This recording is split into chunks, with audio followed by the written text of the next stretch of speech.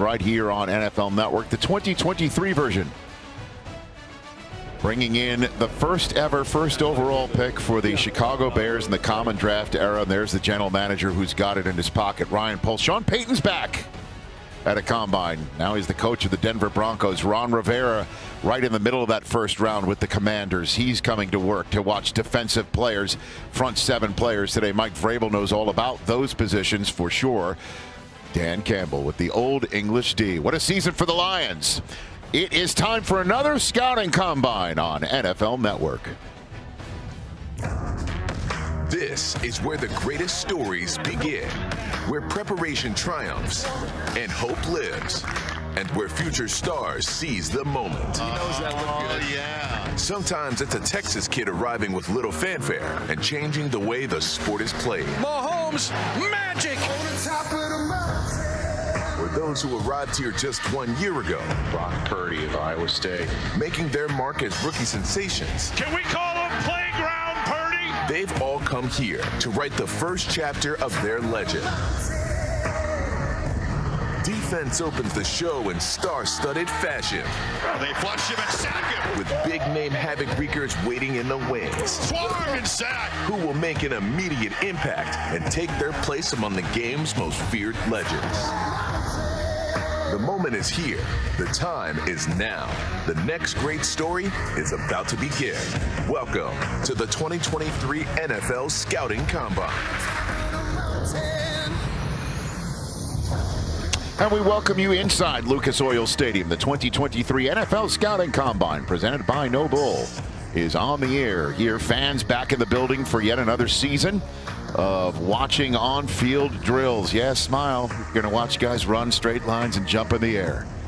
It's going to be a lot of fun. And we're here once again right on the 50-yard line in the lower suite area if you're scoring at home for the Lucas Oil Stadium fan base. I am Rich Eisen, pleased to be hosting an 18th NFL Scouting Combine coverage for NFL Network. Thrilled to be once again next to you, Daniel Jeremiah. Good to see you. Great to see you. Get comfortable.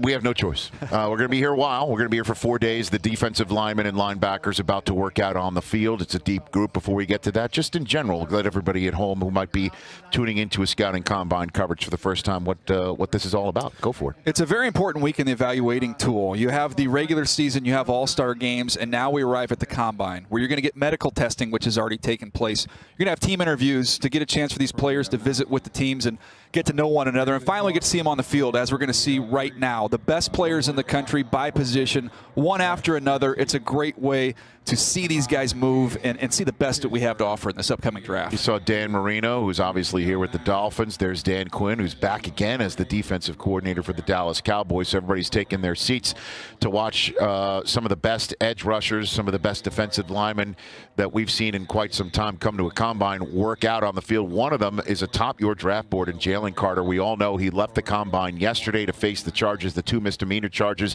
that he was served up by Athens, Georgia authorities for, as we all know, reckless driving and racing charges. And he is now back, as you could see. He's on the field. He's back to complete interviews, measurements, other activities, but he will not be working out tonight. How do you evaluate what's going on with him? It's going to need time. You mentioned it, Rich. On the field, I think he's the best player in this draft. He's an incredible talent.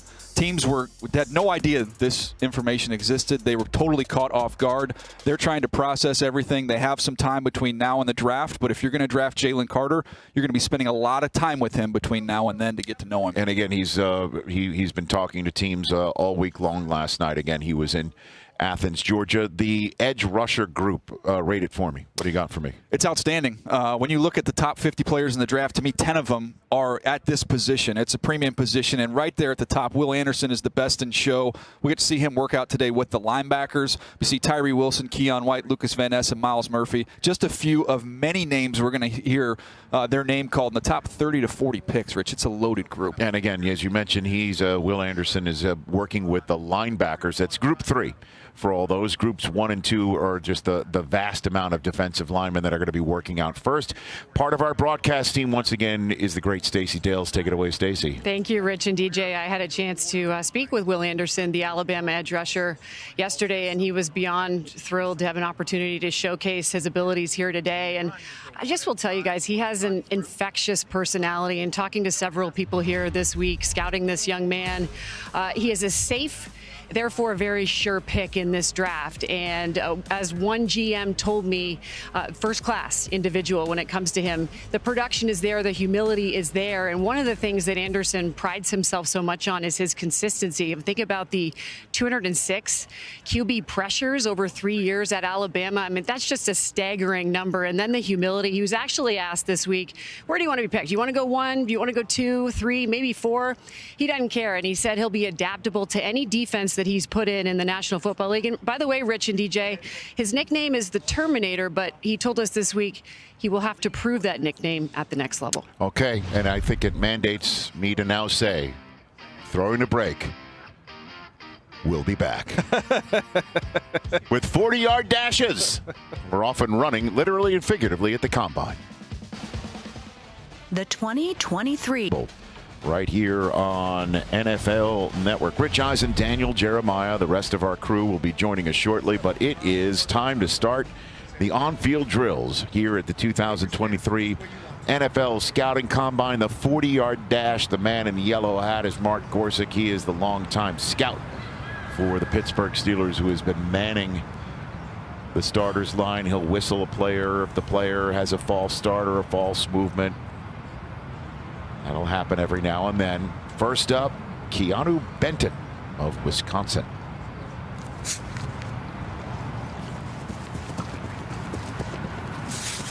And the first 40-yard dash at the 2023 Scouting Combine's 5.13. All right, so let me give you some numbers here that you'll be shooting for these interior defensive linemen. If you look at last year, the top 10 guys in the league that play this position in sacks in a passing league, let's just take that number.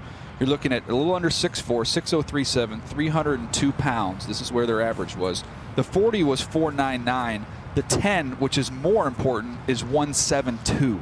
So the 10 obviously is a defensive lineman. We care what you can do in that amount of space and distance versus the 40. So keep an eye. We'll put the 10s on the screen as well, but that's the number you're trying to aim for, is a 172-10. Here's Brian Brzee of Clemson.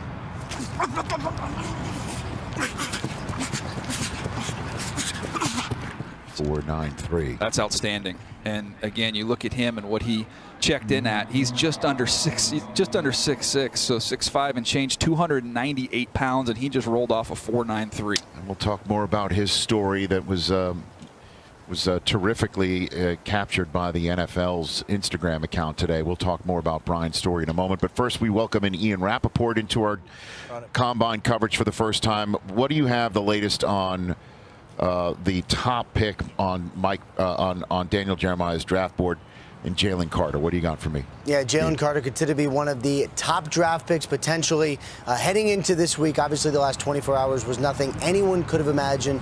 Jalen Carter was here in Indianapolis, met with several teams on his first night here. That had been the plan, was not scheduled to work out. Then, of course, the Atlanta Journal-Constitution breaks the story that he is that his role in a fatal crash on January 15th involving the passing of 2 Georgia students is now under question. Then he was the subject of 2 arrest warrants for misdemeanors, reckless driving, and racing, allegedly racing with another person at past 2 a.m. in the morning. He returned to Athens last night, turned himself in, was in jail, was bonded out for $4,000. Now back today in Indianapolis to continue to do the measurements. Medical is already done, potentially to meet with some teams. We are going to actually see him on the field cheering on his position group mates in a couple minutes. And this has been interesting, guys, because teams knew there were some character concerns around Jalen Carter. They did not know of his involvement in this. The information gathering process has already started and is critical as it pertains to his draft status. Thank you, Ian. We just saw Jared Clark and Keandre Coburn of Coastal Carolina and Texas, respectively, run their 40s during that report from Ian. Pete Carroll here watching defensive linemen run the 40-yard dashes. His colleague John Schneider making his way to our set position right now for our first. They nailed last guest. year's draft. Sure did. One rookie after another making impact plays for them. Found 2 starting offensive tackles as well. It's DJ Dale.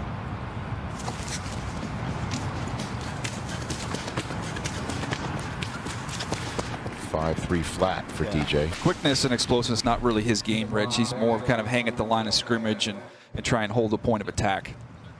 Here's the coach of the year, Brian Daboll. Heading into year 2, they've got a decision to make with Daniel Jones by the Tuesday franchise tag deadline. There's John Lynch. Did he have any idea when he really came to the combine last year that he was going to walk away with a crucial starting quarterback for his team? If you told him he was going to be in the NFC Championship game, he would have believed you. Of course. If you'd have told him that Brock Purdy was going to be starting said championship game, maybe not as much at that time. Well, you got to pay attention to the combine. You never know who you're going to see and what they're going to do. Here's Gervon Dexter. He's very athletic defensive lineman. Look at him go. Get moving here. 5 flat. That's a large human being too, 310 pounds. He moved very well right there on our concourse set.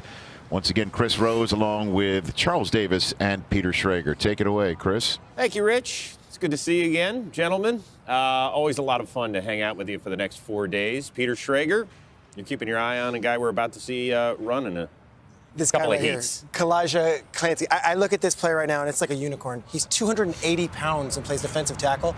Told at Pitt he played at 270. Curious to see how he runs right now. An absolute freak for his size at defensive tackle. We love the inside position, but he's going to run after Siaki Ika. And I think we're going to see Clancy run. And I'll tell you, I've had multiple scouts say the chip on his shoulder, because all he hears about is that he's this undersized defensive tackle. He comes in with a rage, and I think he's going to be performing really well today. So Kalijah Clancy is my guy off the top. Pittsburgh, pretty good defensive tackle in the NFL right now out of that school. Yeah.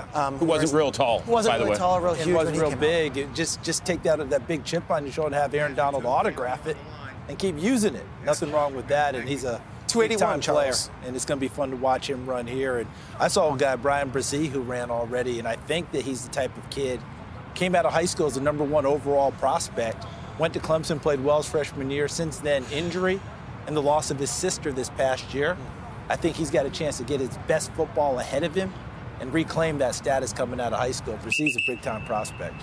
A little false start for Peter Schrager's guy.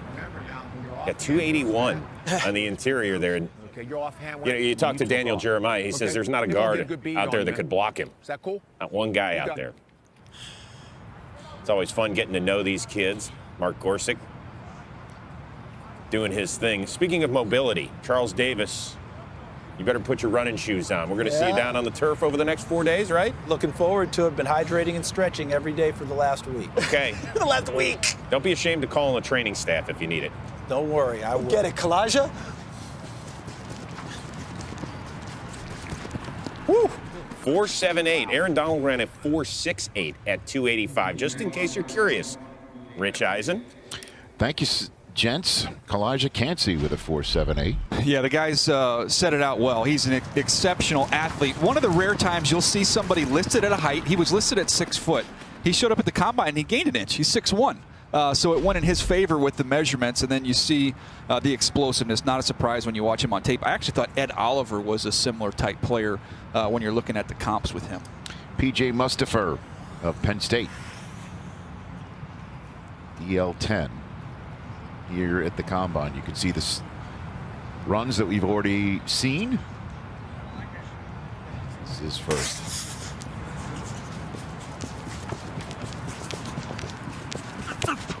.545. He's not really a pass rusher. He doesn't really have value in that area. He's going to, again, sit, hold that point of attack. They play him, over the center, over the guard, and you're going to use him trying to slow down a rushing attack. Moro Ojomo of Texas coming up now.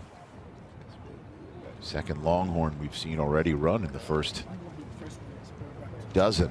Flashes a little bit when you watch him on video. He's got long arms, Rich. He's somebody that is just he's a real steady player when you watch him, and every now and then you'll just, these little glimpses, little flashes of twitch and explosiveness. Born in Nigeria, moved to California, and then went to Texas in the 7th grade. Now here he is in Indianapolis as a Texas Longhorn. Already haven't broken a sweat. He's going to have to try again. You'll see it. Mark Gorsuch blowing the whistle there to keep these guys from rolling. You got to be set. There's your reigning Super Bowl champion defensive coordinator, Steve Spagnuolo of the Kansas City Chiefs.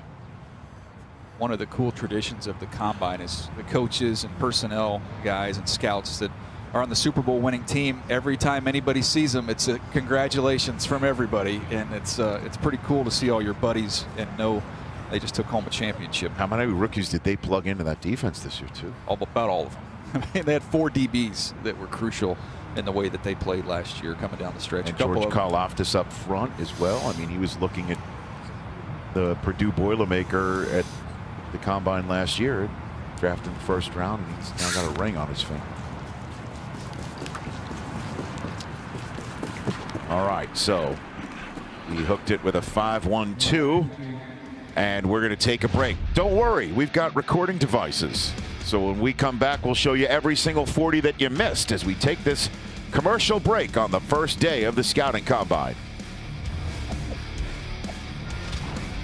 We see you, moms, looking for a safe place to raise their kids. We see you, the heroes who have risked their lives to protect ours. We see you in the hospitals and cancer wards. We see you, because your challenges are our challenges. The whole world watches us, but now they're gonna see you too.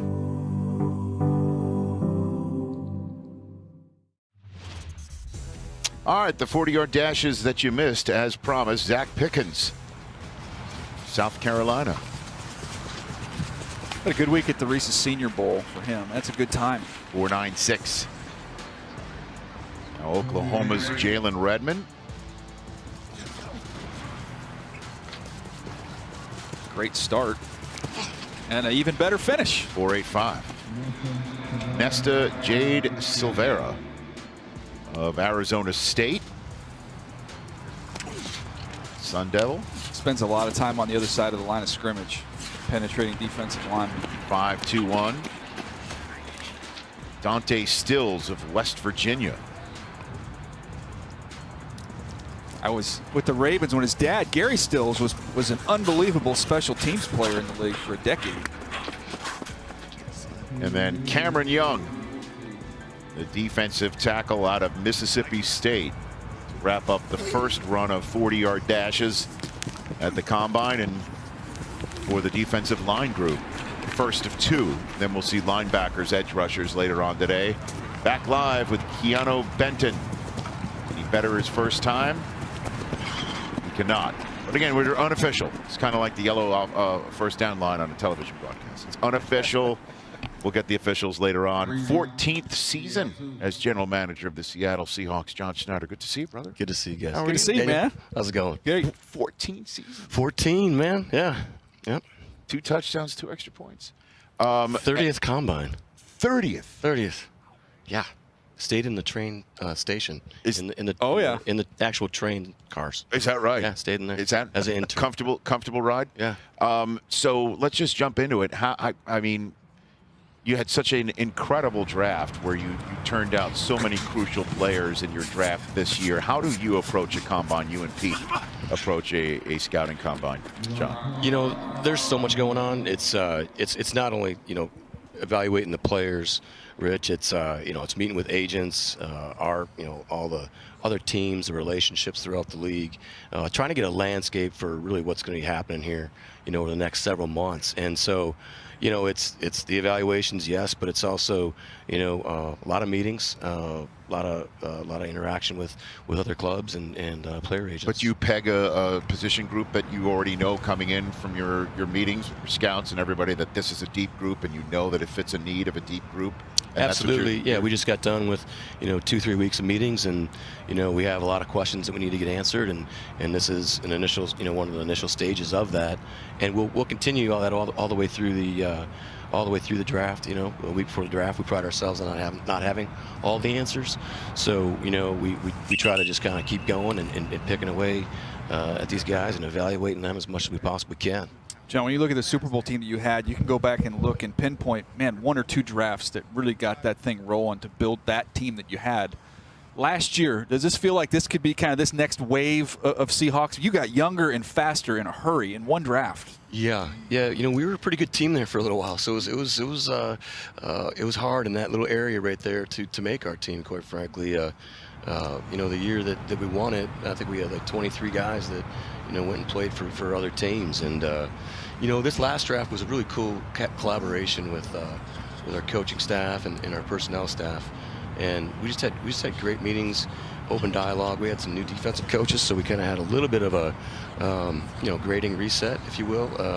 So it was great, and the guys, the coaches did a great job, having faith in these guys, and we got great buy-in from those guys, and they went out there and they performed at a very high level. Well, interestingly enough, the trade away of Russell Wilson has netted you the 5th overall pick. You probably didn't see that one coming. Yeah, didn't see that coming. No. So you got that, and then obviously there is you got David Cantor reaching out to you right here. Yeah, we got stuck in the elevator. Yeah. What? Yeah. One of the top agents in the business. It kept going up. Did he at least have his great wine collection with him in the? No, but he was bragging about it. You know this guy? Okay, cool. Right. I know a lot of people, John. Tequila guy too. Yeah. So what is your plan with Geno Smith right now? What can you tell me about? Well, here's exactly what we're going to do. Please. Thank you. And I am fidgeting with my. I do that too. As you know, I placed it down because I didn't want two glasses fidgeters on the screen at the same time. I should do that as well. So what's the status of it? We're having great conversations with Geno's with his representation. We have ever since the end of the season. So we'll continue to do that through the weekend here, and hopefully we'll get something done here quick. Okay. Because you got 2. Is it possible you use the franchise tag on it? Wow, you ask good questions. He comes strong. Yeah, come on, John. Over the top. What's your question? My question was going to be. He's waiting for this elevator ride. I was just wondering if you and Pete kept your shirts on in the interview room this year. No, nice. Pete is way better looking than I am. Okay. I can't do that. In way better shape than I am too. It's Keandre Coburn. All right, the elevator doors have now opened. You can exit the car.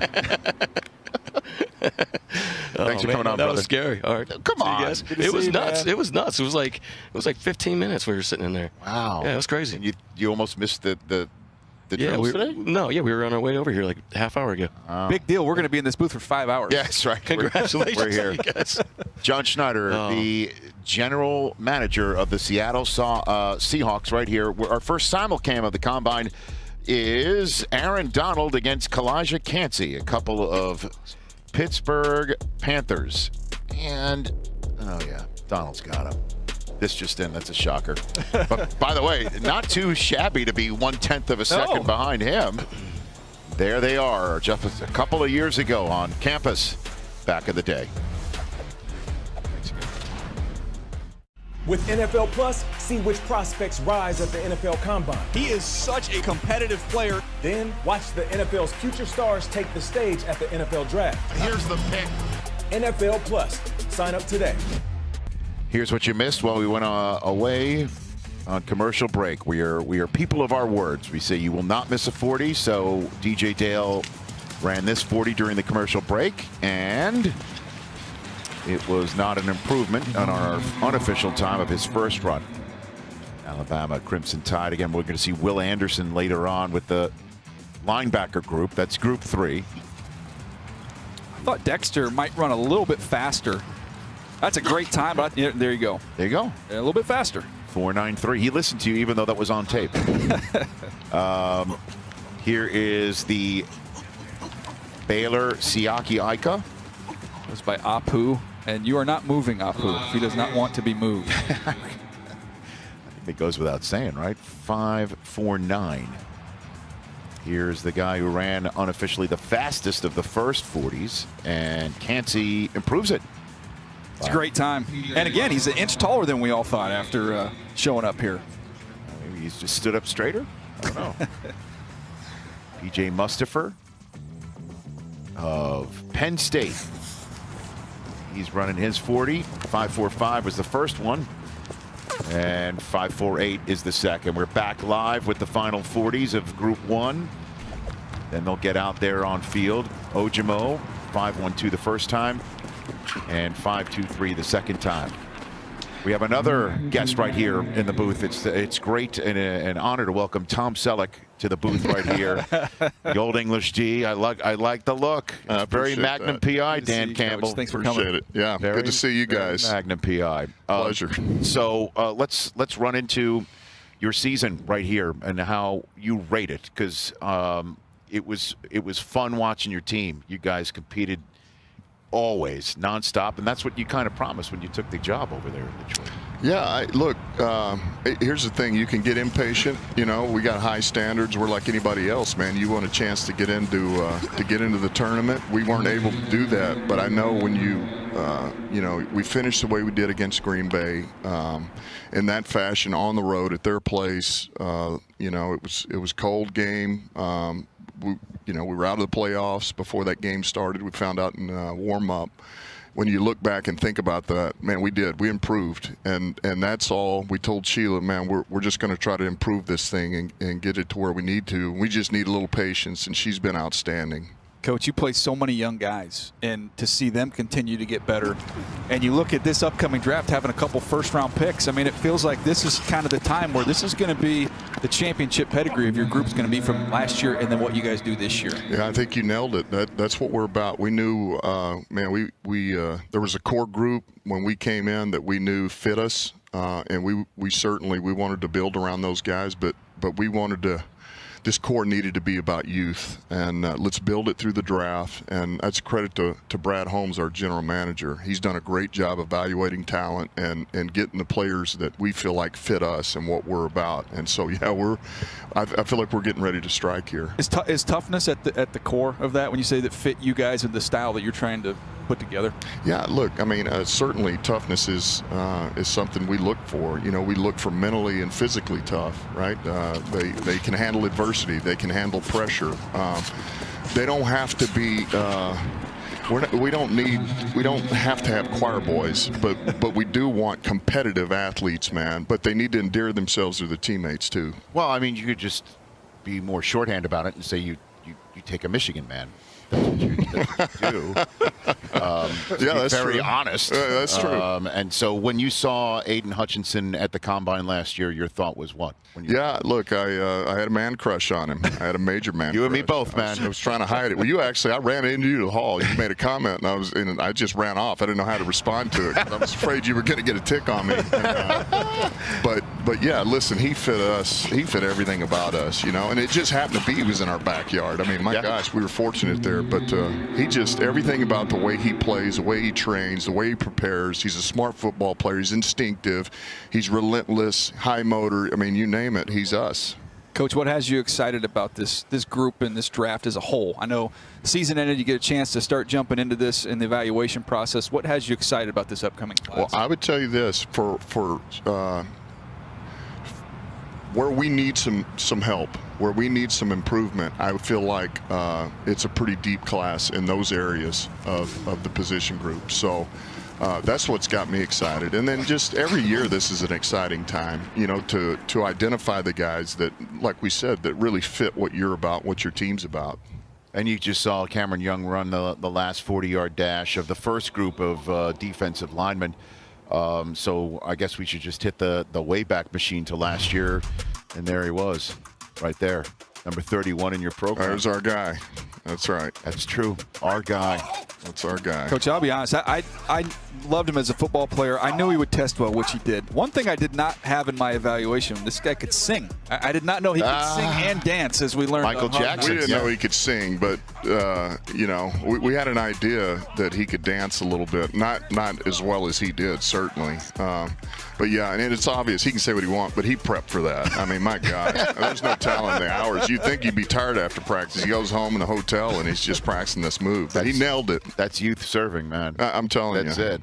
He didn't bat an eye. Great to see you. Yeah, great seeing you. Appreciate it. Thanks. Really enjoy watching Good luck, you, Coach. Coach. Appreciate you, man. That's Dan Campbell of the Detroit Lions right here on the NFL Network Scouting Combine. And NFL Plus has got you covered for the Combine, too. Join current NFL players, legends, and NFL media analysts for an exclusive breakdown of on-field drills at the Players Only Combine presented by Noble. Players Only there. So why aren't you down there, Daniel? What does that say? It's a slap in the face. Sign up today at plus.nfl.com. I would take it as such. We got drills coming up. Unfold. Time to get this show started, Kansas City. I think he'll be the first off the board. He's an outstanding prospect. Tackle-breaking machine. Sometimes bigger is better. It gives your team some juice. And there is the reaction. What a dream. With the first pick in the NFL Draft.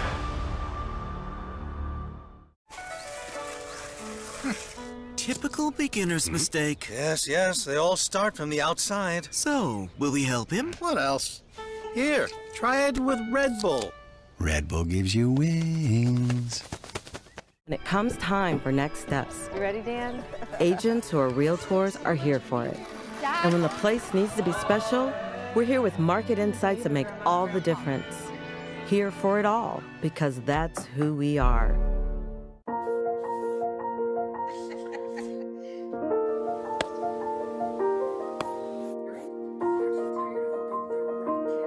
Hey, honey.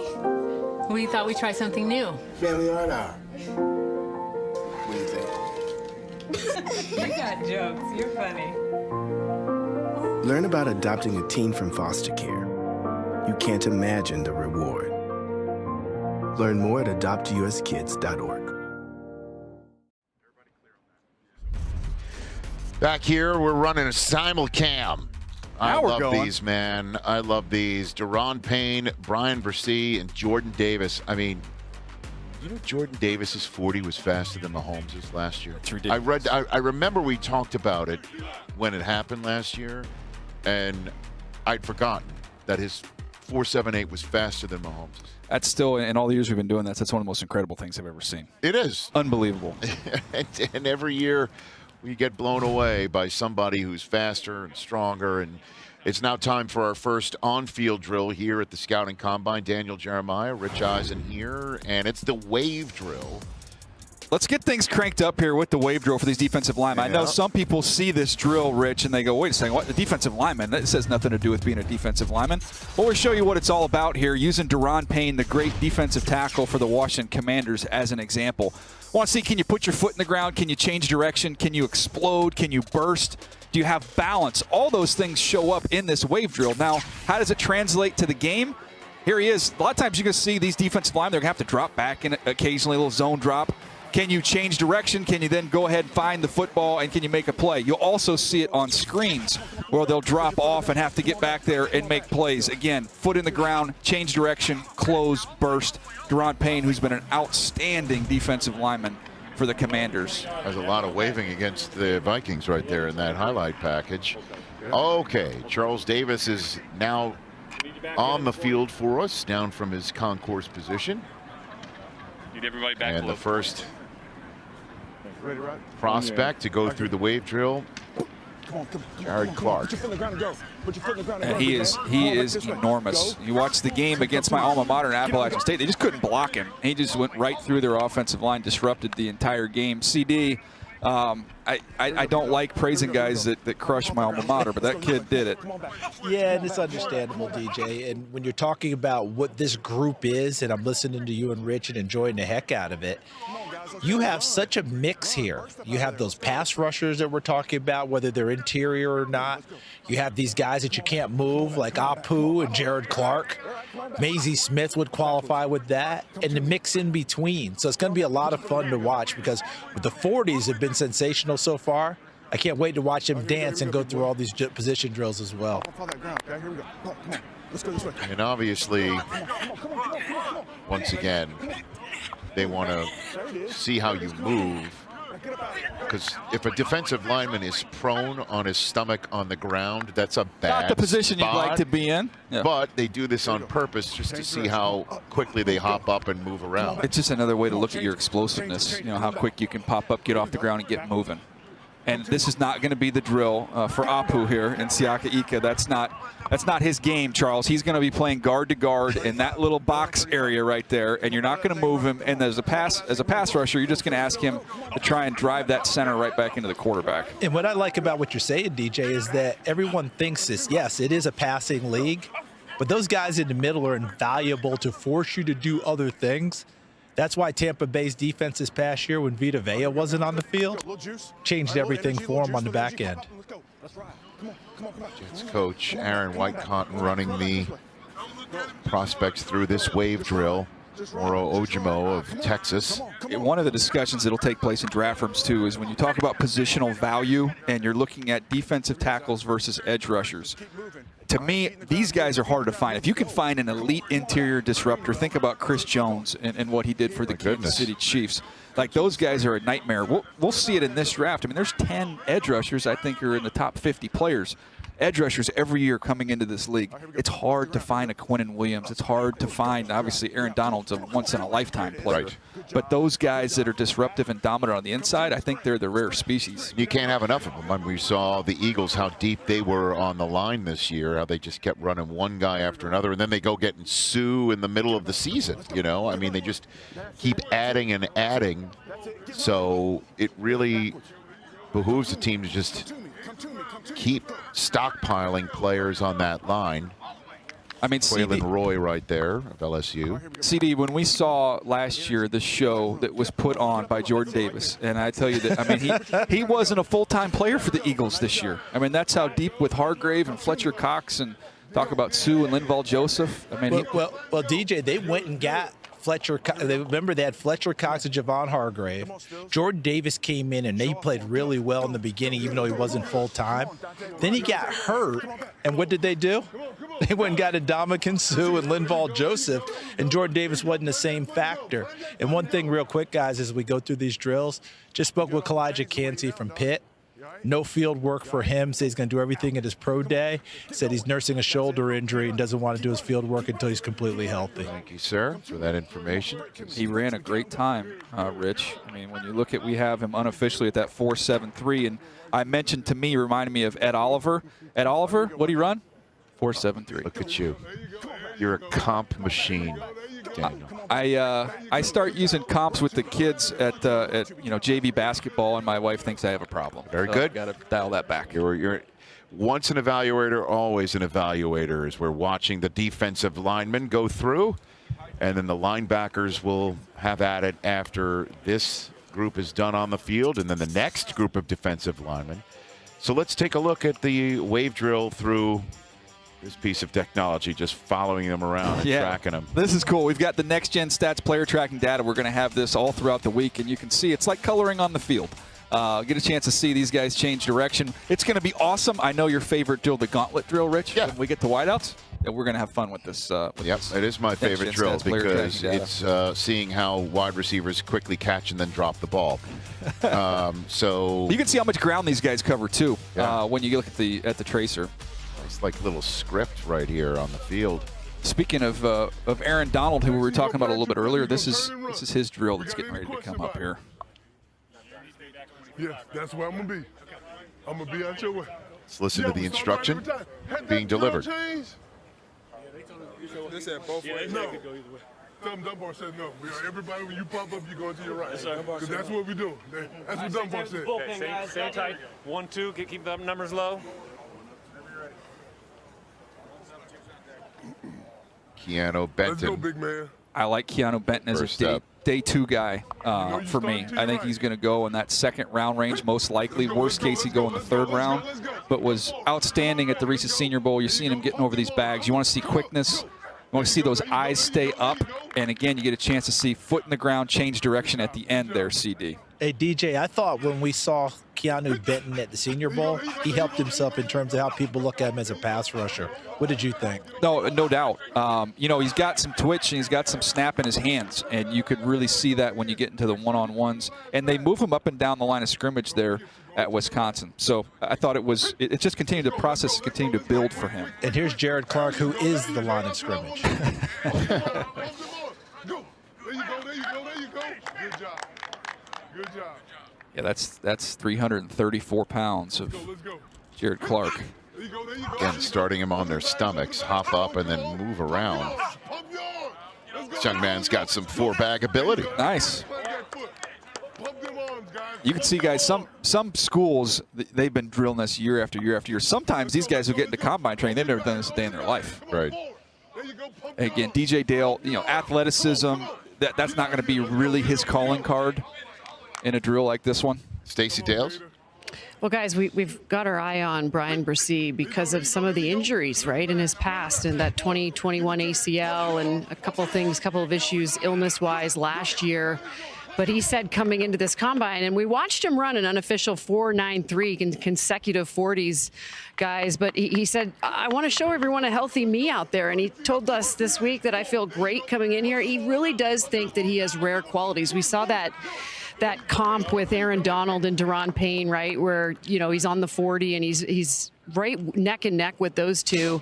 And ultimately, he thinks that he's big, athletic with that power and speed. But curious, DJ, how some of the injuries may concern people at the next level. Yeah, he's been through quite a lot of adversity, you know, in his life, Rich, and I'll let you get in it. No, sure. I mean, the injuries were prior to this season. This season he had pneumonia, he got sick, he had a kidney infection that finally went away, and that was after his 15-year-old sister lost her battle to brain cancer at the start of the season. She was going to be an honorary team captain for the team in their home opener against Furman, but didn't make it. And then, you know, they were all season long talking about Ella Strong was the name that was being used. Ella was his sister, and it's just a remarkable season what he went through emotionally, and he just wants everyone to know there's no injury concerns as far as he's concerned. I think if you go back and look at him when he first arrived at Clemson, you know, with a lot of hype, and when you first saw him, he was one of those guys you thought this guy's going to be a top 10 pick. I mean, he was a dominant player. And I didn't think, and a lot of it is because of everything that you just mentioned that he's been through, Rich. I don't think we saw quite that same player. I don't know where you are on that CD, but, you know, I know that it's there because I've seen it in the past, and I know that in talking to teams that have met with him, they've really been impressed with him through the interview process. I know, you know, Ozzie Newsome used to always ask everybody in the interview room, give me an example of some adversity you've been through. Not many guys are going to have a story like his. No, there's no question about that. And listening to Stacey and you and Rich, remember as we started this afternoon, I talked about Brian Bresee and some of that adversity and why I believe his football is going to be better going forward. He has been through so many different things now, and this will be the first time in about, 3 years that he'll have a chance to heal and get his mind where he can just go play football. And that's only going to help him going forward because you guys already detailed it so well, starting with Stacey, what he has been through. But there was a reason he was the #1 player in the country coming out of high school. I think he's going to be an excellent pro.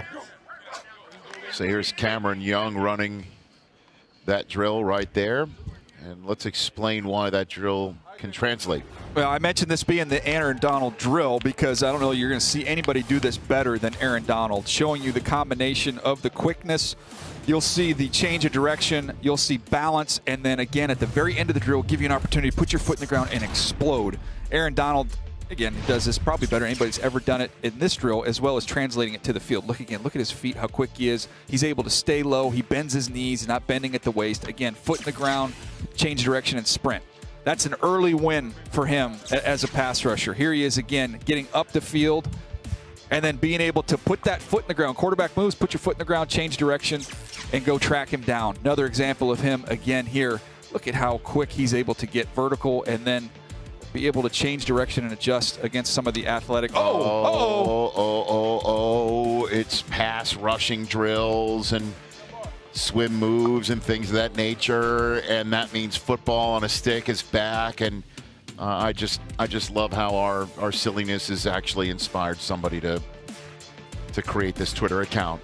Oh yeah, I signed that years ago. You had me at hello. Good thing they still have it. That's a collector's item. I agree. Back here at the NFL Scouting Combine, the defensive line group, first one out there for on-field drills. They've already run their 40-yard dashes. This is a test of their pass rush, how quickly they can turn a corner, how, I guess, ferocious they can be while turning the corner, hitting the bag.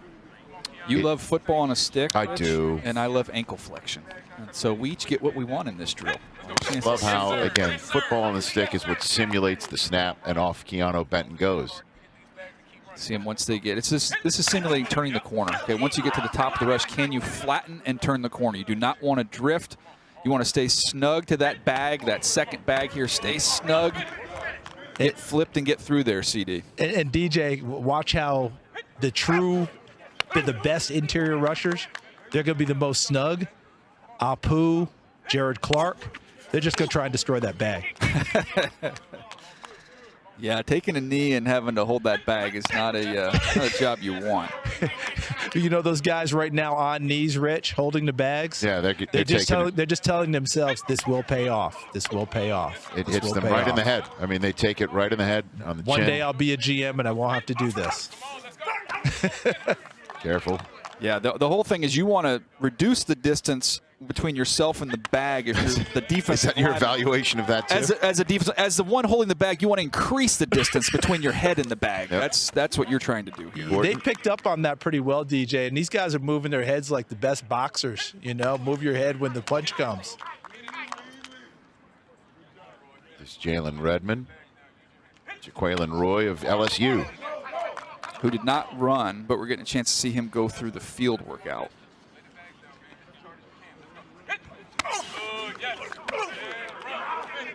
Rich, as we go through this, your Michigan man, Mazie Smith. Yes. Just had a nice little chat with him. Hamstring injury, tweaked it. Said he'll be at his pro day trying to get ripe for that, so we won't see him here in many drills. Tell Mozzie go blue for me, will you please? Already did, Rich. Way ahead of you, sir. Charles, can you do some work on that and ask him what he's going to do when he tests? Because according to our buddy Bruce Feldman at The Athletic and Fox, he is the #1 freak in this draft in terms of the numbers he's going to post up. DJ, he looked me in the eye, and I asked him if he was doing anything today, and he told me no and told me why. And he said, but when I get to my pro day, and he looked me right in the eyes and said, I have to kill it. Yeah, I'm confident he will. Love it. All right, this is the drill we just saw here. Let's go again, look at the drill, and let's put somebody in this drill from the past who's been able to translate what you see in this drill onto the NFL field. And not many better than Chris Jones. You've seen him dominate with the Kansas City Chiefs. Let's go back to his time at the Scouting Combine. I think the tape is messed up. You were missing an E, and then we're missing some motion. No, but here, so here's just let me tell you what the tape was going to show. He's really, really good. And we saw it at the Combine in this drill. And you also then saw him take that into the NFL. Absolutely. Absolutely. But, I mean, he's so violent in this drill with his hands, he knocked the E off his last name. That's how good he is. He slaps the E right out of you. So it's the way we're tracking the players out on the field. Now what are we looking at here? Yeah, we're going to stack moves together here. This requires a lot more coordination. With this one. Again, a lot of times you see guys get stuck as pass rushers. Now you get a chance to see can you stack moves on top of each other, and you get a chance to really expose some tightness in this one. Explain to me and explain to folks what does that mean? So get stuck. What do you mean? So you'll see a rusher. All of a sudden, you come off the line of scrimmage. All of a sudden, offensive tackle gets there. In this case, a guard gets his hands on you. How do you free yourself? How do you get out of there? And you'll see. Sometimes you'll stack your move. You're going to go from a power, and all of a sudden now I'm going to try and escape with a spin. Again, you see him once you get to that fourth bag, CD, you want to see these guys dip and rip and get through and stay snug to that last bag. DJ, maybe my eyes are failing me, but I don't believe so. Bryan Bresee is on his way back. Did you see him go through that and on the spin, how tight that was, and then to be able to get up with the extra power? That's the young man we saw come to Clemson and is starting to make his way back to being 100 again. And we saw Aiden Hutchinson just crush this drill last year. You hear the coaches saying control, under control. Don't want to get too wild, and all of a sudden you're 4 yards outside the bag. And that's such a great coaching play because the guys go through it with such effort that sometimes they put too much effort into it and take themselves out of the drill. Good job, big man. Good job. Go out, Kay. Supposed to be a Tiger, man. Ika. We just saw a Dexter go from Florida. Charles, he looked like one of your old school Tennessee DTs, like a John Henderson in terms of a body type. He is really coming on. You know, he was as a young man, as a freshman at Florida, his motor was pretty inconsistent. Maturity starting to happen for him now, starting to play more. And by the way, played in the bowl game, had the opportunity to opt out, decided to play in the bowl game. I think this is a young man who's on the rise. He's got some knockback. I thought he was better against the run than he was as a pure pass rusher. But it's interesting the way you described him because the first words I wrote down in my notes were flash player because you see it in flashes. And that is better now than it was in the past, DJ. They think he's really starting to put more and more together, and obviously still a ways to go. Jalen Redmond in the Oklahoma defense, like a lot of players, because of changes in coaches as well as guys transferring, you see him in different systems, asked to do different things from the previous coaching staff there to what he was asked to do this year at Oklahoma. There you go. There you go. Come on, Roy. Come on, get up and go. Hang on. Good, good, good. Here you go. Come on, baby. Come on. Be quick. Be violent. Silvera of Arizona State. Quick. There you go. There you go. There you go. Put your hands on it. Put your hands on it. Let's go.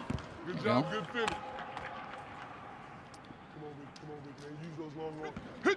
So that's the guy who's chipping you, and that's the tackle, right? And that's coming around and get the quarterback. Yeah, you got a lot of bodies to navigate through here. A lot of trash, as they say. A lot of traffic. A lot of traffic. A lot of traffic on that highway. Got it. There you go, quick.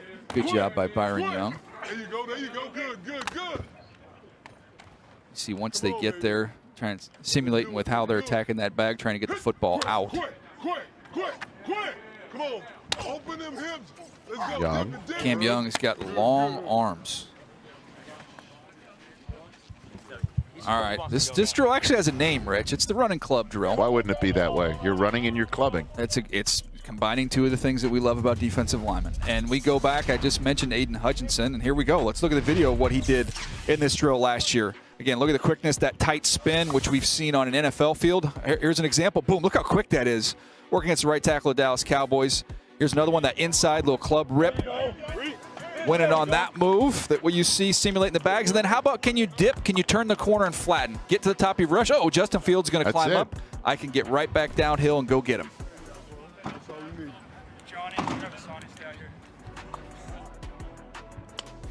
Pretty good job by a very large defensive tackle. Ika. Again, this is not going to be, you're not going to be asking him to do what we just saw Aiden Hutchinson do. Is that a medium that he's wearing? A little snug. That is, it's a chance. It's the Chance Warmack edition. It's a, yeah. Just don't know if it's a cutoff or anything like that. All right, here we go. Gotta let it breathe sometimes, Rich. Bring it up. Yes, you do. Okay, Run so the hoop. We're We're running hoops. We got all towels. these We're picking up drills, towels. We're laying towels down. This shows what, like body angle and things like that? I mentioned ankle flexion earlier. Again, can you bend?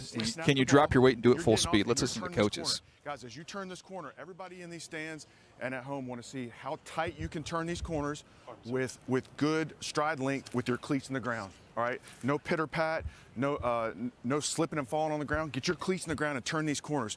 As coach gets off, so we're going. Here we go. No cadence. I'm gonna snap the ball. He's gonna get off. He's gonna overhand the towel. Football on a stick. You lean in slide and it, overhand the that's towel. my first Switch hands with it. He's running. He's running. Guys, evaluation. put it down. Don't drop it. Don't throw it. Or we're gonna make you do it again. Keep on going. Pick up the second one. Switch hands with it. All right. Put it on the ground. Place it on the ground overhand and burst as tight as you possibly can to this hoop, all the way through those cones. Everybody good on that? By the way, I would have loved to have, because this drill wasn't always at the combine. This is relatively new, right? Yeah. I would have loved, I know Freeney's on the field for NFL Plus. I would have loved to have seen Dwight Freeney do this drill. Like that guy, I mean, what he had, like a 45-degree angle to the ground whenever he turned a corner. His ankles were ridiculous. And as a matter of fact, that was the story of one Super Bowl, was whether his ankle would be well enough to play. Do all that. To me, I look at Von Miller as kind of like the ultimate right there. in terms of the ability to really bend. Von, right? Yeah, Von Miller doing this drill. And I'll tell you, one of the freakiest things you'll ever see is when you have Myles Garrett at his size doing this drill. Juice, and the way he come can like bend. It's not normal. Don't matter. This drill is relatively new, but it does show you how somebody can potentially turn a corner. And the other thing that helps you, too, is if you can bend as well as you have some length, when you're not having to go down quite as far. Right, to go grab the towel, and they want you to place it down. Yeah, let's don't drop it. Let's place it down. All right. This is a cool angle. We've never been able to see it from the overhead here. That was well done. Yep, and it was smooth. You didn't have to gear down, didn't have to chop his steps, and he stayed really tight to that last hoop as he finished. Here's Brzee. Oh, yeah, put that. Careful. You don't want to have to try and put that other hand down. Towels didn't wind up in the hoops. He'll do it again. Keanu Benton was the first one you saw. He's Jared Clark. Get yourself set, and I'll get you out of it. Go, get ready to go. Get ready to go.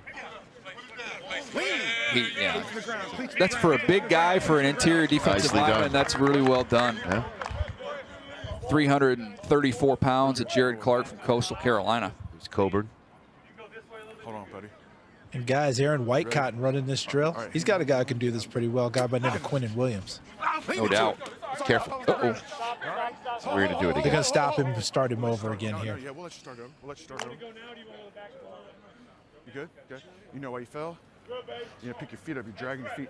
He may have Quinnen Williams, but you gotta tell him, Charles, don't lift the football on a stick. That's like a false start. You know, like you gotta slide it. Rich, when we get between this drill, I'm gonna stroll over to Coach Whitecotton and coach him up. Please. And believe me, it's coming straight from you. Everything's an evaluation. Everything's an evaluation at the combine. Get out of there. DJ Dale. Tight turn, tight turn, tight turn. Lean into it. There you go. There you go. Keep an eye when he says get your cleats in the ground, too. You'll see. When you've got that ability to kind of show you that flexion, you keep each of those individual cleats in the ground as you're turning that corner. Put your hand behind that line. There you go. You ready? On the ball movement, let's go. Get out, go. Go. Get out and go. Get out and go. Lean. Hey, DJ. Yes, sir. This young man, Dexter. Yep. He may be a flash player, but he's got a lot in his body. He's going to intrigue a lot of people. He's got a lot in his body. Get out and go. Get out and go. Get out and go. This is nice. Very nimble. Oh, look, he just literally placed that down on the ground. That was well done. He's a gentle giant. Here we go. Bend at the back there. Behind that line, big guy. Behind that line. Right there. All the way behind it. All the way behind. All the way behind. So your hands got to be in the neutral zone. Careful. All right, you ready? All right, get out there and go. Get out and go. There you go. Lean into it. One towel. Lean into it. We'll pay attention as we second towel. As we see this drill with defensive tackles, and if you can kind of sear this in your memory of what this looks like, wait till you see the edge guys and the speed in which they go through this exact same drill. Forward to. There you go. Put it down. One towel pickup and put down. Very nice. Nice pickup. Good put down. Oh, he a slide. It rolled out. That's all right. He placed it there. Just had a little bit of a push once he got it down on the ground. By the way, I've always dreamt of doing play-by-play of picking up and putting down towels. My entire life, this is a big moment for me. There you go. Right there. There you go. Well done. Nice pickup. One last put down. Very nicely done. Tried to practice that at home, but my kids don't give me the opportunity. Charles, can you check on the thread count of these towels, please? Is it one full towel rolled up? Or are they multiple towels taped together? Yeah, because they bounce. You can see they bounce if you don't put them down. They roll out. Well, Rich, it's almost like having brawny, brawny dish towels. We'll see if Roy is a quicker picker-upper. Quicker picker-upper. There you go. He picks it up. Down. Nice. Well, kind of stumbled, yep. Again, you kind of want to stay on that same speed. Get a good pace, good speed. You don't want to have to try and gear down. Rich, they're sticking the towels now kind of like jarts. Lean. Don't widen out. Don't widen out. Stay tight. Yeah, see that time he's trying to turn. You've got to run. He's trying to square up to the hoop.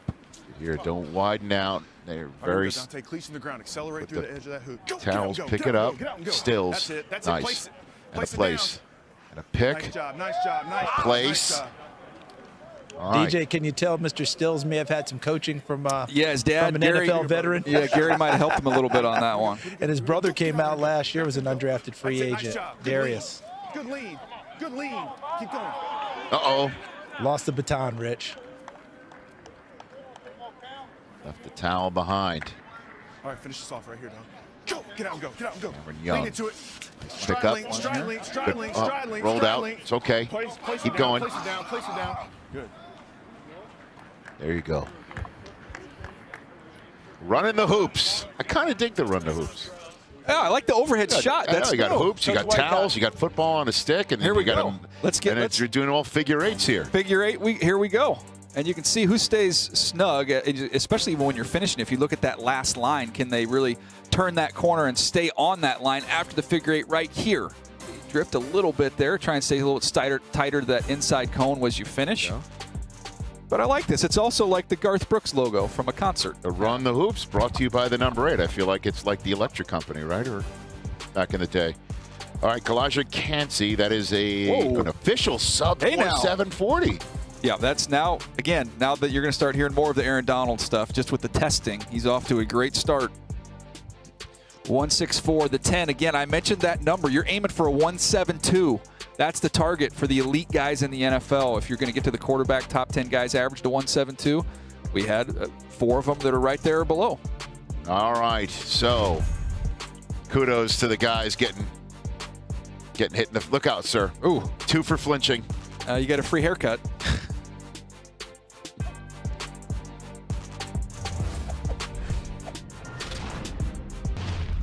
Back here at the NFL Scouting Combine 2023. NFL Scouting Combine presented by Noble right here on NFL Network. The first group of defensive linemen running through their drills on the field. They just ran their 40-yard dashes. This is a body control drill to watch them move around these cones. And then the second group of defensive linemen, once this is over, will get out there running 40s in their drills, and then edge rushers. And that will be our Thursday here at the Scouting Combine, first of 4 days. Dante Stills running through the paces here, and I turn to my right, DJ to your left, and welcome in the head coach of the Washington Commanders, Ron Rivera. Good to see you, Coach. Thank you, Rich. Appreciate it. Good to see you. Thank you. So, jumping in here, what do you think is the deepest position group at this Combine coming in based on your meetings and what you've seen? Well, so far, you know, offensive line has got some pretty good depth to it. Defensive backs do as well. You know, it's one of those things that a lot of times if you look at what your needs are, you always think, oh, they don't have enough guys, you know, because you feel like you really got to be able to fill those gaps. And, you know, for the most part, it is a pretty good draft. But one thing we have noticed that there's been a number of guys that typically would have come out have decided to stay for whatever their reason being. Coach, you look at the teams you've been on, the great teams you've been a part of as a player and as a coach, they're line of scrimmage teams. Yes. It seems like you guys have continued to invest in that. This feels like one of those drafts where you can keep going back into that well.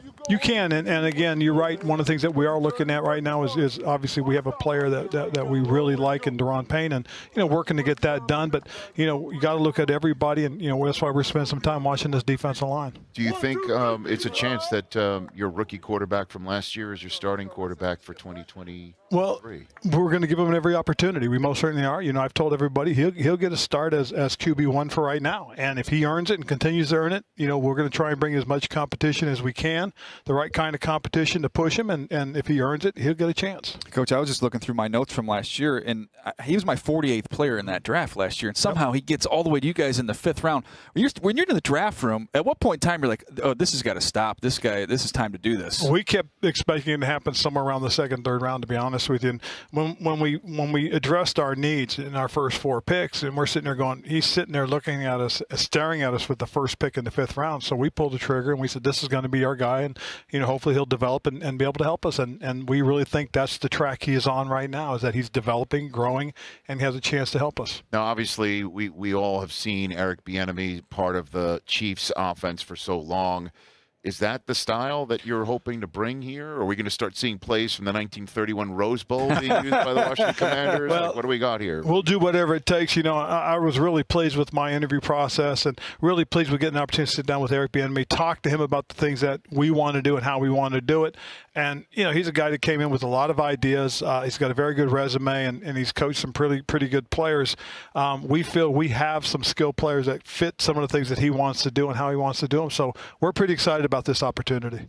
And before I let you go back to your evaluation of the rest of this group, I know you would like to comment, I believe, about Jerry Richardson's passing. Yes. The longtime owner of the Carolina Panthers, a man who gave you your first head coaching job in the NFL. I gave you the floor on his passing. Well, I just really appreciate everything that Mr. Richardson and his family did for me and for my family, giving me my opportunity to become a head coach in the NFL. And, you know, getting to the Super Bowl for him, but I would have loved to have won it. Unfortunately, we didn't. But he was there and really mentoring me, giving me every opportunity. By my third season, you know, the season when things really got going in the right direction, that came to a head just because of the fact that he mentored me, helped me find people to help me in terms of John Madden was one of the guys that I was able to reach out to, spend time with to help further my education as a head coach, and a lot of it was due to him, so I was very grateful for everything he did for me. Well, it's great to have you here. You be well. Thanks for coming in. Thank you, Coach. Good to see you. That's Ron Rivera, head coach of the Washington Commanders, kind enough to stop by our booth here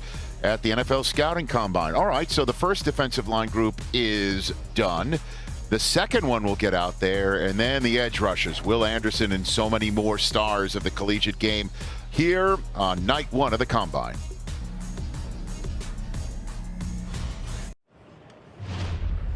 And welcome back to the NFL Combine here in Indianapolis. We have a special guest because he's finished for the day, Bryan Bresee. That was an outstanding performance from you. I know you wanted to come in and Bryan, show some things, a lot of questions about the health, right? How'd you do?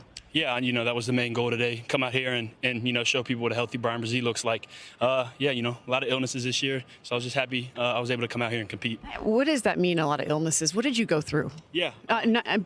For you individually? Yeah. So, you know, had a kidney infection early on, upper respiratory infection, strep throat later in the season. So just was, you know, sick this year. Just you know, real sick. Yeah, a lot of adversity at the ACL in 2021, but you came out here in blazing speed, right? We had you popping off with Deron Payne and Aaron Donald with those unofficial 4.93s back to back. Was that kind of your target? Yeah.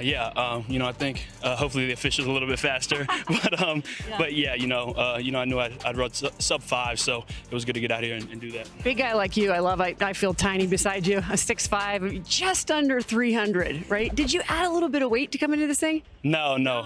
You know, I probably should have drank a few more water bottles before I weighed in, but yeah, just under 300. I was training at that weight all this from end of the season till now. So the technicalities of what you wanted to show these scouts and all the time. People probably can't understand the amount of time you're spending with these teams, right?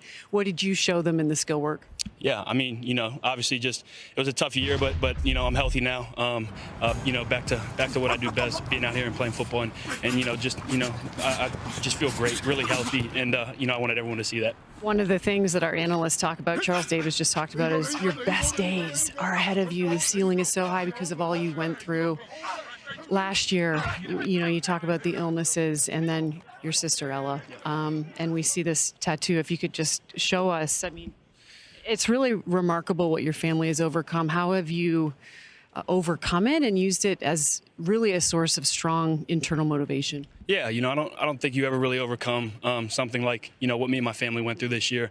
But, you know, just the support of my family and just making Ella proud every day is my goal when I come out here and do everything. It's all for her. So. What are some of the questions that you're getting this week from some of these teams? Yeah, you know, a lot of stuff just on you know, what was really wrong this year. You know, what specifically I was going through, you know, health-wise and all that kind of stuff. And you know, just kind of closing it out with letting them know, you know, I feel really good right now. I'm really healthy. And I was excited to show everybody that today. I know you've talked about Chris Jones as we get ready to wrap up, and, you know, Aaron Donald, J.J. Watt, some of the players that you've studied a little bit. Yeah. Who do you think you mimic, and what are we going to get with you in the NFL next season, wherever you land? Yeah, you know, obviously I'd like to watch all those guys and try to take bits and pieces from all of them. But, you know, I want to come to the NFL and just kind of be my own player and obviously take bits and pieces from those great players and you know, kind of turn it into something I do myself. Well, we are lucky because we are getting a great player and a great man. So thank you for the time, and we will be right back here at the NFL Combine. Plenty more to come. Bryan Bresee joining us here live on NFL Network. Thank you very much. Thank you.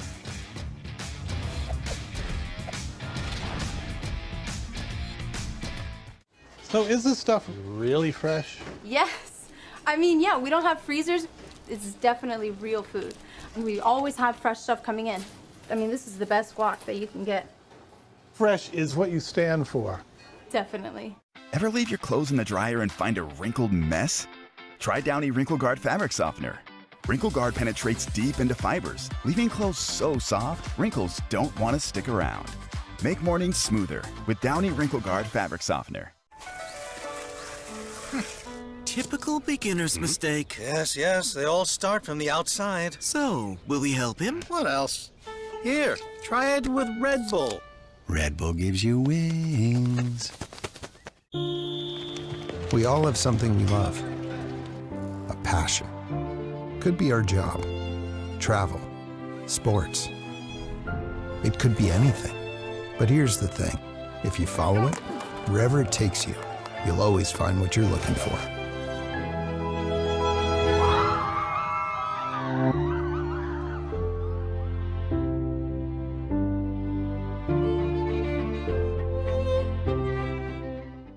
The school play was really coming together until disaster struck. Luckily, replacement costumes were shipped with FedEx, which means Mr. Harvey could picture the perfect night. FedEx can help you be ready for what's next. At Buffalo Wild Wings, the deals don't stop. Buy one, get one half off Wing Tuesdays. Buy one, get one free Boneless Thursdays. And $3 to $6 happy hour deals from 3 to 6 p.m. every weekday. Only at Buffalo Wild Wings. At Duracell, we're obsessed with bringing a better battery to life. Duracell with power boost ingredients helps this mobile spin longer. And the longer this mobile spins, the longer you have to snag a power nap. Admit it, you use my Old Spice body wash. I'm not letting hotel soap near my skin. It's the lavender and mint for me. Get that. Savannah, if you don't get your moisturized hands off my body wash.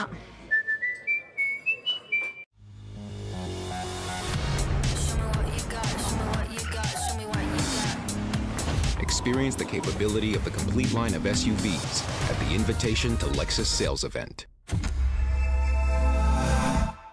What's up, Einstein? My network has gone kaput. Oh, you tried to save a buck on it? Not so smart. There is a smarter way to save. Now is the last chance to switch and get the new Samsung Galaxy S23 Plus watch and tablet on us. Don't wait. Visit Verizon today. With NFL Plus, see which prospects rise at the NFL Combine. He is such a competitive player. Then watch the NFL's future stars take the stage at the NFL Draft. Here's the pick. NFL Plus. Sign up today.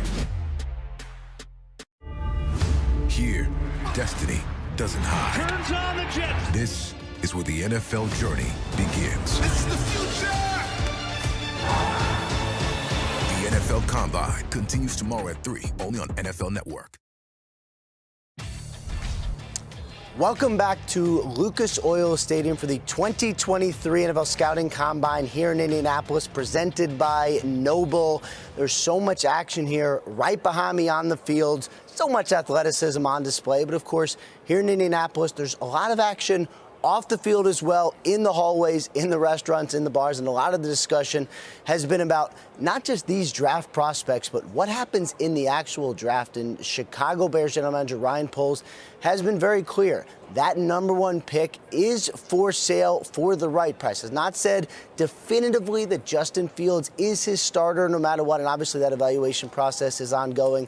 But so is the process about, is he going to trade the pick? And from my understanding, there is significant interest in that pick among the teams expected to show interest. The Texans at #2 would make sense, just a quick slide from 1 to 2 for the Chicago Bears. The Atlanta Falcons still in need of a quarterback. Obviously, that would be one to watch. The Indianapolis Colts at 4 have made it very clear. General Manager Chris Ballard always open for business. Does he take a big swing? Then the Panthers still have some questions as well at the quarterback position. No doubt they're looking hard at some of these top guys. So that is a lot of the discussion here. What's going to happen in #1? Another interesting spot, #3 for the Arizona Cardinals. We may get quarterback bang 1-2, putting the Cardinals in a perfect position. Could they take the best position player on the board? Maybe it's Will Anderson, going to put on a show here behind me today. That's a possibility. New general manager Monty Ossenfort also was pretty clear. He's open for business as well. They're going to be prepared to pick. Again, got a great draft spot. But could that be for sale as well? Could we get quarterback, 1, 2, 3? That is going to be fascinating to watch over the course of the next couple months. And obviously, so much of the discussion here is about not just the draftable quarterbacks, but the veteran quarterbacks as well. Aaron Rodgers now out of the darkness, which is great. I didn't expect him to be there forever, but 3 days was certainly enough. Has yet to commit to the Packers, to make a decision, decide whether or not he is going to come back, retire. Is he going to ask for a trade potentially to a team like, say, the Raiders, maybe the Jets, who have had clear interest? Obviously, that is a storyline as well. Then there's the Lamar Jackson storyline, and you know, been so much intrigue for Lamar Jackson really ever since he came into the NFL in the draft. General Manager Eric DeCosta has said they're confident they're going to get a deal done, but it seems to me, from my conversations, nothing is imminent there. Obviously, that is something to watch as well. And then there's Derek Carr. And, of course, Derek Carr has been here in Indy, not behind us, but having meetings with teams in his own Airbnb, met with the New York Jets, met with the Carolina Panthers, met with the New Orleans Saints. So many team owners, David Tepper for one, Woody Johnson for another, flew in just to meet with Carr. Obviously, that is a situation that we are going to continue to monitor. All of this going on here while the scene happens behind us in Indianapolis. So we're going to send you to commercial right now. We'll get back with some incredible displays of athleticism, maybe football on a stick. Anyway, we'll be back from Indianapolis in a little bit. The defensive linemen done with their on-field drills, little broads and verts. Jalen Redmond ran 4.81, broad jump of 9.8. He's got some athleticism, CD. Yeah, there's no doubt about it. This young man played well, and DJ detailed it earlier. Lots of different coaches, lots of different systems. He stood the test of time and showing out well here today. Keanu Benton out of Wisconsin. He can get upfield and rush the passer a little bit. 9-3. Yeah, we saw him in the Senior Bowl, and I thought this is where he really opened up more eyes about his ability to rush the passer, not just be a run-plugging guy in the middle. He can move upfield. Gervon Dexter Sr., you were down on the field. You were really impressed with him. Yeah, I feel like I'm just dominating all this time. Sorry about that, Peter. Let me get this in real quick and make sure you get in here. But Gervon Dexter, I think, really increased his stock here today because we saw him get better as a player. His consistency has to come to the fore, but boy, we saw some good things flashing here in the Combine. It is the NFL Scouting Combine presented by Noble. We are in between groups, Group 2. A lot of the prize edge rushers will be on display. Once again, Chris Rose, Charles Davis, Peter Schrager from Good Morning Football as well. Best performance I saw down there was Charles Davis actually hustling back up here in about 37 seconds. He can still move, man. I'm just glad you had the oxygen waiting for me. Thank you. It's appreciate good. That. All right, so the top edge rushers out there, according to our Daniel Jeremiah, 5 of his top 19 players in the entire draft are edge rushers. You're going to be seeing a bunch of them compete over the next several hours here at the NFL Scouting Combine. CD, who has caught your eye? Well, let's face it. Look, Will Anderson, Tyree Wilson, we'll see them later on. But Lucas Van Ness from Iowa, I still am trying to figure out how he didn't start at Iowa. I wonder if it just became a thing where he was like Vinnie Johnson and microwave, yeah, heat it up. Microwave and came off the bench. Just a power rusher who gets it done that way. And I told you before, Peter, hockey player, way more penalty minutes than pucks in the net. Yeah, I'm trying to. Would you call him a goon? Would you go that route? Or I would call him a skillful one. Okay, so a Bob Probert more than a Ty Domi, if you will. He would be like Bobby Nystrom scoring the game-winning goal in Game 7 of the Stanley Cup Final. You're never going to stump this guy, Schrager. Don't try. I was always a Mike Bossy guy. I'm gonna go now, and I'm gonna talk a little news here, and it's Will McDonald IV. This is a story that we fell in love with in the Senior Bowl. Tremendous talent. He actually woke up Tuesday and was incredibly ill. Told he had close to 103 fever.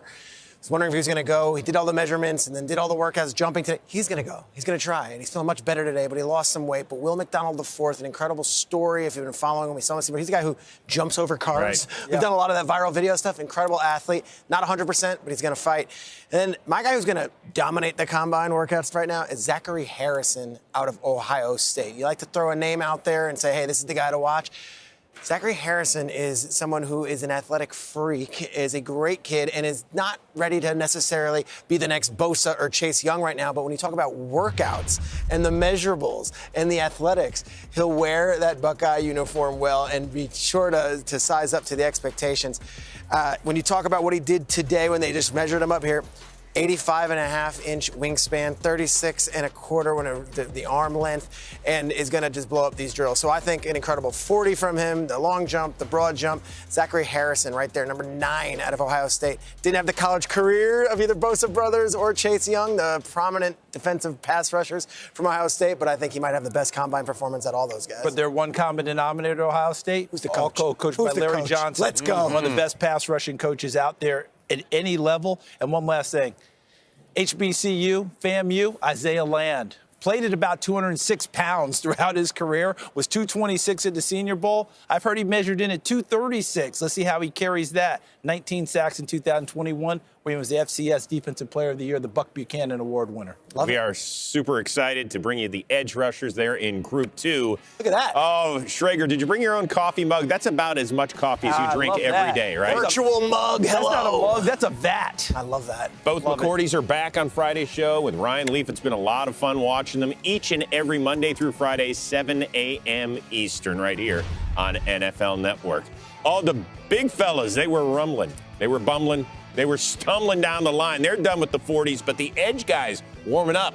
It's coming your way next with Rich and DJ. We welcome you back to the 2023 Scouting Combine by looking at some footage from the 2008 NFL Scouting Combine. That is Calais Campbell going through drills in what turned out to be the final combine in the old RCA Dome. Not many guys in the leagues to say, I remember the combine at the RCA Dome. Yeah. That was you. Man, a long time ago. And I've gotten a whole lot better, I'll tell you that. That's for sure. Yeah. We were just talking about that before we went on and going back over that experience. I mean, these guys, you could see it when you were down there looking at these guys in their eyes. It just took you back a little bit, didn't it? It did. You know, this is, I mean, I assume all these guys dreamt of this moment, you know, their whole life. And this is like the biggest job interview they'll have, you know, and they come, you know, hopefully prepared. Like me, I came a little unprepared. I was a little cocky and I had to be humbled. And it was a great experience for my career, as it turns out. You know, I've had a pretty good career, but I don't know if it would have been the same if I went to, if I was prepared for the combine. Who knows? We never know. Well, here we are. What'd you see out there on the field when you were looking at the guys who are coming into the league right now? Calais. Man, these guys are getting bigger, stronger, and faster, more athletic every day. You know, the Dexter kid from Florida. It's a big man. Big and athletic, you know, can move. You know, very impressive. You know, he met a fan out of me today.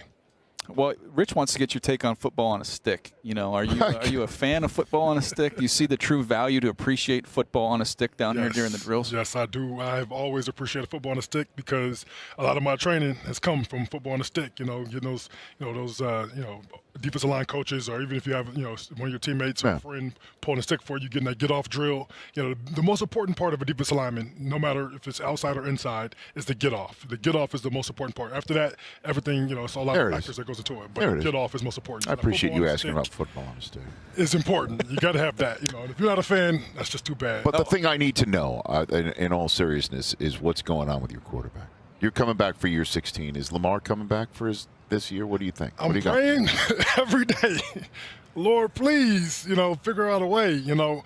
But I know that he loves Baltimore. I know that he's, you know, just he wants to be here. Yeah. You know, and so I think that's the most important part. And at that, it's just business. After that, you know, let's figure out a way to make it where both sides win.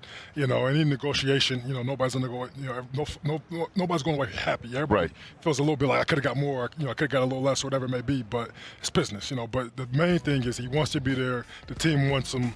Let's figure it out. Whatever we have to do, let's figure it out. One of the themes we've been talking about leading up to this combine is really the quarterback position, because when you look around, especially in the AFC, I mean, it's superstar quarterbacks everywhere. So everybody's either trying to find one of those guys if you don't have them, or guys like you who can go get them. I mean, have you seen the quality of play where it is right now? Have you seen it like this throughout your career? It's just unbelievable the amount of guys right now. Yeah, it's special, you know, but it's so hard to replace that. Like, he creates, you know, like you can't go find it elsewhere, you know what I mean? You got one, yeah. You got one of those guys right like now. When you have a guy that's that elite, you know, you have to find a way to keep him happy, you know, keep him there, because you can't go find that on the street. They don't just grow on trees, you know. So, you know, whatever you got to do to keep him there, let's keep him there. I thought you might have some insight because, in all honesty, when you said on game day morning on Super Sunday, like, I'm coming back for year 16, I didn't think you would be coming back for an uncertain quarterback situation on your team, but Yeah. you don't have any. I don't have any official insight. Right. I just know that, I talk to Lamar. I reach out to him. I'm just there for, any kind of advice, whatever. Yes. He keeps everything close to the chest, which he's supposed to do, because, people want to be able to, talk about it and stuff. So, don't give me any information because then I have to, Right. situation. No, or we could just FaceTime him right now. Where's your phone? I could. He probably won't answer. I hope not. I mean, we could just hit him right now. But I will say that, I talked to him and, he's in a good spirits, and I know that, he wants to get a deal done, and that's the most important part, Sometimes, there's guys you've been on part of teams where they don't want to be there no more. They, use this as an opportunity to go elsewhere, but he wants to be here. So I take that, and I know that, Eric DeCosta is really good at his job, and he's going to find a way to make it happen. All right. Well, it's good to have you here. Always be part of the NFL Network in any way, shape, or form. And as you can see, he's wearing the NFL Plus logoed swag. I shouldn't call it swag because it's not stuff I've gotten. Really? Have you? Oh. That makes one of us, Rich. Oh, man. You have not because you ask not, Rich. The Players Only Combine presented by Noble is on NFL Plus with Calais and so many more. NFL.com/plus/combine. Check it out right now. And I need to make a phone call. Let's send things over to Chris Rose. Chris? Rich, thank you. Let's continue on with the thoughts of Lamar Jackson. By Tuesday, March 7th, we're going to find out something, Peter Schrager. That's the day that they have to figure out if the Ravens are going to utilize the exclusive franchise tag on him or not, or non-exclusive, or where do we go with this? It's been the biggest topic all week. Every step I take, it's someone from either the media or someone from another team pulling me aside. What do you got in Lamar? What do you got in Lamar? I think I might have as much on Lamar as the Ravens have on Lamar right now. I can tell you truly, Lamar Jackson is representing himself in these dealings. There's no agent. There is no lawyer. And you say, well, Eric DeCosta has to figure this out as a GM. You have to get a hold of him. Roquan Smith represented himself during the season, and they were able to hammer out a deal after a few weeks of Roquan being there and a long-term extension. It's not like Eric DeCosta refuses to deal with players without agents. It's that Lamar Jackson has been a quandary for this team ever since last year when they started talking really seriously at this combine. One note that Tom Pelissero wisely made on Good Morning Football this morning I want to share with you guys is Deshaun Watson is the number that it sounds like Lamar Jackson wants. The guaranteed money, everything. Deshaun Watson had 4 different teams vying for him, and it became a bidding war of sorts. And the Browns said, here, this is our top offer. Will you take it, and can we go? And Deshaun was able, with his agent, David Mugoleta, to kind of figure things out and maneuver that. The Ravens can franchise tag Lamar Jackson. They can franchise tag him one of 2 ways. They can franchise tag him next year. The Ravens still have control of this thing. It's not apples to apples. And you said there's a deadline, but I, as of now, as we're sitting here on Thursday, am no further in the know on what is going to happen here as I was on Monday when I got here. So once again, demonstrate, no matter how great a player you are, if the team has leverage, and that's where we are right now with Baltimore and leverage, but I'm going to spin it a little bit because we're here at the Combine, and we're going to edge rushers. The Lamar Jacksons of the world have created a bigger need and more urgency for these young men coming out of college to be able to get to the quarterback, affect the quarterback, and hem him into the pocket. When I get ready to do games each and every week and talk to defensive coordinators, whenever they're getting ready for Lamar Jackson, that is all the conversation. Edge rushers, inside guys, blitzing him mainly to keep him in the pocket, because if he gets out, everyone's going to pay on the defensive end. We'll see what happens with the contract here, but the leverage is with Baltimore. But as fans of the game, please, somebody get this thing done, because we need to see number 8 in that uniform doing his thing. Once again, Tuesday is the I'm going to do this. Yeah, are you doing Joey Tribbiani air quotes? I guess so, right? Deadline? Kind of. We'll see what happens.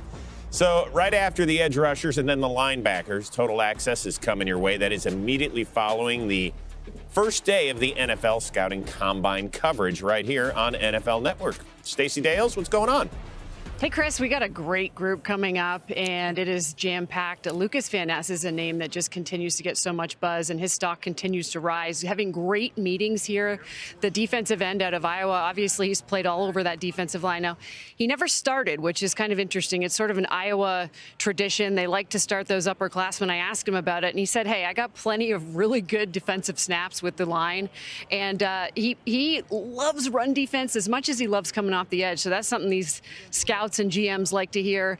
And then another player you're not going to see out here, Tyree Wilson, and he's going to go real high at the top of this draft out of Texas Tech, the defensive end, with that 84.5-inch wingspan as he measured out. We thought it was pushing 86, as I posted here on Twitter, but the official measurement coming in at just under 85, still pretty darn good. He brings all that length on the outside, and teams really enjoying getting to knowing him in this process, but you're not going to see him because of a fracture that he suffered in mid-November, roughly, to that foot. And essentially, when I talk to him, he's running again and trying to rebuild some strength and build up that strength, but feels really good. Balance is the key at his pro day coming up at the end of March, and he is expected to participate in that. And I'm going to give you guys just a name to keep your eye on, somebody that has popped up for me. His name is Isaiah Land, Florida A&M Rattlers, Rich and DJ. A lot of these scouts tell me he is as athletic as any player out here, a first-team All-American in the FCS, and a 10.6 broad, Rich, and a 34.5 vertical for this young man. Keep your eye on him as somebody maybe you don't know about that you should watch. Thank you very much, Stacey Tales. Soup to nuts right there. This is called your offhand. That's Mark Gorsick off the ground. with the Once second your offhand gets set, just get group down. of defensive linemen. He's giving them their rules and regulations and tips for the 40-yard dash. Daniel? I'll tell you what, this is a loaded group of edge rushers we're getting ready to see here. A ton of them in my top 50. And one of the ones I'm curious to see work out and run, because Will McDonald jumped out of the gym already. He already broad jumped 11 feet. So that's incredible as an edge rusher. We saw him at the Reese Senior Bowl put on a show down there in one-on-ones. And now you're going to see him run. You're going to see him really go. Those hoop drills where you see the ability to bend, that's what he shows you consistently. He gets to the top of his rush. He can really turn the corner. Here he is working against Iowa, their rival, coming flat and finishing on the quarterback. Again, here he is with the spin move. He can spin both ways when you study him. You saw it at the Senior Bowl as well. Here he is working against Darnell Wright, possible first-round pick tackle from Tennessee. Hits him with that inside spin. So you've got to respect the athleticism and the burst up the field. Then he can beat you with those counter moves and spin moves. Here's this 11-foot broad jump, which is a great representation of how explosive he is in that get-off, getting off the line of scrimmage in that burst. The jumps will show that. But, you know, jumping here is no big deal, Rich. This is the hard stuff. Like a car in a parking lot, for instance? Oh, my goodness.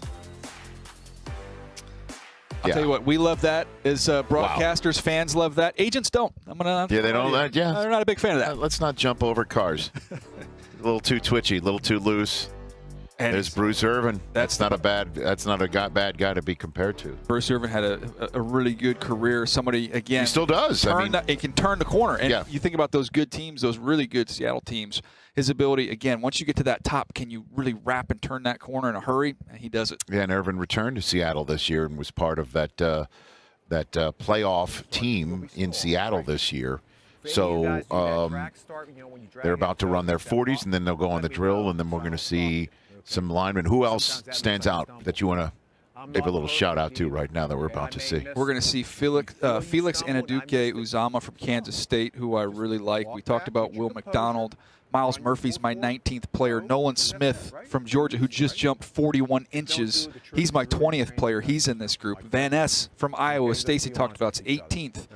It is a really good group, and that's with two guys we probably don't see here in Tyree Wilson and Keon White in the top 15. So it's loaded. And Wilson, you like a lot. Like, he's got an outside shot at, I mean, I wouldn't say first overall, because we're assuming the Bears are going to trade out, that they're not going to just keep the pick and go with the best defensive player on the board, we're assuming. But he's a top 5 player when it's all said and done. And the way things shake out here, we'll see. Last year at this time, there's a guy from Georgia we thought would go pretty high, and he went all the way to the very top of the board.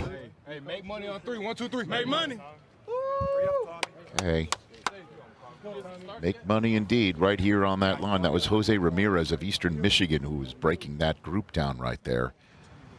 And the first one up, as you see on your screen, Adetomiwa Adibara of Northwestern. He can really roll. He is very, very athletic, very explosive. I expect him to put a good time out here, Rich. So now we're going to see lot faster guys, right, than the first group. There was a lot of interior linemen that we saw, a lot of big dudes. Not that these guys aren't big. We have some kind of tweeners like him. He'll play inside and rush over the guard. He'll also kick outside and play some end. So again, 282 pounds. That's it. This is a big man, but he can roll. Okay.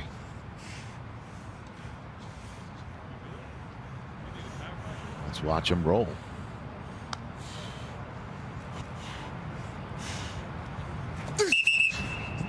Rolled a little bit too much, like He's literally fast. rolled. He wants to get this thing started, get this party started. Here's your Super Bowl winning head coach, Andy Reid. These guys, again, he chose George Karlaftis, he and Brett Veach from this position group last year. First rounder, one of the many rookies the Chiefs put right on the field. The first Super Bowl team, by the way, ever to have 2 offensive scores by 2 different rookies in the same Super Bowl. Sky Moore and Isaiah Pacheco. One of them first-round picks either. That's an excellent 10. That is 280 pounds running 4.54, Rich. Wow. A squared right there. So the numbers you're looking for coming off the edge in the edge group, if you look at the top 10 guys in sacks coming off the edge in the NFL, the size is 6'3 1/4", 258 pounds, with a 4.65 40 and a 1.62 10. Damn. And this guy can rush inside. Like, he's got real power. Here's Habakkuk Baldonado of Pitt. We already saw his teammate Cansey run very well in the first group. 6'4 1/4", 251. Again, keep an eye. We'll throw the 10 time up there as well. And that's the one when you're thinking of defensive linemen, that's the number. And the target is 162. That's an elite number for edge rushers.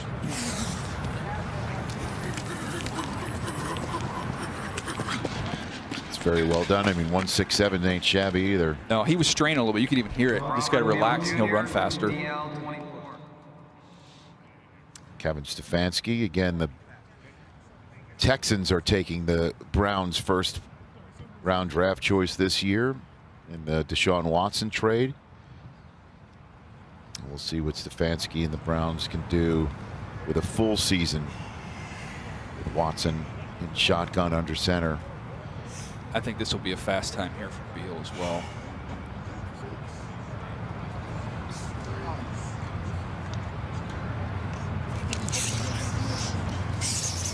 National champion, Georgia Bulldog 4.5. That's outstanding. Yeah, he just got his second 22. You saw he was able to really build up speed as he was going along there. Okay, here's Brenton Cox Jr. from Florida.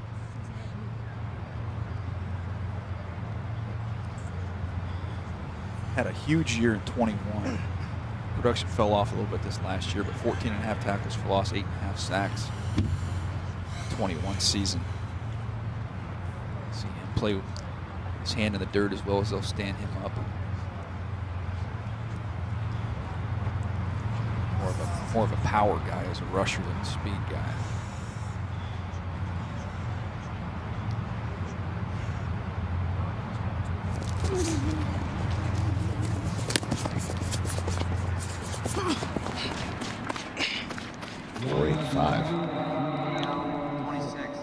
Yaya Diaby coming up now. There's Doug Peterson.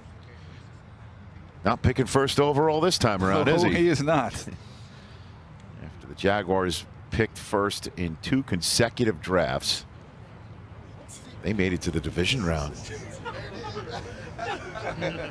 I was there for that game. That was a wild one. Yes, you were. Tale of two halves? Well, you were there for the wild card game. Oh, yes. Correct. For the 27-0 and came all the way back.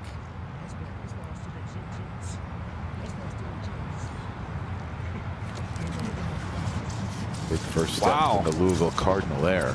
He's rolling. 5.6. Yeah, he is rolling. I mean, I'd love to see that again. I think his foot landed right around the 3-yard line after his first step. That was a huge stride.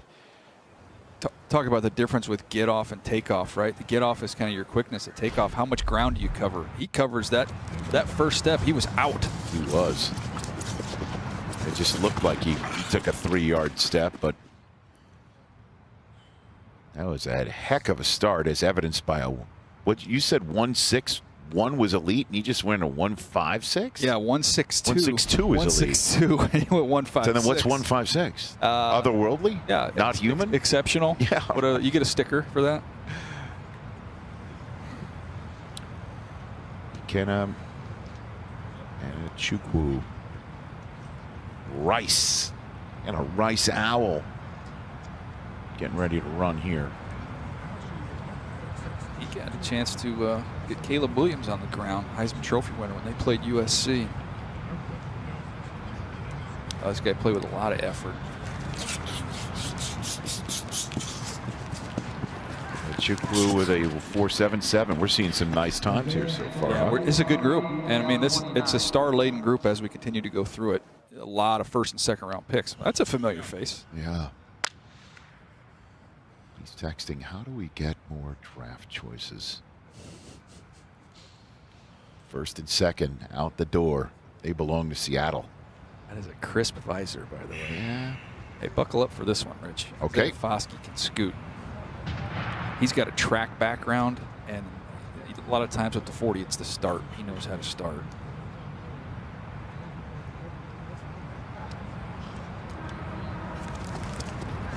It's clean off the line. Great time. He is speed to power when you watch him. That's his game. Real heavy hands, just beats up on tight ends. All right, you want to take this one, Daniel?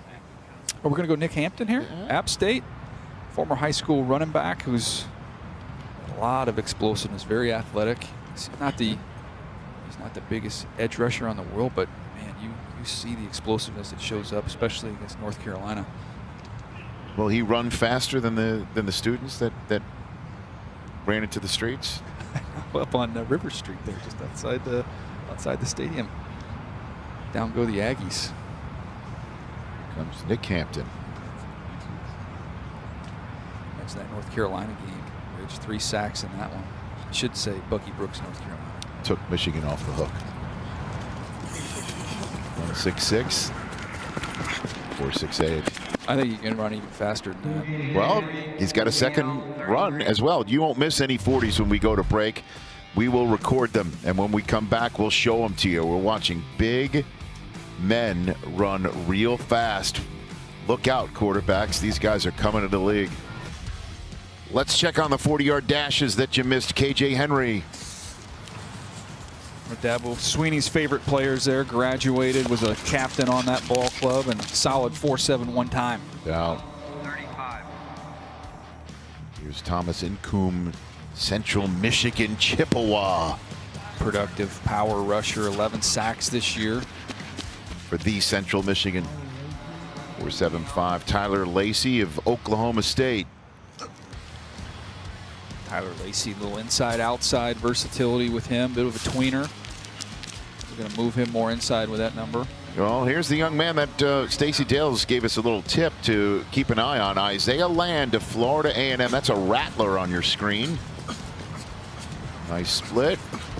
Nice run. Good run. Run a little bit upright, but great time. 4.7 flat. Isaiah McGuire of Missouri.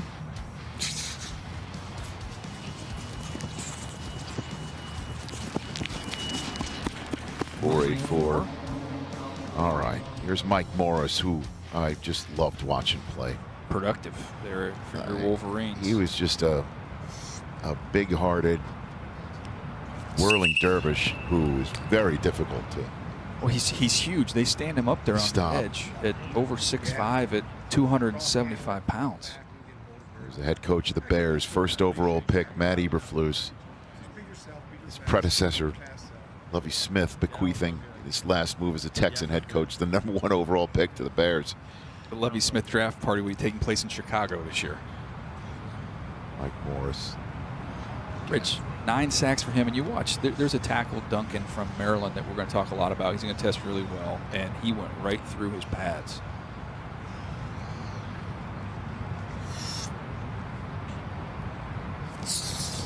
Goes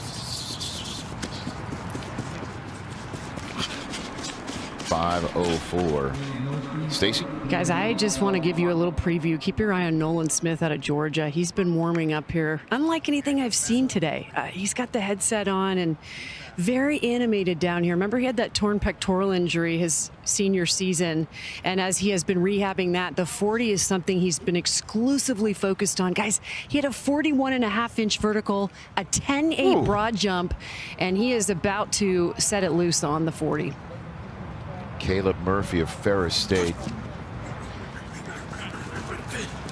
I don't know if you're into production, Rich. You tell me if this is good. 25.5 sacks this year, 39 tackles for loss. Is that I think good? those are good numbers. Yep. Think for sure. You take those? By the way, 41-inch vert, that usually does translate to being fast because of the burst and things of that nature. It's explosiveness. And my comp for Nolan Smith was Hassan Reddick. And we saw the year that he's coming off of.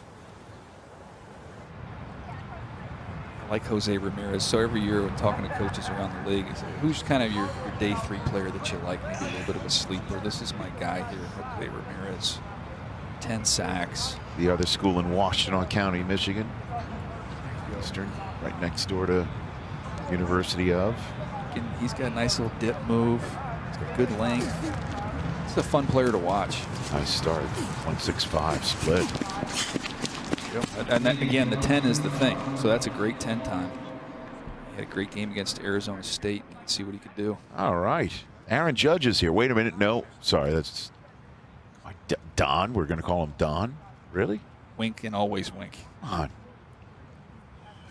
Look at that. Nice. I mean, he's wearing a Yankee hat. We had Dan Campbell wearing the Tigers lid. I was going to wear a Padre lid, but unfortunately it cost $300 now. They got to pay him somehow, right? Tavius Robinson of Ole Miss. 45. These guys sometimes running faster than pitchers are pitching now with the pitch clock, huh? No kidding. I love the pitch clock, but we'll get there. We'll get there later. All right, here's Nolan Smith, as Stacy was pointing out. You look down at my notes, and I'm like, this guy's got juice. He's got bend. He's got power. He's really an instinctive player, too. So as great as these testing numbers are going to be, he's an instinctive player. Was a big-time recruit coming out of high school. He's a #1 player in the country in 2019. And you noticed him last year when he was out there, and you're watching all those Georgia draft picks. It's a lot of Nolan Smith.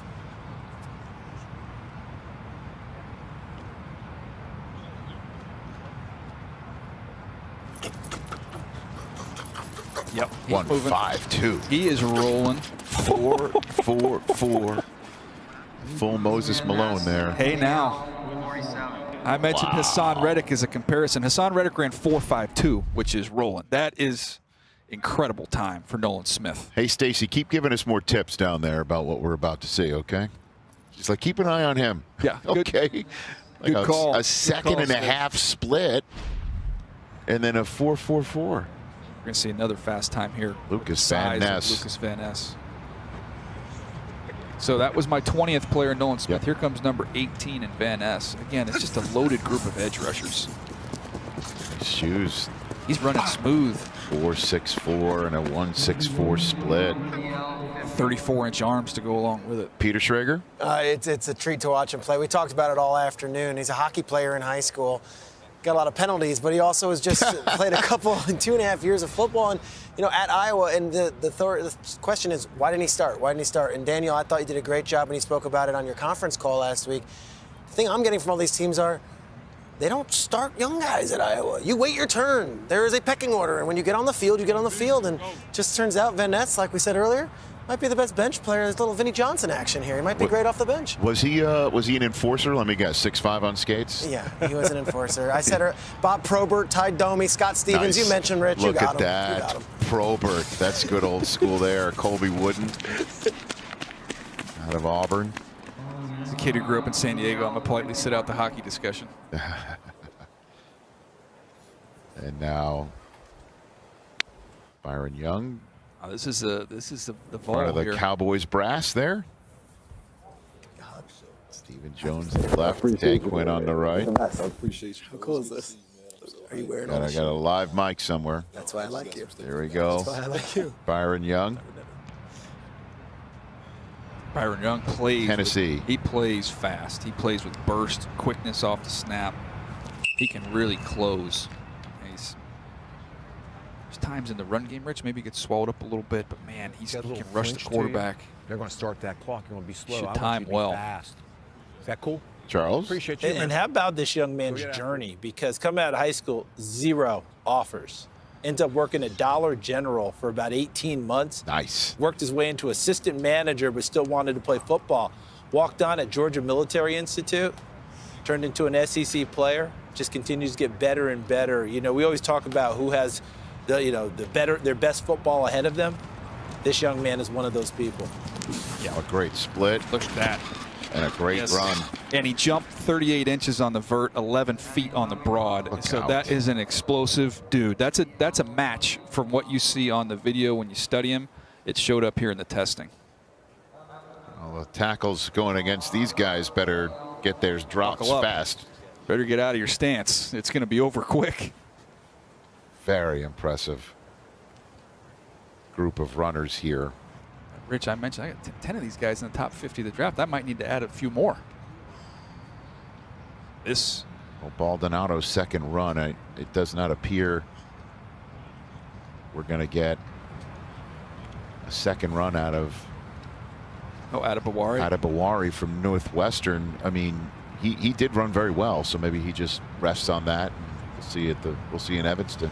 When you're 280 plus and you run 4.54, that'll wrap it. Just go get your other cleats on and get ready for the workout.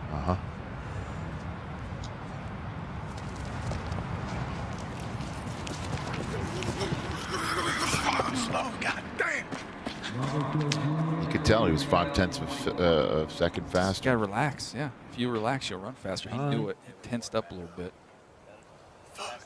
Huh? Goes by Haba as his nickname there.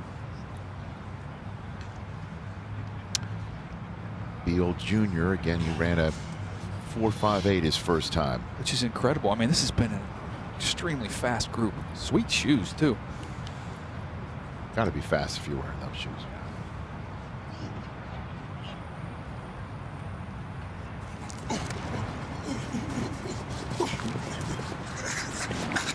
Georgia's not messing around, Rich. 4.53, an improved run. Charles?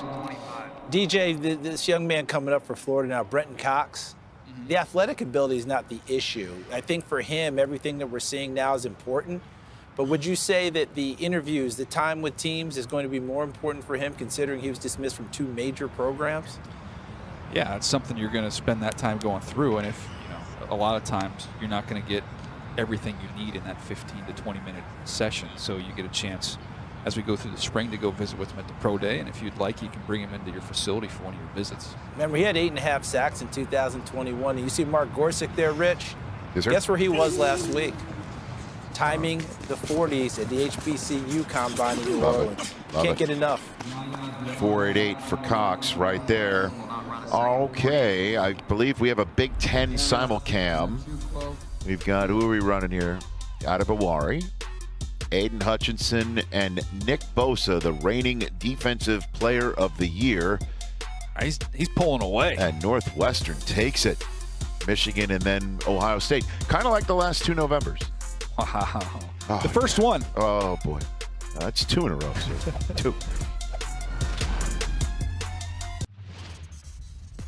Here are the 40-yard dashes from Group 2 that you missed. And a Chukwu of Rice. Stick with that first time. Yes, sir. Isaiah Foskey, Notre Dame.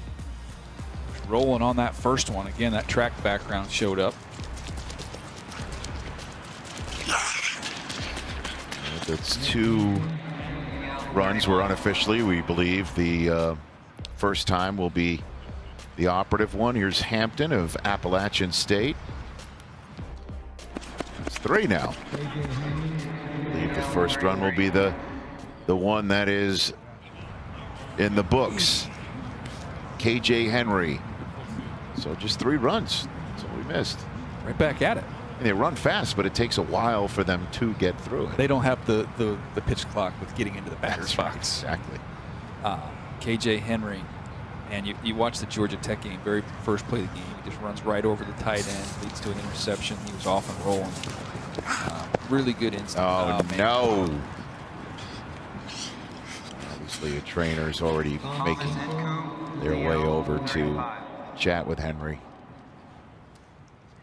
See that. Yeah, you got fans here. Yes, sir. You are on the screen. So our broadcast is being shown here. Fans are listening to us, so careful what you say, DJ. Incoom, Central Michigan.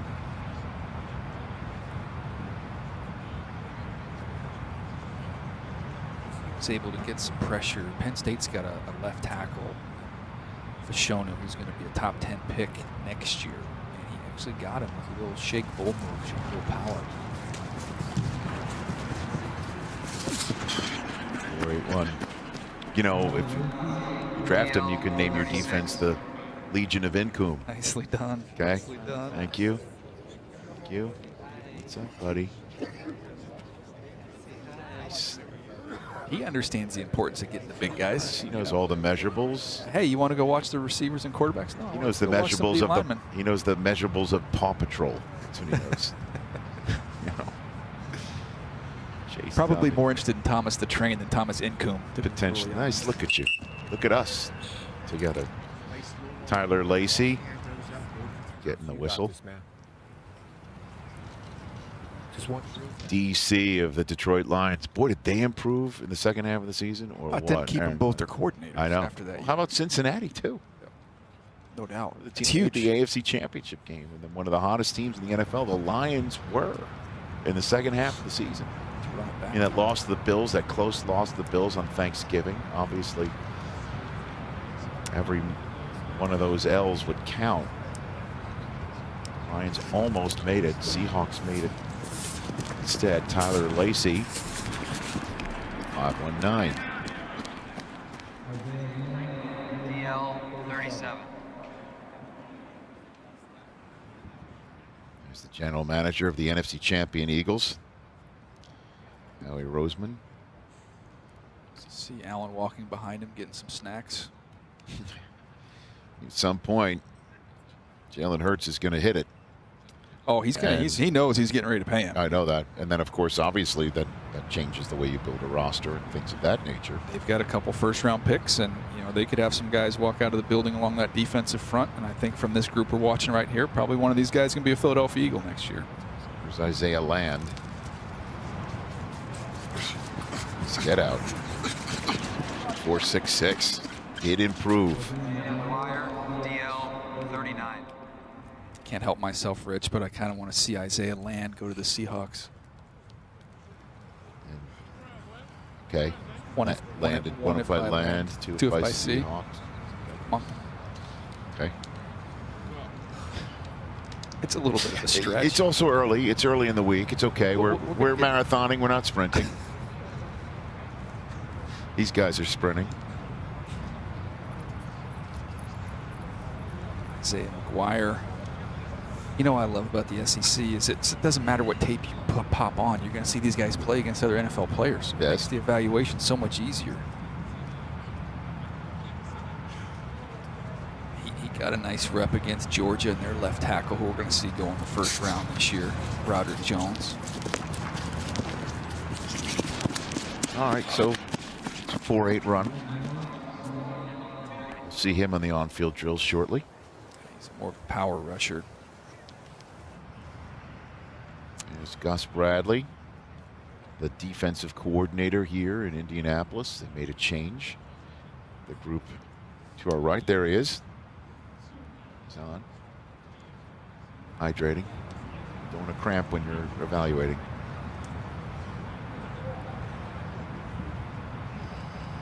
Tell you what, your Wolverines are going to be good next year too, man. Doing all these players, watching all this tape, and a lot of guys you look at, like, well, he's coming back, and the other guy's coming back. Well, the thing is, There's Mike Vrabel right there. There's a lot of them returned, and just thrilled to see that Blake Corum he was a Heisman Trophy candidate, and then he goes down in the Illinois game. He tried to play in against Ohio State. Basically had a one snap, and that was it. I don't know that I've ever seen an offense dominate a game minus 2 or 3 plays in that game. Or you could have easily won by 3 touchdowns. That's not, just a couple plays. You moved the ball up and down the field against TCU. Appreciate you saying you did, like I did. I appreciate that. I feel like I was part of it. That was a factor. Mike Morris runs a 5-second 40. I think you're looking for a base end, somebody that can really just sit there and stack blocks, hold the point of attack. Mike Morris can be able to do that all day. He's a Ferris State Bulldog. One of my coldest days in scouting was spent at Ferris State. Yeah, I'm not going to lie to you, I did not put in my best effort that day. Upper Peninsula? Is it Upper Peninsula? I just know it was cold, man. I think I covered a hockey game there for the Michigan Daily. Did you? Yeah. Nice. No, that's Lake Superior State. Not bad. At any rate, here's Caleb Murphy. 4.86. Tell you, when you watch their tape, it was hard. They've got to. I think we've got to get a little higher film angle at Ferris State. It felt like it was the gopher cam when you were watching the tape. You couldn't see anybody. Well, we're going all over the state. Ferris State. That's right. Ann Arbor. Now Eastern. It's like a little tour. We got a Chippewa here too. Where's Mooch's? The Northern Michigan. Where's that? Don't believe they're represented here. They are not. Jose Ramirez again. You see the 40 time there, but he had a good 10, and that's going to be the number that teams are going to care a little bit more about. So a little bit of that burst.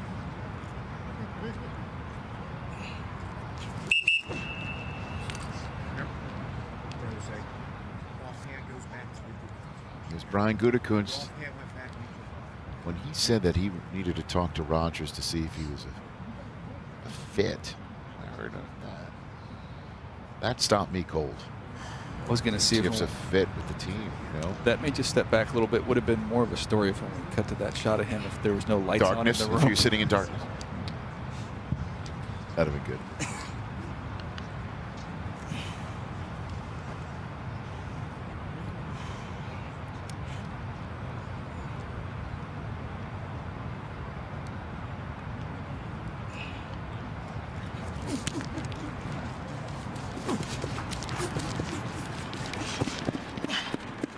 Charles? Guys, we saw Nolan Smith roll last time, as Daniel Jeremiah would say. And DJ, I think he's another example of the Georgia players take the numbers away when you start evaluating. Because, fans get really excited. We all get excited. Oh, he's got 15.5 sacks. He's got 30. You don't get that out of the Georgia kids. They rotate players. They play a lot of guys. And remember, even in 2021, when he played the full year, he didn't get to a double-digit in sacks. This kid can do everything. And he's another example of how they develop players, even if they're 5-star recruits. We saw Beal, another Georgia Bulldog who was flying out here in this group. Remember, he led them in sacks with 6.5, the first national championship, and no one was even talking about it. We're seeing a lot of elite 10-yard splits. I mean, Tavius Robinson of Ole Miss, a great split, another 4.72 run. And Nolan Smith just said, I think he's resting on his triple fours. And we'll see him in the on-field drills. It's now Lucas Van Ness back on the line. And he posted a fantastic time the first go-through as well. 4.64.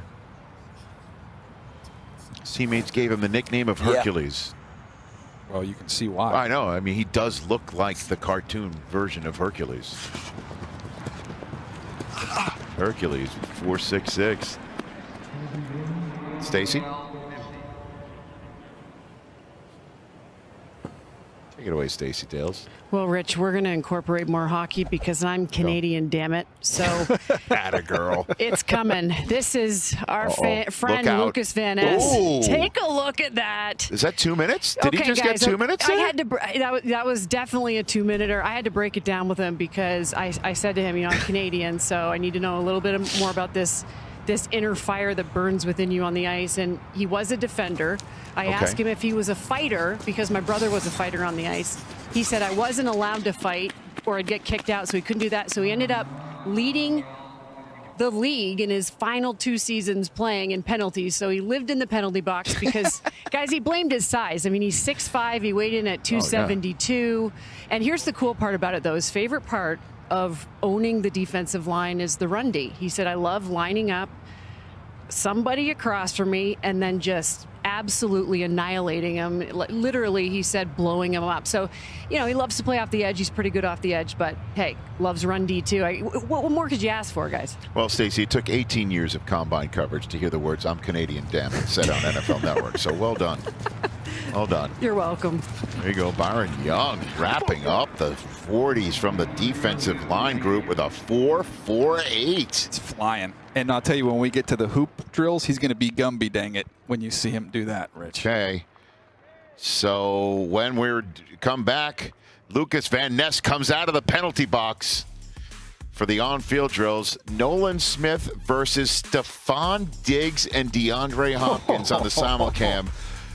Oh, my goodness. I would probably counsel DeAndre and Stephon Diggs to look away because in this simulcam, Nolan Smith is him. Wow. We will be back with the on-field drills of the final defensive line group before the linebackers and edge rushers get out in that group. Little Will Anderson time. That's coming up. Here, speed is undeniable. Strength is not a debate. But belief will be tested. And destiny doesn't hide. Because here is where the NFL journey begins. The NFL Combine, presented by No Bull, continues tomorrow at... Back here to Indianapolis, Indiana. We're inside Lucas Oil Stadium, home of the Colts and home of the Scouting Combine once again. We just saw an insanely fast group of defensive linemen, and Nolan Smith, Daniel Jeremiah certainly led that pack. Got it out. It's not just somebody that's a tester either. When you pop on the tape, you can see it. It all translates. He's got incredible quickness, and he's able to use that in a variety of ways. Here you see his ability to just kind of dip underneath a block. Again, winning right off the snap. Little two-hand swipe here against Oregon, working against Bo Nix, getting him on the ground, slipping through gaps. He's not going to be one that's going to want to just hang and stack blocks and hang on blocks. He's going to use his quickness to slip. He's just incredibly active, never stops, got a relentless motor, keeps working. Again, the change of direction, watch him just suck up Bryce Young here. Once he takes off and goes, you saw that 4.4 speed right there. I mentioned in terms of the comparison who he reminded me of. Look at the numbers. Very similar in terms of the size, a little bit taller. But, man, the 40 shows you just how explosive and dynamic Nolan Smith is.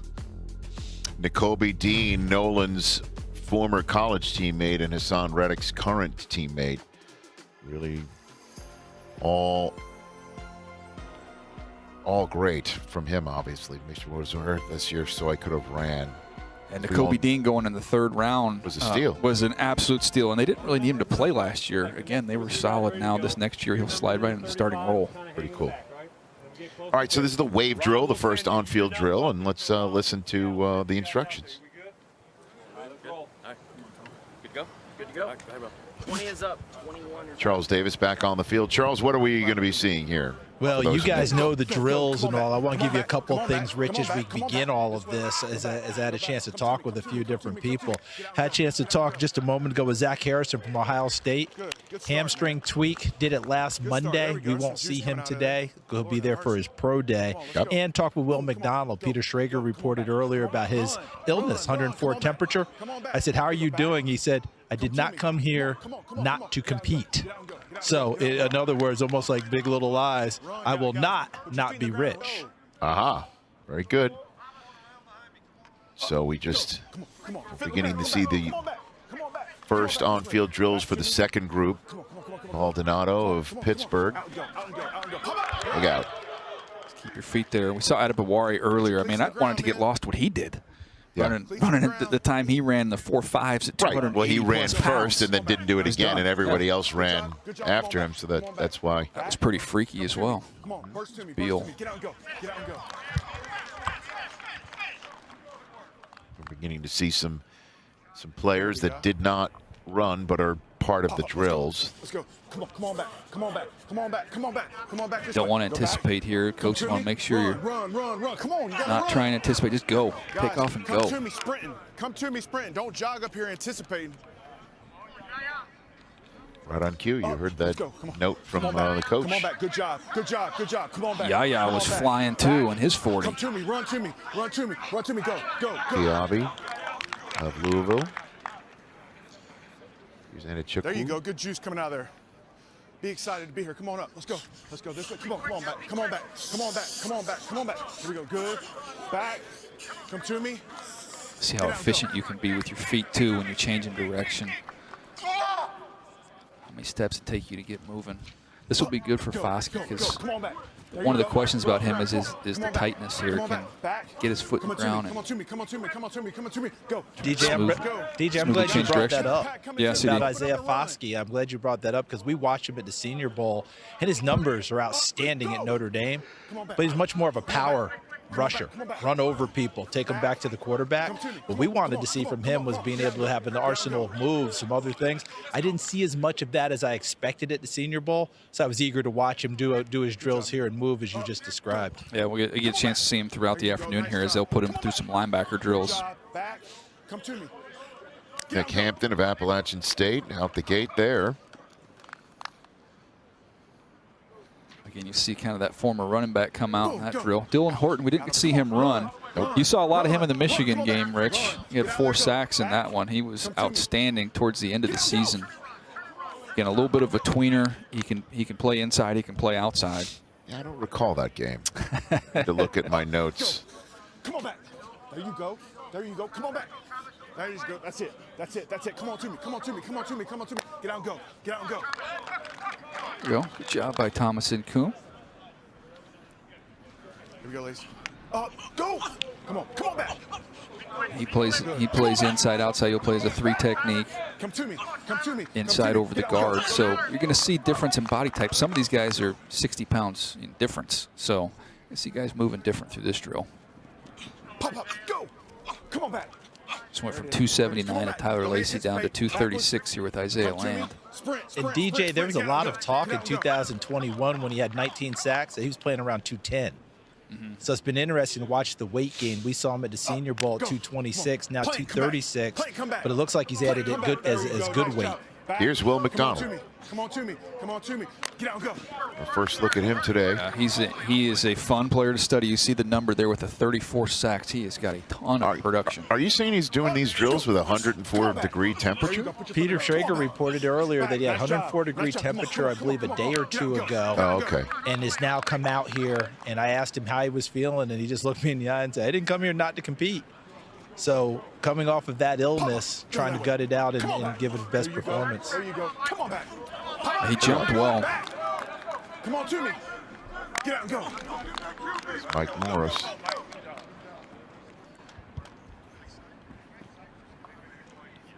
Go.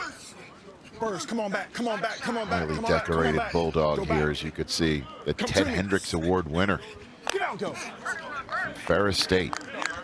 25.5 sacks is just... That's productive. It's incredible. All right, here's Ramirez again. This is one of my day 3 favorites here. Come on back this way. Back. Come on to me. Stumbling a little bit here with some of the change of direction. He's trying to do everything 100 miles an hour, Charles. Yeah, and we've talked about that before. The fluidity part of it, if they could just relax a little and let their athletic ability go, they're trying so hard and giving so much effort. It's almost counterproductive for them. Well, Tavius Robinson, he's also Canadian, damn it. He's from Guelph, Ontario.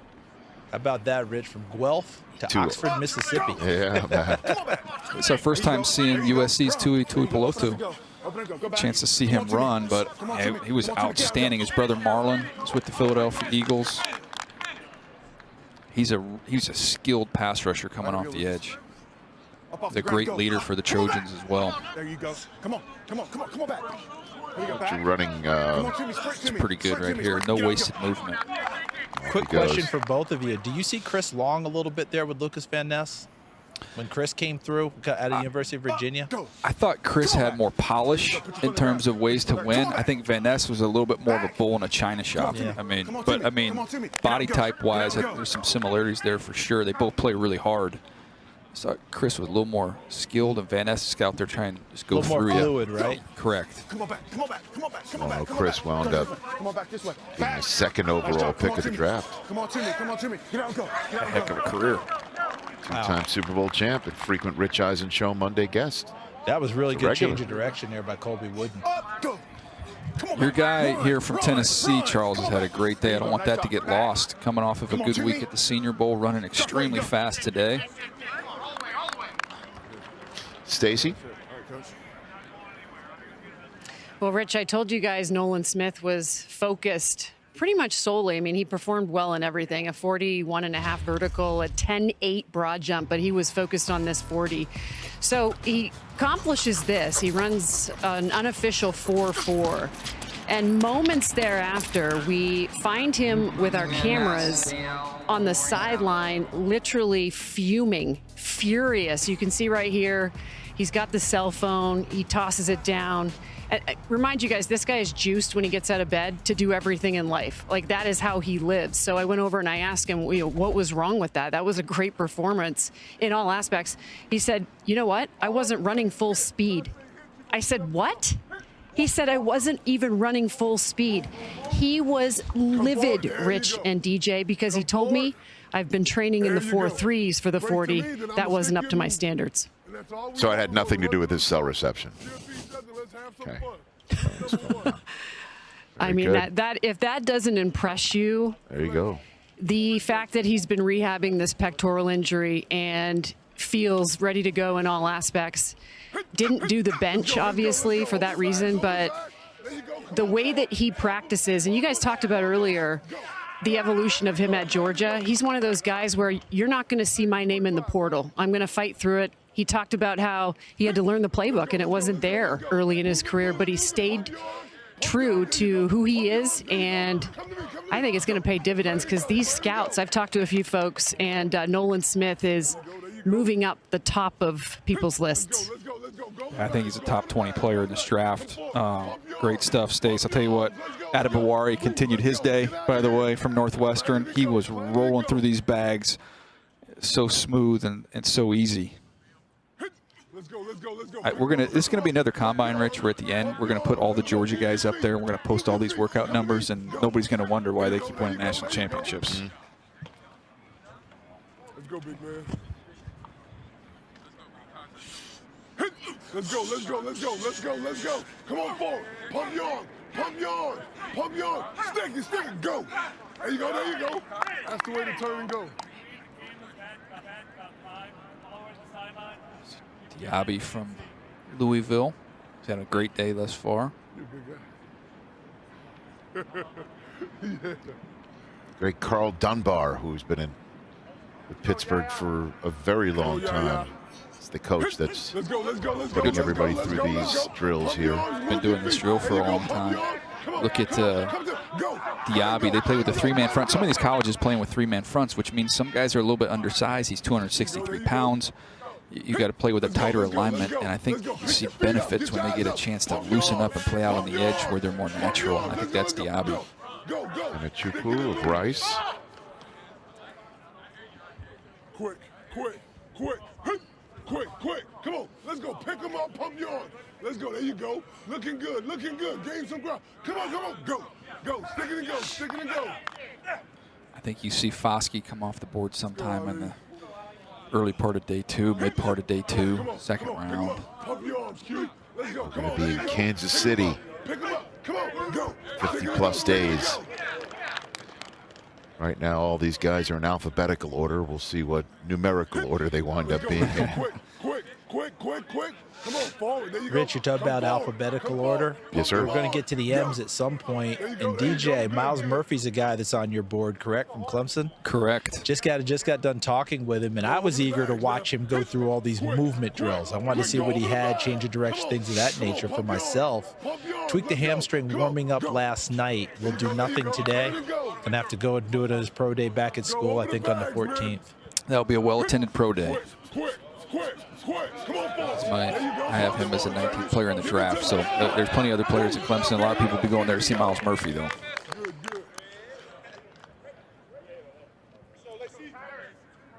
Quick. Come on, Cowboy. Come on. Pump them on. Let's go. Come on. Not a ton of productivity from Tyler Lacey, but to me, there's a lot of activity. He's a disruptive player. Come on, quick. Come on. Pump your arms. Move your feet. Come on, give it to me. Now get out of here. Come on. See him finish all the way through there. Come on, Will. Will McDonald, when he showed up, was 206 pounds at Iowa State, so they're going to redshirt him. But you talk to Coach Campbell, he said we couldn't block him in practice. He's a pass rusher. He's only 206 pounds. We're like, maybe we throw this guy in the game and see what happens. You can play him 4 games before you burn the red shirt. The first game they throw him in against TCU, he has a sack and a forced fumble. Hey, DJ, at 206 pounds. Hey, DJ, 206. Remember, Isaiah Land was light. They're going to find out about him, but I was talking with someone earlier. You guys had Dan Campbell around earlier. I mean, James Houston last year, the reason he finally got to play, they found out that Taylor Decker and Penei Sewell had trouble blocking him. Yeah. And off to the races he went. Yeah. I mean, to finish up on Will McDonald, when they were recruiting him, he just played a little bit of football. They saw him play basketball. Matt Campbell said, when we saw this guy play basketball, we'll work with him. We'll figure this out. He said he's got the highest ceiling of any player they've had at Iowa State. You saw what Breece Hall can do. You saw what Brock Purdy did last year. That's quite a compliment. Pump your arms. Come on. Go. Stick it and move. This is what's so cool about the Combine, too, is you could see a guy from Ferris State with a guy with Georgia. I mean, on the same field, competing for the same prize. Move it. Come on forward. Come on. Pump them arms, big guy. Pump them arms. The guy from Eastern Michigan is looking really nice. That's a good DJ. drill. That's a good drill for him. You know, I think the 40 time was just so-so, but the 10 was good. He's got burst. Let's go. And he's got a real good feel as a rusher. Pump them arms. Give it to me. Let's go. Boom. Let's go. There you go. Stab it and go. Robinson. Quick. Tuipulotu, great story with him. When you talk to folks at USC, the year before Lincoln Riley came, they'd already dismissed Clay Helton. They had a game that got rescheduled with the Cal game, and some people on the team didn't want to play it. They just wanted to cancel the game. And they were debating it until Thule went up to the front of the room and said, we're bleeping playing this game. Go get your pads on. It's time for practice. The meeting was adjourned. They went and played that football game. He's just he's highly respected on that campus. Let's go. Oh, Keon White out here. Okay, here he is. We didn't get a chance to see him run, but he's somebody at that size, 280-plus pounds, that you're going to chance to see him run eventually at Georgia Tech. He's gonna run in the 4.6s. He's an athletic freak. That's crazy. Pump them arms. There you go. Pump them arms. Let me see him.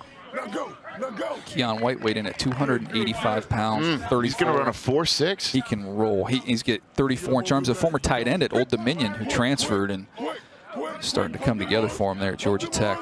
Pump them arms. Run. Now break on it. All right, so that's the 4-bag ability drill. And when we come back, the fans will be treated to yet more defensive drills. And they're going to get what they want. Football on a stick. Back here in Indianapolis, it is 6 bells here on the first day and night of the NFL Scouting Combine. NFL Network coverage presented by No Bull. Rich Eisen along with Daniel Jeremiah here watching the defensive linemen go first. First 2 groups, then group 3. The linebackers will go, and you know, there's a lot of edge rushers in that linebacker group. Somebody named Will Anderson is just one of them. And what are you first impressions of the defensive line group. I know what you're going to say, but I just want to throw it out there for people who might just be tuning into hour 4 of our first day of coverage right Well, again, 1/5 of my top 50 was edge rushers. And I'm watching this group work out, and I think I'm short about 4. You think so, huh? Yeah, I mean, it's unbelievable, the explosiveness we've seen, particularly from this group number 2. We had a couple impressive guys in the defensive tackle group. Yeah. But this is the strength of this draft class, what we're looking at right now. Okay, and we're going to soon get the official 40 times. According to our hand time, Nolan Smith of Georgia ran a 4.44 and then was done, and our cameras caught him throwing his phone down in disgust. Stacey Dale said he was upset because he wasn't running his hardest. He said he wanted to be in the 4.3s, where he had been in training. I mean, he's the only one goodness. in the building that was disappointed with the 4.44, I can tell you that. And so we're seeing the pass rush drills here. Yeah, again, and you'll see as Adebawari's having a really good an day. outstanding day. And again, someone who had a really good week at the Senior Bowl as well. So he's acing every test as we march towards the draft. Jay Anderson of Iowa State. And here's Habakkuk Baldonado of Pittsburgh. And his colleague Kalijah Cansey had a really good run and day in the first group of defensive linemen. Brandon Cox Jr. Again, you want to see, can you stay snug once you get to that top bag and turn the corner? DJ, you see any differences between this group and the interior guys in terms of what we should expect to see? Well, first of all, it's obviously a lot faster, Chuck, and then the other thing is it's just smoother. It's a different, you're going to get a different type of athlete, not as big, right? Right. But you can definitely see that one, it looked like Isaiah tried to cheat that and turn it a little bit earlier instead of getting to that bag and then turning the corner. Yeah, a little more like a high-end car. They should corner a little bit better. And Rich, yes, sir. Just want you to know that your coaching on football on a stick, yes, sir, has been relayed. Coach Cooper right now from Pittsburgh working. I talked to him about not being so violent with the pull, a little more smooth. What are you seeing so far? Less is more. I think I agree. Is this more for you? And Less Coach is more. Whitecotton, Just a little bit. You just need a little bit, and it's just a little drag. And Coach Whitecotton from the Jets said, make sure you check him out when we get to the hoops. Okay. He feels like he is taking coaching well, and he's going to prove it to you. Just trying to make people better. You know, Rich, that's what coaching's all about, right? I'm just your conduit, Rich. I'm a leader of men in my own right. That's all I'm saying. And of course, the masochists holding the bags. That dude up front is taking it. Charles, there's a poor way to do things, and there's a rich way to do things. Exactly. And we've learned them over the years. But I got to tell you, the guys holding the bags, they just keep coming back for more. That's it. Caleb Murphy with 25.5 sacks in his I think Ramirez final season. See how snug he was right there when he got to that bag? Again, he's got a really good feel for it. And remember, that's where Max Crosby came out of school, Eastern Michigan. They're developing some talent there. Ooh, yeah, he got a little pop in that bag. I mean, Tui Pelotu just hammered that first bag. I think homeboy up front really got smoked. He almost lost a Tui Pelotu tooth. Nice, good one. Oh, another one. These guys are smoking the bag. Keon White. There you go. Oh, Keon White hitting it. As an athlete, guys, oh my gosh, you see him in coverage with backs 40, 50 yards down the field. So these guys are really going around the edge, and they are punishing. Let's see it. Let's see it. Can we get a super slow-mo? Sorry to do this to this young man. Here we go. Look out. I don't know if that's the one. Oh, and no, that's the back one. That's the last one. It's not this guy. It's the front one. It was the front one. That was bag 2. It was bad. The first guy really took it. But at any rate, long story short, it was a double thud. It was a double thud on the first one. What do you got for me on the pass rush drill? Yeah, let's go to the pass rush drill. Again, here you can see it with the next gen stats player tracking data. You can see how snug they can get once they get to that top, and then can they really close? That's pretty good right there. Look how flat that is. Literally right down the line for Keon White. Clap and go. Boom. Spin. There you go. Running Slap club. to the right. And then you go dip and lean on this last one. There you go, and run through the quarterback. There you go. That's it. Yep. And yeah, when you finish, the coach just say, stay outside. We're going to start right here on the ball, whenever they're ready for you. Let's go, let's go. Let's go, let's Just go. move on the ball. Yeah, 3-point stand. Hit. Let's go, slap. Give me a spin. Come on, give me a spin. There you go. Now lean on that bag. There you go, there you go. Good, good, Finish good. there. Good. That's what we want. You gonna line that far off the ball? Come on up. Come on, this ain't Canada. There you go, there you go. Don't tell Stacy. Tighten it up. Tighten it up. There you Jay go, there you Anderson, go. the Good other job. rusher from Iowa State, 6 sacks Crowd last that ball, year. baby. A nice little There you spin go, there move you when go, you watch there him you on go. tape. There you go. That's what I want to see. Good job. Give that shoulder, come around that edge. Good job, good job. Make it, baby. Make it work for you. Robert Beal ran really fast. Again, plays with his hand down, hand up. There you go, there you go. Always kept working when you watched the Georgia tape when he was out there. Rich, breaking news for you. Oh, boy. The guys holding the bags, DJ, you'll want this too. Brad Powers, Justin Trevisani, their names, both have told me they will be back for more. That's it. They're gamers. Quick. Come on, give me some. Give me Here's some. Diaby. He's had a great day. Demolishing the bags here. Come on, baby. Numbers on the screen to go along with it. Quick. Come on, give it to me. Give it to Talking me. to Clay's Campbell There you earlier go, too. there Talked you about go. the other Good part of job. this thing. Is you just go, get off the ball, get off the snap, Right. get out there. Show me what you got. Show me what you got. How about the battles between Foskey and Michael Mayer, their tight end at Notre Dame in practice every day? Balancing body Scouter's control. delight. Be fast, be violent. Charles, you look smooth down there, by the way. That's a good-looking suit you got on, man. Thank you, I appreciate it. I'm glad you brought up Foskey and Mayer because when I watch Foskey play, that's exactly what he's going to be doing when he gets to the NFL. He's going to be on that tight end side, battling with those guys. He has the power for it, trying to keep some of them from getting downfield when they line up in line. Dylan Horton reminded me of Charles Omenihu coming out. We just saw that body type that he has. Quick. There you go. There you go. Good. Good job, big man. Thomas Nkoum, 11 sacks last year for him. Quick. Tyler Lacey. There you go, big man. There you go. Good. Great body control, baby. Hit them corners. Yeah, it's an art of being able to be quick but under control There you go. Be violent, be quick. going through this drill. Glad you landed, Mike. Hit them bags, be violent. There you go. You know, he can spin. You've seen that. Look at that corner. Good night. It's done. Nicely done by Will McDonald. Say what? Quick. There you go. Yeah.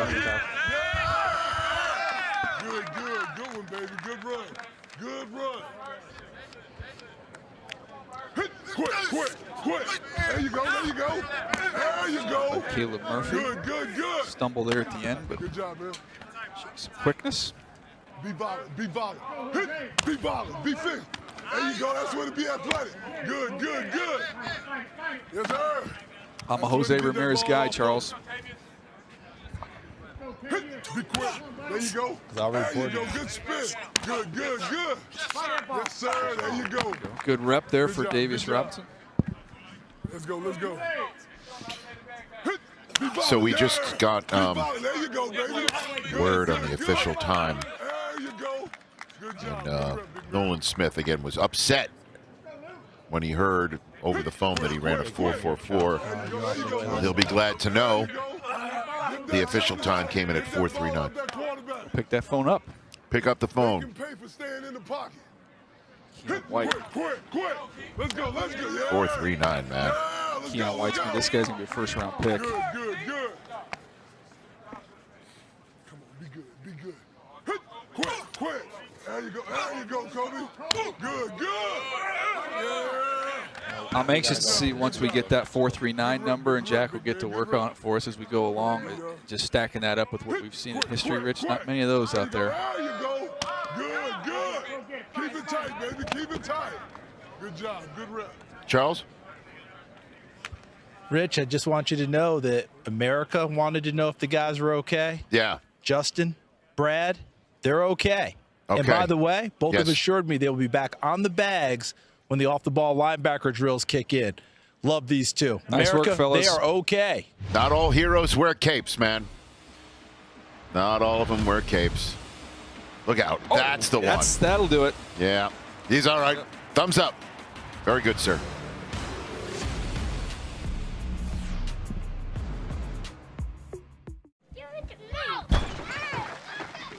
With Downy Infusions, let the scent set the mood.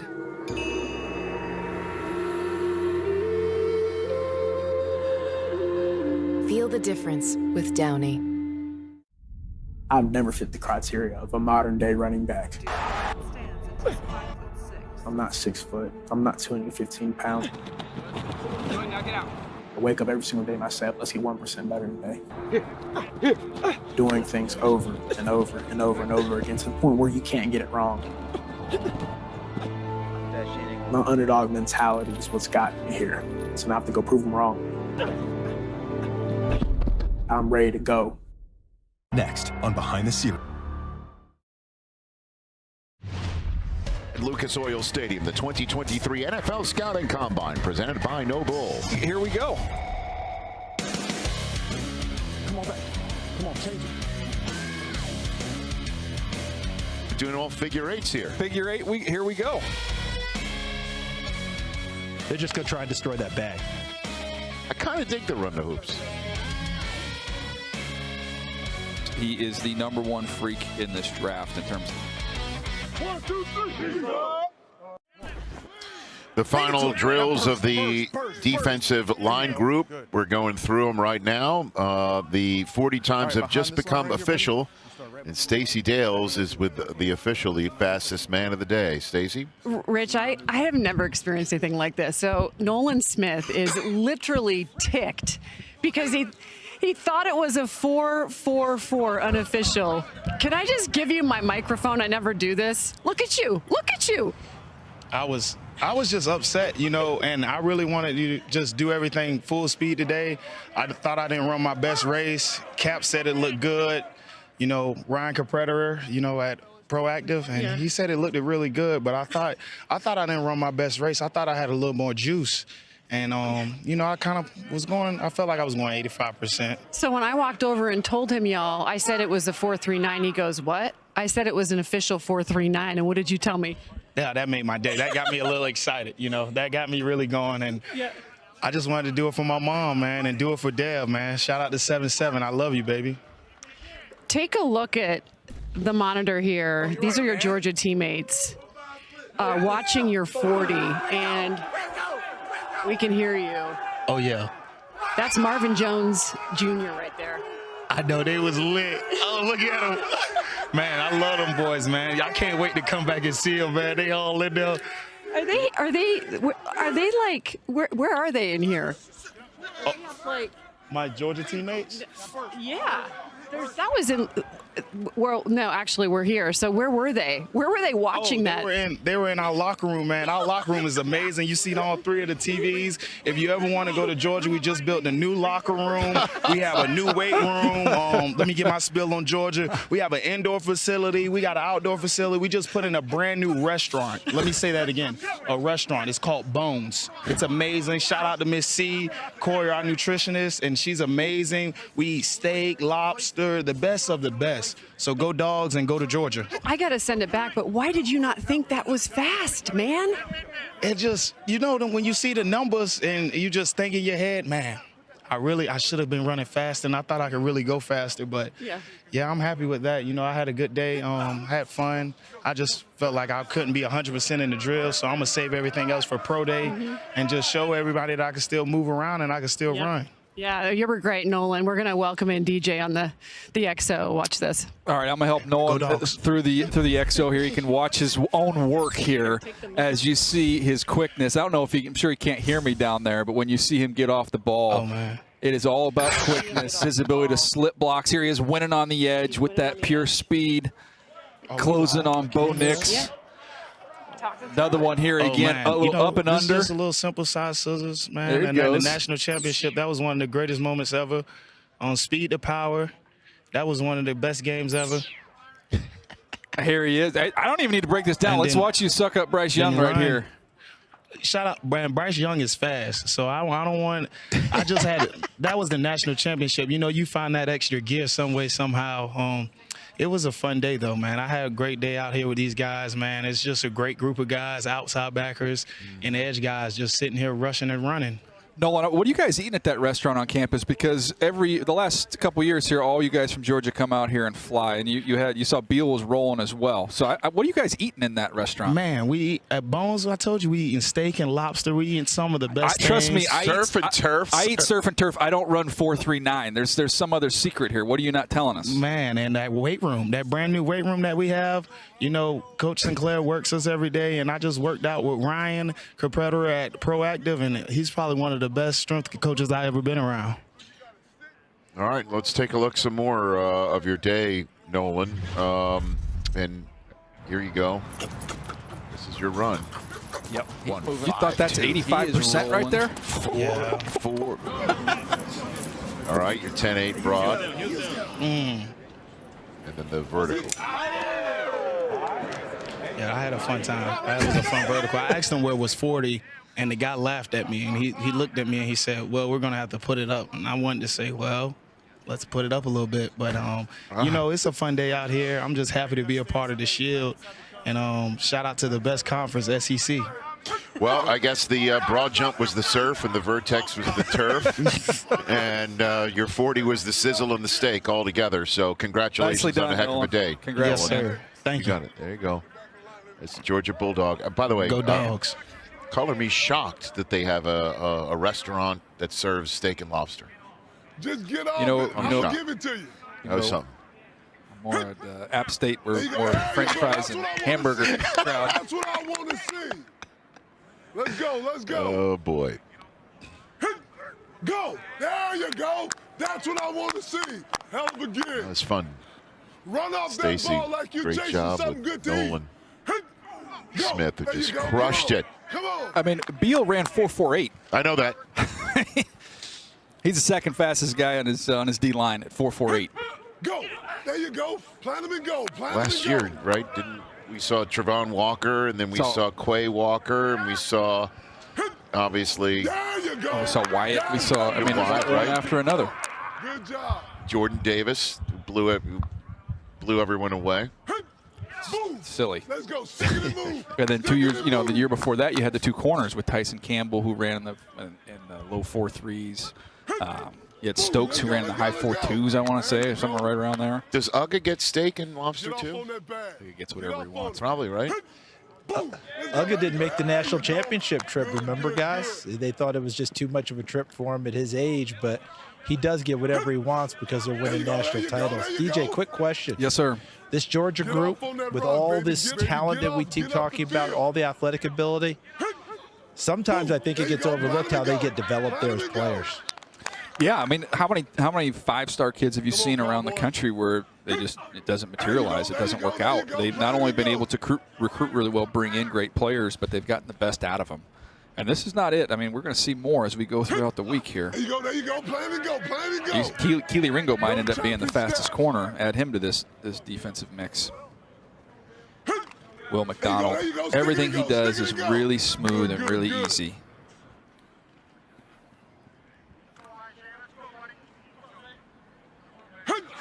There you go. There you go. Stick it and move. Stick it and move. A nice rep by Isaiah McGuire. Let's go. Let's go.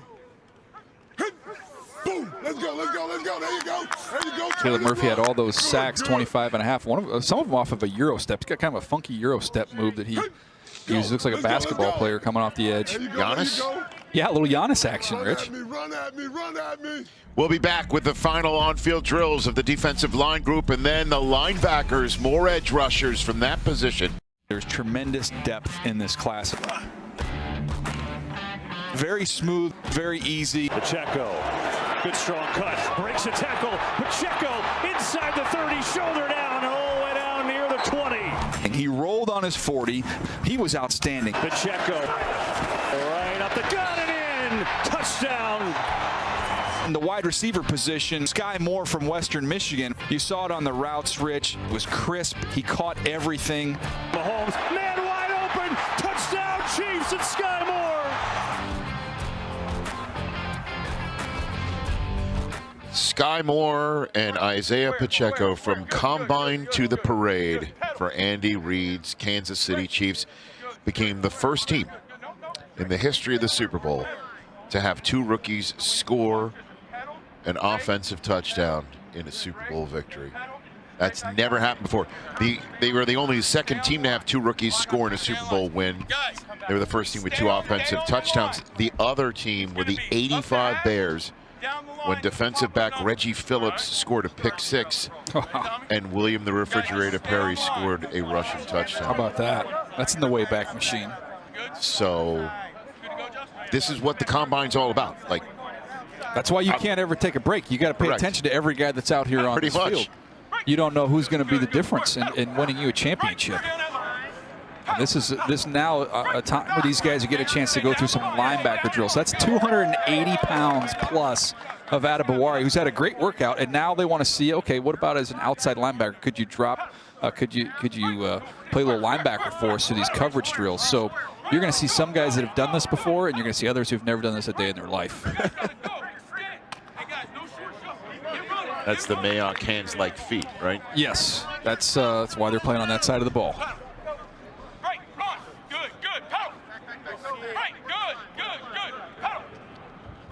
In scouting, Rich, we like to say those guys played with trucks when they were a kid. Okay. Good. I love the scouting parlance. Robert Beals had a day now. The 3rd fastest time with a 4.48. It's a good rep. Finish it. There you go. Nicely done.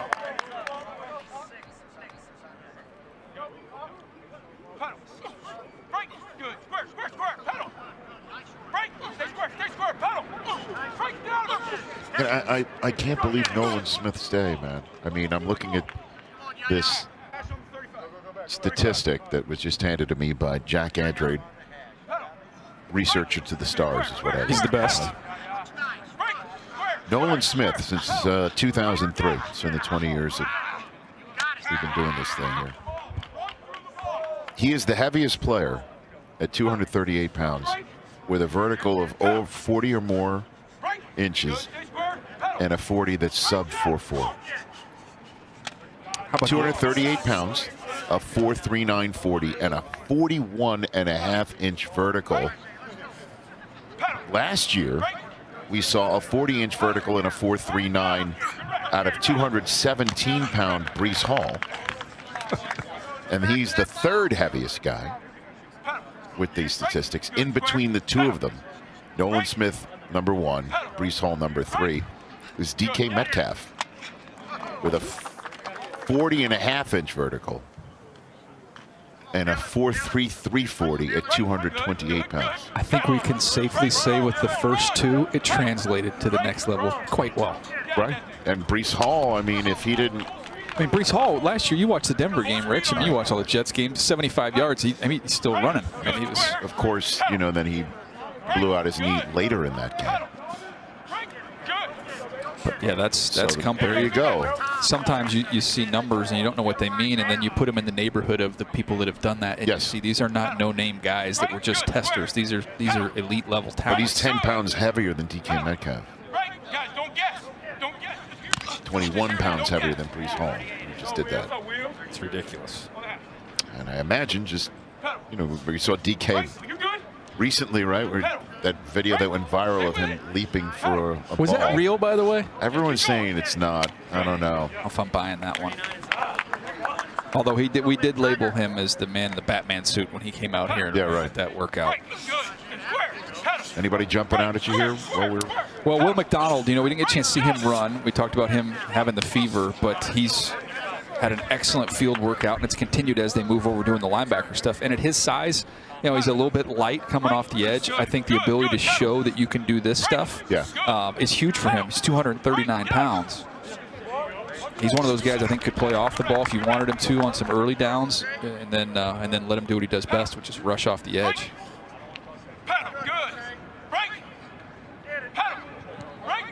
DJ, this isn't simply to find outside linebackers, is it? This is also for teams looking, if we do the zone drop, you know, the zone blitz drops, see if they got guys that can get in space, even if it's just for 1 or 2 plays a game, to test their athleticism, isn't it? 100%. And, you know, obviously we've seen examples of it last year in the playoffs with the 49ers, that your depth can be challenged in the middle of a game. Yep. So maybe it's not your plan for him to start off a ball game at this position, but due to some other circumstances, you might have to move guys around, just showing the more you can do.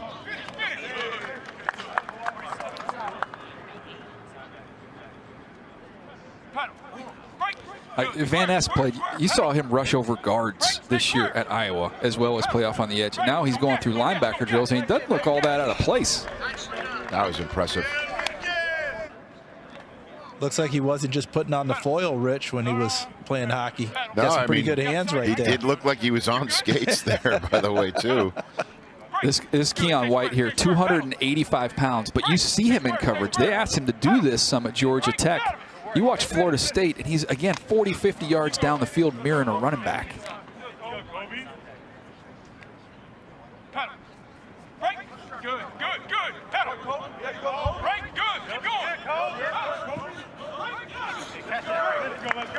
There's another one in Colby Wooden who's played some 3-tech inside, so that's a little bit of a fish out of water there on that one.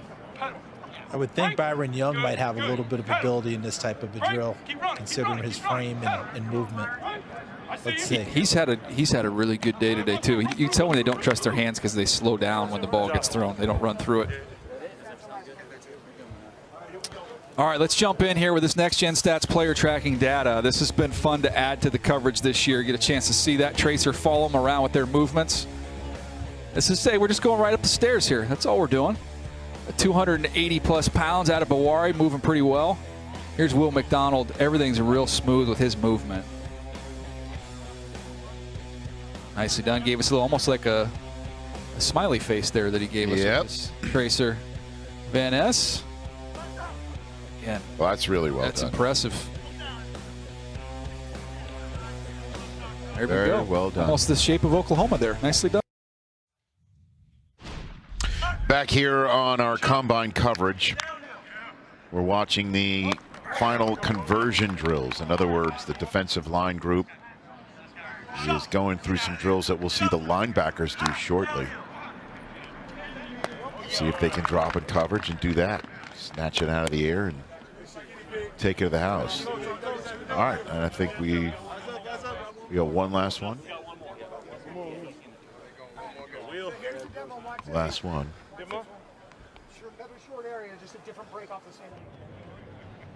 And it's Caleb Murphy. Get a chance to do a redo here, do this one over. Okay. Mulligan. Back pedal. I mean, the 45 out. Right back inside. He's going to throw it. Not downhill. Vertical. Across, okay? Across. Yes, sir. Come on, let's go. Go straight across. Oh, we got a new drill here. We got a new drill. That's what it is. There we go. We've got something different here with the quarterbacks, Rich. We've got alums. We've got Ben Kurt, and we've got Carson Strong. Oh. So we've got two guys that have been through this process before coming back as the throwing quarterback. So maybe the days of the throwing quarterbacks within this class, maybe that's over. Okay. Just to give these guys another look-see. We can see these guys throw, which is a nice bonus. Guys looking for work, and it also saves the arm of some of the other guys having to throw all day long. It's Carson Strong. Data.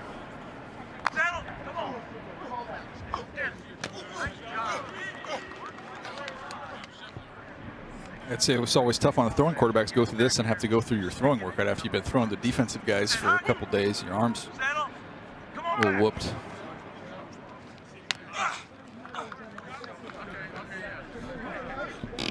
See these guys move at full speed, get to the end of this workout, you're tired. Yeah.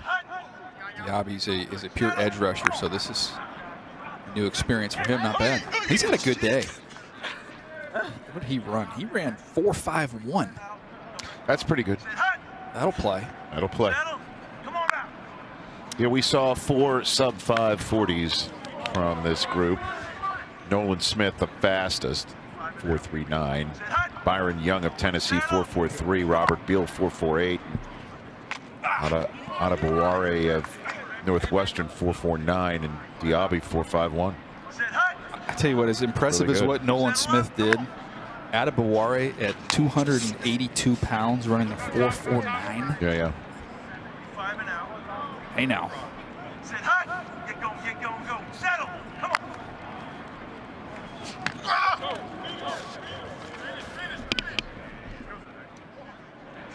We're going to see as we go through this next group, you'll see the guys that actually play linebacker full time. They'll be doing these same exact drills and look different. Just as we saw going through those pass rush drills, the difference between the D tackles and the edge rushers, we'll see the same difference as we get the linebackers out here. Although, I'll tell you what, Will McDonald can do this. He's a nice basketball player background here. You ask him to do anything, he'll be just fine. DJ. Yes, sir. While they were going through these drills at the start of these, after a couple were dropped early, Nolan Smith from Georgia came over and talked to Kurt Bankert and Carson Strong and tried to coach him up on how he wanted the ball thrown for his guys so they'd have a better chance to catching it. Hashtag leadership. Catch. Have to admit, Kurt and Carson thought they were throwing it just right anyway, but they listened to him. Settle. Come on back.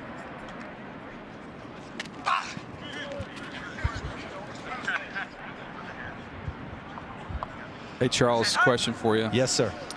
Do you think Siaka Ika's been able to get that shirt off yet? You know what they say. If it doesn't come off the way you want, it's always scissors. Sit high. Good. Settle. Come on. Tui Pelotu from USC. I think he'll be a day 2 pick. You'll see him in the 2nd or 3rd round. He's a good player, lots of production, long arms. Come on.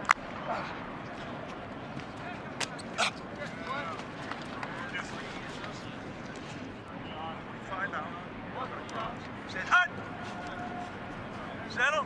High. Come on. Nice catch. Caught the back half of the ball. Nice. Let's go, Kobe. Sit high. Settle. Come on. Another nice catch. We're finishing up strong here. All right. Pressure's now been placed on Byron Young. There's the last one. Settle. Come on. Here we go. There we go. There we go. Finish up strong. Next level. However you want to put it. 47. You want 47? So that's it for the defensive line group. Here's Keon White. At the back half of the ball. Yeah, look at that. Fingertip. Nice. Back with more from Lucas Oil on the. I like to. It was just 4 years ago when Jason Light and the Bruce Arians and the brass for the Tampa Bay Buccaneers watched Devin White and his workout in the 2019 NFL Scouting Combine. And Devin White has now got a Super Bowl championship ring and also a tenure with us at the NFL Media Group. He'll be on NFL Plus's coverage of the linebacker drills in a matter of moments. Good to see you. Nice to see you. How are you? Doing good. Doing great, actually. What are they doing having these defensive linemen doing conversion drills on wheel routes? I mean, the game this is what the game going to. You know, you got to be able to play in space. Everybody do. You know, we had a big D tackle. We dropped in coverage, and it paid off, but you can't do it that far down. Is that Vita Vea that you did that? That was Vita. He did it. He actually got a forced fumble. He did. Yeah, he blew somebody Have you seen his running back highlights? I have, man. Vita's one of my closest friends, man. He's such a great guy, and I can't believe he played running back, but he did it. He was running through people. I don't think anybody wanted to volunteer for that duty, having to bring him down. No, we actually gave him the ball my rookie year in Atlanta. And, you know, they threw him a pass out the backfield. I'm like, this. I want to see more of that. Like, what can he do? Tom's gone now. Let's get Vita more involved in the offense here. Let's go. Yeah, I think it'll work out. Don't nobody want to tackle that guy. What are you looking to see out there with the linebackers today? Man, I want to see a lot of speed. You know, just knowing what the game going to, just knowing, you know, the things that I have to try to work on every day, you know, within the NFL now. I like to see a lot of speed, just, you know, being able to get to the spots, being able to, you know, cover these different players because the running backs, the tight ends, everybody on the field getting better. So as a defensive guy, we got to be able to keep up with those guys. It used to be a time when we would, in scouting, 20 years ago, where we talk about first, second down linebackers, pluggers, thumpers. There's no such thing anymore. If you can't cover, you can't play. You've got to be able to cover. How much of a transition is it for guys as they're coming to the league with the requirements with them covering as opposed to what they're used to? I mean, it's a big transition because, like I said, we the guys, we going backwards. They running at us, and they know what routes they're going to run. So, therefore, man, you got to be able to transition. You got to be able to think smarter. You got to kind of know route concepts. You got to be able to feel guys on the run, and you got to be able to defend it, like you said. And I think this league, man, you get criticized heavily if you're not able to do those things, and you don't want to come off the field nowadays because they not getting into the jumbo sets and running the ball smash. Like on 4th and 1, man, they running RPO still. So you just want to be a guy that's versatile and can stay on the field. Did you come here by horseback? Man, I wish, man. It's kind of a long way from Louisiana. I was in Louisiana. It's a long way. I'm wondering, that would be a conversion drill. Yeah. Right? That somebody does a drill in the linebacking department, and then they have to hop on horseback and see how that works. There's a couple guys that probably can do it, man. These guys look like they know what Who they're else? doing. Is there anybody else in the league that can do what you do? Linebacking and horseback riding? I ain't going to say linebackers, but it's a couple other guys that can do what I do. Coming off the field and going to get on the horse. Okay. I can name a couple. My guy, Ed Oliver, he can do it. Oh, really? Nice. Yeah, he can do it. Willie Jackson, he can do it. Really? Yeah, it's a lot of guys. Jonathan Abram. It's a lot of, they quiet about it, though. Yeah, I guess there's this whole horse culture I did not know existed in the NFL. This is Most great. Definitely. I'm loud about it. I like to speak my passion, and I'm very excited about it. And also, it helps others. Others I always want to talk about it, or they say, man, you kind of encouraged me to go ride a horse, and it was the best thing ever. So I'm going to be loud about something that I'm interested in. Devin White's going to put the plus in NFL Plus for the on-field drills for the linebackers. We'll have the full coverage for the 40-yard dashes. But, Devin, have a great time out there on the field. Thanks for coming up to the booth. Appreciate you. Y'all keep doing a great job. Home of the horseshoe. It just makes sense. I like it. Yeah, home of the horseshoe. Welcome back to the 2023 NFL Scouting Combine here at Lucas Oil Stadium in Indianapolis.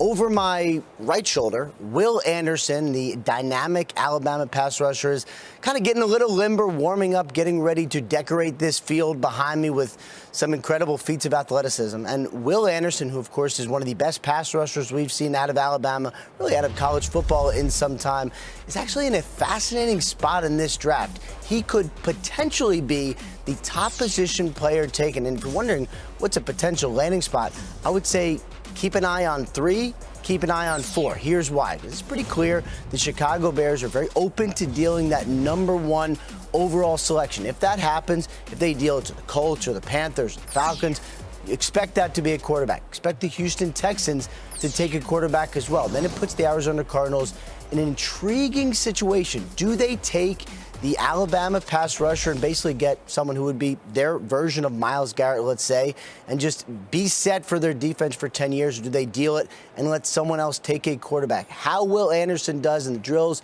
the 40, and everything else could potentially pave the way to explaining what happens there. Meanwhile, we've seen a lot of really, really talented defensive linemen here tonight. Some of those guys will go in the first round. And some of the former first-round defensive linemen are going to be in the spotlight this offseason. We've already seen Daron Payne, the do-everything lineman, the penetrating pass rusher, disruptor for the Washington Commanders, get franchise tagged. I know they are looking at potentially doing a long-term deal for him. This is going to be one of the themes of the offseason with so many talented DTs up for extension. Quinnen Williams with the New York Jets could potentially get an extension. Jeff Simmons as well. So as we keep an eye on some of these guys tonight, know that their future could be filled with buckets of cash like some of the talented pros will get this offseason. And now let's send it over 27 steps to my right to Chris Rose, Peter Schrager, and friends. 20 for everybody else. 27 for Ian. Thank you. All right, guys. Those guys look great down there. Yeah. They did. I mean, we had 3 guys that ran sub 4.5 40s in that group. How about the Northwestern guy, 282, running 4.49? This is the name that's blowing up my phone. So you talk about who we expected to perform and all that stuff. Let's say his name. Okay, I don't want... Adetomiwa Adebawore. Thank you. Do it again. Adetomiwa Adibare. I spoke to a source close to him, said you can just call him Tommy. That's what he goes by at Northwestern. You want to talk about somebody who's made the biggest leap since the college football season, and it's been this young man. This is a quote from a scout, a high-ranking scout at a team. Great at the Senior Bowl, tested amazing today. He has been so impressive in interviews. Now, the cool story is this. Born in Kansas City, he has told teams his dream is to be drafted in the first round in Kansas City. That is what he wants. That is what his goal is. I don't think many people saw him going in the first 31 picks going into today. I think he helped his stock in such a way where that becomes a possibility. His brother's a 5-star player at Oklahoma. He just finished at Northwestern. Incredibly intelligent young man. And he did this as a defensive tackle, guys. That's a defensive tackle. At 282 pounds. He's running linebacker. He looks like Devin White out there. An incredible day. And that's the guy who I believe made the biggest jump this afternoon. All right, well, let's spin it ahead to our linebackers who have something to live up to now.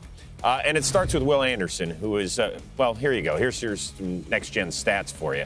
Joined some elite company at his size and position, becoming just the 4th edge rusher in the last 20 years to weigh over 275 pounds and jump at least 37 inches in the vert. Mario Williams, who only went #1 overall. Some other pretty big names out there as well. Charles, looking ahead, you got Will Anderson, who is the #2 overall player on DJ's top 50 list. He's going to blow this thing up? I think he's gonna do well. We already know who he is, and watching him at Alabama and what he demonstrated in terms of going from 16 sacks a year before, 17 sacks. People go, he only had 10 the next year. Well, he occupied a lot more blockers during that time. He is a terrific, terrific player. Peter had mentioned earlier in the day Jack Campbell, the linebacker from Iowa. He's going to come out here, and he's going to be one to watch. A couple guys that I have my eyes on, though. I want to take a really good look at one Deion Henley from Washington State, just down on the field. Carson Strong was his quarterback in Nevada when Deion Henley was a receiver. And I asked him about him as a receiver, and he said when we threw the bubble screen and he got vertical with those legs, people just bounced off him and he was gone. He was terrific at the Senior Bowl, sideline to sideline guy, a former safety who can flat out run and play. I think he's going to test well. I'm looking at a name here, Andre Carter II, and I'm looking at a school, and it's the Army. Army. Charles, I'm going to hand it back to you. Brave old Army team. Can you unload the envelope and just give us everything? Empty the notebook on Army representing itself at the Combine. You talk about a guy who looks like a transformer in terms of an erector set. Andre Carter at Army. Remember, 2 years ago, well into the double digits on sacks, all right? Last year, that number was under double digits, but they asked him to do a few more things. You watched him at the Senior Bowl play with a lot of intelligence, all right? He would see plays develop, flow going one way, they try and bring another guy back the opposite way, he would be there. Very quick off of the football, terrific first step. Also can drop into coverage and make plays. About 6'7", and look at him. When he arrives at the quarterback, it's not just to get him on the ground. Watch the hands. Always working the hands, always trying to get the ball out, always trying to do different things. This Army team, and so talk about some toughness. Yeah. Think about what he has in front of him now. As much as he spent time in the weight room, it's not nearly enough because at Army, they're getting you ready for the big part of life, right? So they're not worried about your time in the weight room. They're worried about other things. He is only going to develop. If I'm someone, I'm getting him on day 2 in a steal. I'm getting him in the weight room as a project. And he came very close to not having this opportunity with the military changing their rule. Grandfathered in, he's going to be able to go into the draft. But that rule will change coming up. Will be more like the Roger Staubach time, where you had to serve the full time. Andre Carter will be out there doing his thing. Legislation came out in December that would have prevented him from doing this. They got the grandfathered rule. He's going to do it. He's going to be able to follow his NFL dreams. An amazing story. Army here at the Combine. By the way, only 2 Army players have been drafted since 1970. And one other guy to keep your eye on, speaking of Army, Trenton Simpson, fine linebacker out of Clemson. His dad, nearly 3 decades as an Army Ranger. Wow. That guy will be able to follow instructions. I think there's discipline at that house. I would imagine so. Hey, quick reminder, NFL Plus, we've already heard from Calais Campbell, who's been part of that coverage. Devin White, part of the coverage as well. Matthew Judon will be down there on the field, the 4-time Pro Bowl linebacker of the New England Patriots as well. So Group 3 getting set to run the 40 shortly. Rich Eisen. Thank you very much, gentlemen. Appreciate it. All right. LB02. Will Anderson is his name. Let's see his game, sir. He is overall 02 for me right now, who might be on his way to overall 01 when it's all said and done. But a player that's been productive throughout his time at Alabama. He has some quick wins where it's over immediately. Here he is. You'll see him against Cincinnati. That's Desmond Ridder back there. Yep. But just knock the hands off, control, and finish. Here he is again. Quick inside move. He's got a great feel. You overset, you get over your skis, you lose your balance as a tackle. It's going to be over quickly. The suddenness again. Here he is working on the edge. You see him setting the edge in the run game. He can stack blocks. He does that easily. Then you want to try and run away from him. Nope. As some teams, including with Bijan Robinson in Texas, tried to do, he's going to close down the back door and make it happen there. So an outstanding football player who has got a long history of production on the big stage against the best opponents. And they're being called over right now to the 40-yard dash line. Who else are you looking forward to seeing in this group? Well, I mean, he is the headliner. Trenton Simpson from Clemson is another one I would keep an eye on. He's, we just had Devin White up here. Yep. When you talk to the folks that were training Trenton Simpson, they said this could be some Devin White type numbers, which are special numbers. So he's going to fly. He could be in the 4.4s when it's all said and done. Here he is right here. We can look at him on video as well to go along with talking about how athletic and how explosive he is. Here's him on the field at Clemson. You see it. It shows up. They'll use him in a variety of ways. Here he is, just the closing speed. And talk about running a 4.4. You can see it here. Coming off the edge. Closes that distance in a hurry. Here he is off the ball. Want to match him up here with the tight end in coverage. No problem. Get right underneath him. Knock the football away. Here he is blitzing from depth. Closing that space down. Providing the pressure. And again, running some games with him. With that type of athleticism, you can do so many different things with him and his game. LB28 for those who are wondering when we're going to see him.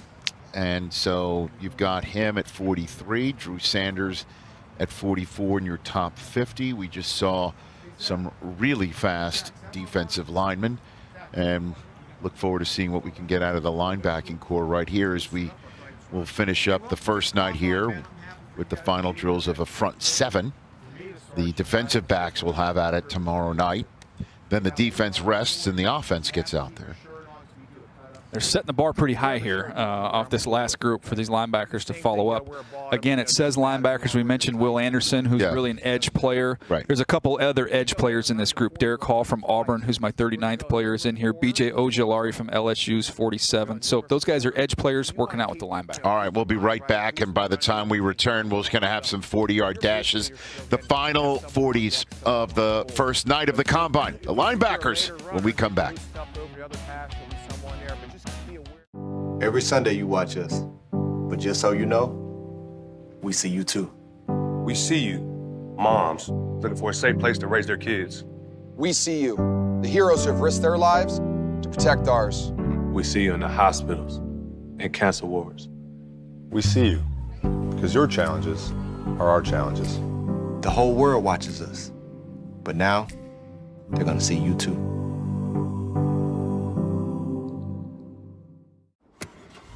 I like to move it. You like to... Nolan Smith, your 20th ranked player on your top 50 coming into the Combine. Here's his simulcam against Saquon and Run CMC. Come on. And according to our simulcam, he's faster. Unbelievable. Oh, yeah. I mean, what a performance by Nolan Smith with a 41.5-inch vertical, a 4.3. 940, and he didn't do any on-field drills overcoming the pec. He said he'll do it at his pro day. That'll be a very heavily attended pro day, as it always is at Georgia. And then he gave a good recruiting pitch for Georgia, using his time with chatting with Stacey Dales and to do it. And you know, I'm happy for Georgia because they needed that pitch. Hopefully they'll get some players now. They need it. Yeah, hopefully they'll get themselves on the map. So good on Smith there. Yasir Abdullah, first linebacker running, and it's a 4.57. Great time. Let's give you some linebacker numbers. Okay, now we get to the 40s. What the linebacker position. If we just looked at tackles last year, the top 10 linebackers in terms of tackles, off the ball guys. You're looking at 6'1", 235 pounds. That's the average with a 40 of 4.61. This position just keeps getting faster and faster. Now, Will Anderson, you're going to put him on your board as an edge rusher, so that goes back to the 4.65 number with the 1.6210. That's the target that you're looking for here when you really is an edge rusher who's working out here with the linebackers. The top players available in this year's draft, Will Anderson will have to try again. Again, Pete Carroll watching. You know, the chances of them sitting there at 5 and getting Will Anderson are slim, and none just left town. We say that, though, but when the quarterback run happens, you never know. Will Anderson, Rich talking to the guys at Alabama, he was a 3-star recruit before they brought him to their camp. And they, we got to figure out if we should offer this guy. So Saban says, we need to pay attention. So Coach Saban walks over there with another coach and watches the first rep of a get-off drill and says, that's a first-round pick. And he just ran a 4.6940. It's a good time. It's a solid time for Will Anderson. 1-6-1 split. That's the elite stuff you were talking about. That's for the defensive line. You talk to the guys who have been training him, and they will tell you this guy has so much torque and power. You know, they do those drills where you'll attach the band from one person to the next, and you get, oh, he stumbled. He should have stopped. 4.74. He's faster than that. He stumbled twice. He'll get a second shot at it, Jeremy Banks out of Tennessee. But Brent Callaway there at XOs does such a great job training these guys. Said he had more torque. When he's pulling you, you feel it with Will Anderson. This is a thumper from Iowa, Jack Campbell. You'd be surprised how fast he runs, Rich. You see him get moving. He can cover ground with that size. 6'4" and 5'8". That is a big off-the-ball linebacker who's been very productive throughout his time there at Iowa and has been training with Luke Kuechly. The winner of the Dick Butkus Award, that's for the nation's top linebacker, Jack Campbell from Iowa. Really good instincts.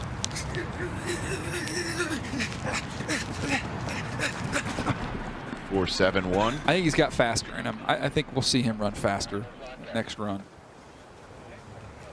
We've seen a difference too, though. We got to remind you, these are the unofficial numbers. When the officials have come in, they've come in a little faster. They have come in faster.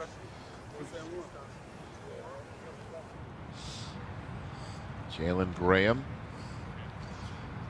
out of Purdue. And you see a lot of these off-the-ball linebackers are in the 220s.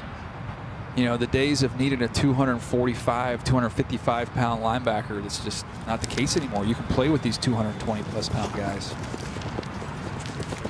4.69. Solid time.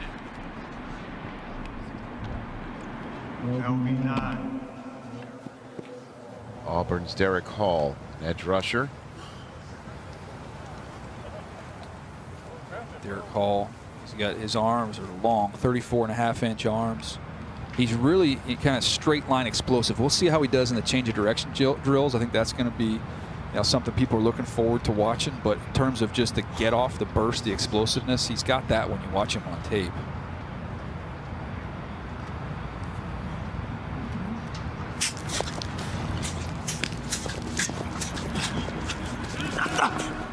This is a 6'2" 3/4". 252-pound man who just ran 4.57, and just to add a little perspective, he was born 4 months premature. Now look at him, a grown man. He's matured. Doing that here at an NFL scouting combine.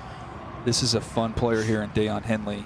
He was a wide receiver at Nevada, and then they moved him to linebacker. His coaches end up going to Washington State. He follows them there. USC, you talk to those coaches, they wanted him bad. They wanted him to transfer to the Trojans. Instead, he went to the Cougars. 4.63. Yeah. 5 sacks for him off the ball. He's an awesome special teams player as well. You see him as a gunner on punt team, making plays. A good all-around football player. Had a great week down at the Senior Bowl as well. Nick Herbig of Wisconsin. Got his brother Nate, a real physical offensive lineman, played well last year, Rich.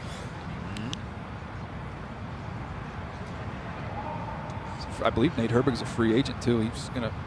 He'll make some money on the market this year.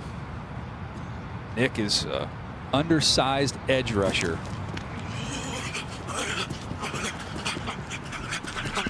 .471.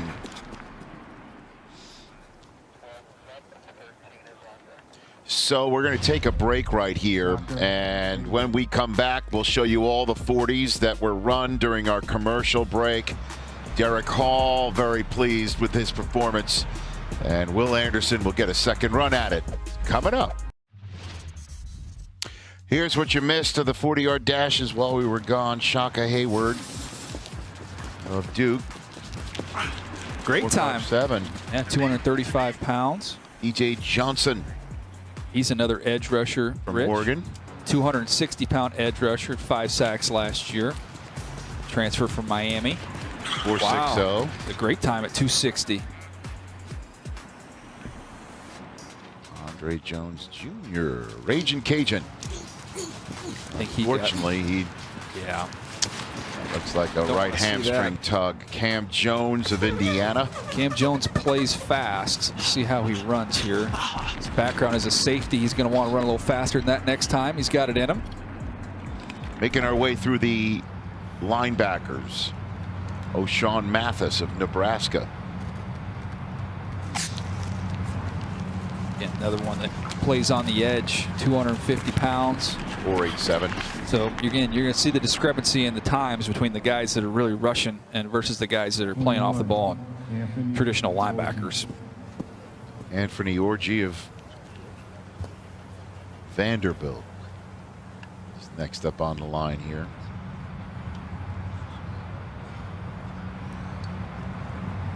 He was down there at the East-West game. He's kind of got a little thump to him. You see it. He'll take on blocks. He flashes the ability to close. I thought his close would be maybe better than his start. We'll see how he gets out the gate here. He looked like he got out good. 4.61. Yeah, that's a great time. A 1.57 split. DeMarion Overshawn.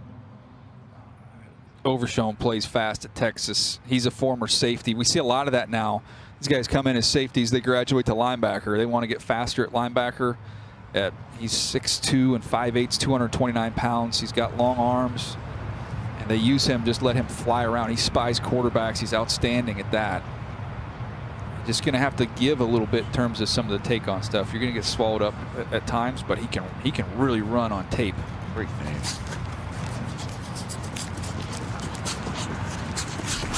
Can run in person. That matches. 4.59. He's showing out. LB 24. Monty Ossenfort there, the new GM of the Cardinals. Happy for Monty. He's got a great reputation around the league. Dave Sears next to him up there as well. He's been a good evaluator for a long time. Here's another one I expect to be fast. I'm going to sound like a broken record here, Rich. These guys, there's a lot of fast guys in this group. Auburn's Owen Papo.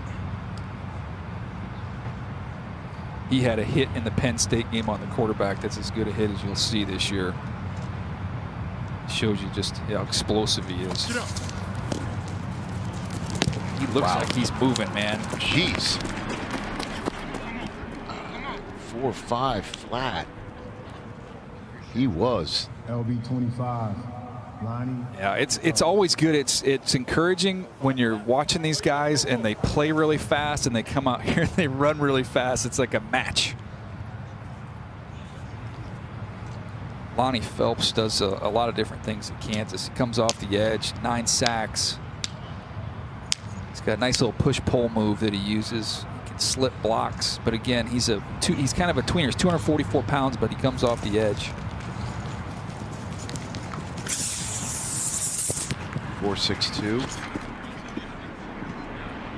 244 pounds. That's a great time. Brings up Noah Sewell of Oregon. So no Drew Sanders running from Arkansas. Sewell was a 5-star recruit. It's like his older brother, Penei Sewell. A lot of football there. He was a little bit better on tape last year than he was this year, but he's 114 tackles as in 21 and only 56 this year, but he's got ability. 4.72. Noah might find himself dropping into coverage against his brother Panay, right? How smooth did he look catching that ball? He laid out for that ball. This has got a chance to be the fastest guy in this group. Okay. I've already seen guys roll, but Trenton Simpson got legit speed. We showed his highlight tape a minute ago, and you can see it. Just when he's seeing go and he closes in a hurry.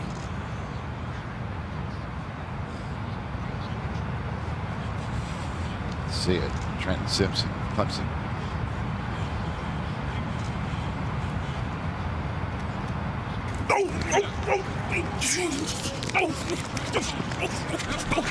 Four, 5 flat.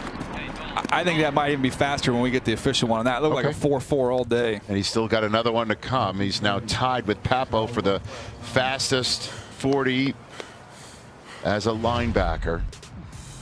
The Van Nessas all hugging it out. And there's Brandon Cox hugging mom here at the scouting combine. It is great. That. Yeah. That you missed while we were away. Charlie Thomas of Georgia Tech. He's only 216 pounds, so you want to see him run fast, and he did. Teammate of Keon White, who we've already seen tonight. Georgia Tech sending 2 highly talented players to the first night. Henry To'o. And they rave. 6'9". He's a transfer from Tennessee. They rave about his intelligence there at Alabama. He's one of the smarter guys they've coached there as a linebacker. All right. Tyrus Wheat. He's one that you'll see. We saw these guys asked to be dropping the flat and cover a little bit. He's asked to do that a little bit there at Mississippi Dorian State. Williams, Tulane. He's rolling. He is, 4.54. Let's get some D. Winters, the final. He's rolling. First 40. So Will Anderson decided to not run again. Just ran once, and that's enough. Yasir Abdullah, 4.53. Those are great times. We'll see if Banks, he stumbled the last time. Yep. Looks like it was a cleaner run this time. And this, a much better time of 4.59. More like it. More like it. Good for him. See, you can evaluate Daniel. You're very good at it. Jack Campbell back live now. 4.71 his first one. The Butkus Award winner from Iowa. Looking to better his time at 4.71. Thought he was somebody, you see linebackers with instincts, you watch him against screens. He sniffs them out consistently. He's stressing and straining a little bit there. Again, we've said it a couple times today. Just relax. You'll run faster. Just straining a little bit too much. He plays faster than 4.71, 4.74. Jalen Graham, Purdue. He plays over the tight end on the edge. He has him do a lot of things in their defense. 220 pounds. He's got 33-inch arms.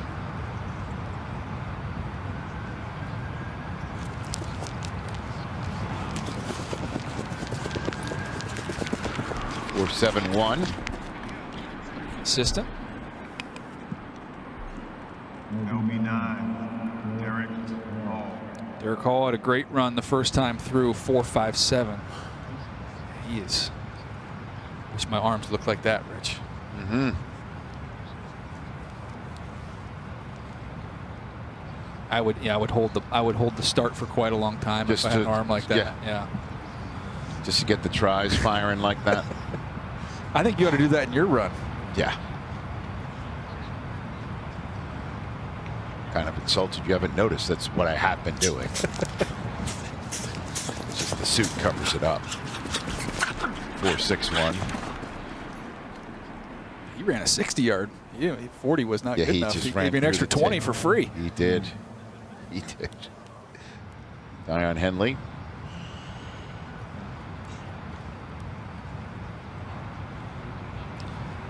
His dad's a black belt in karate, and he's got a little background in martial arts as well. Love it when these guys have done other sports and have other athletic experiences and athletic backgrounds. Looking at a linebacker that was a wide receiver and was returning kickoffs. That's smooth, Rich. Sure is.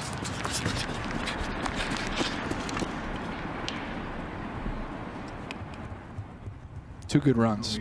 Here's Herbig. Herbig from the same school in Hawaii. St. Louis School in Honolulu. Marcus Mariota, Tua. Powerhouse program. Yeah. But I mean, Mariota went to Oregon. Tua went to Alabama. Nick went to Wisconsin. That is it's a culture shock. Hawaii to Wisconsin. Change of scene. I mean, that's a change of scene. From the beaches to brats, Rich. Stacey Dales?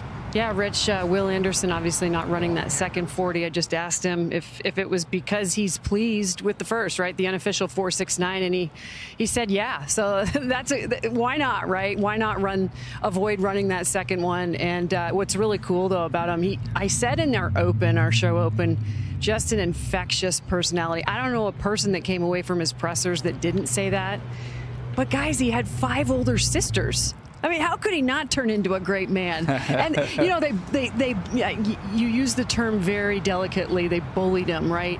But they were tough on him. And it was his older sister, Charisse, really the best athlete. He told me of the family that was the toughest on him, 7 years older than him, and actually said they molded him into the athlete that he is. It's just such a really cool story. And he's one of the good ones coming to the league. Well, I'm hoping he's going to do some on-field drills. Maybe it's just he's got different shoes for the drills than he does running 40s. But he's not he going put to on slides. Yeah, the slides are not going to work in the drills. He slipped into those slides, I saw. So there it is.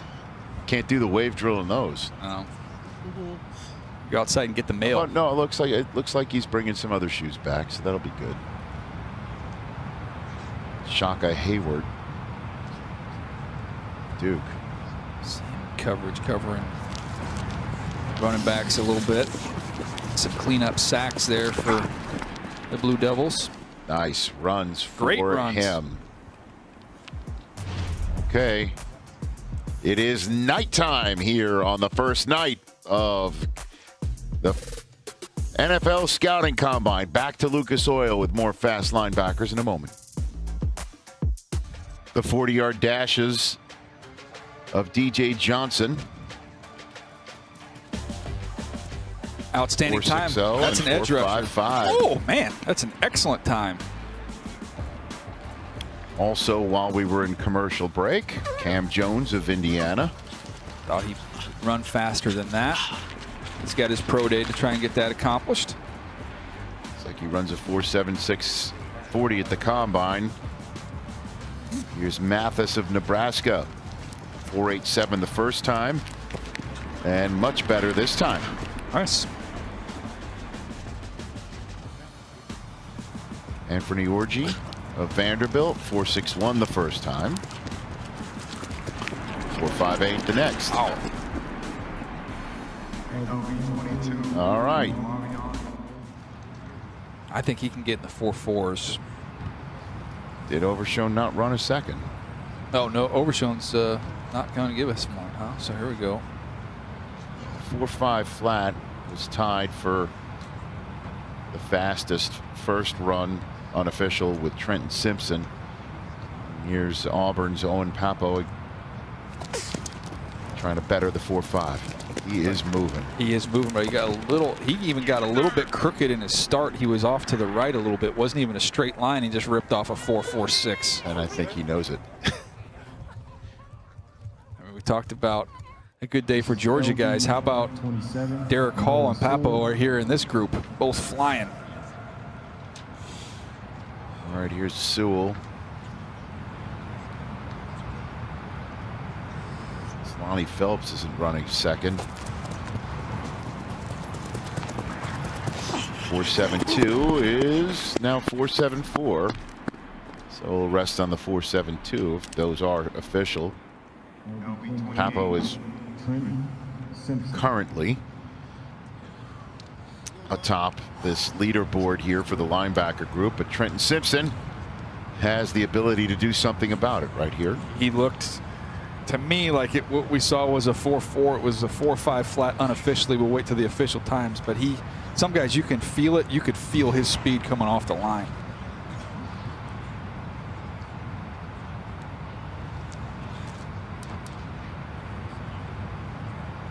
Go.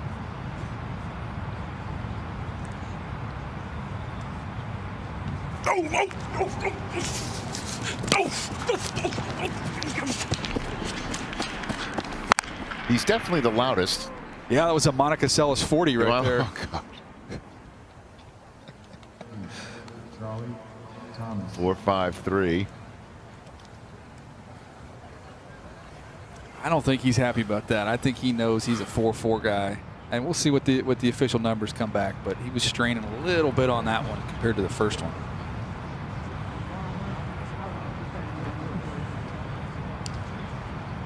Charlie Thomas. Charlie Thomas has actually put on some weight to get up to 216. Played about 207. Moving. He's running quite well with his new weight. He's To'o. LB 31. Henry.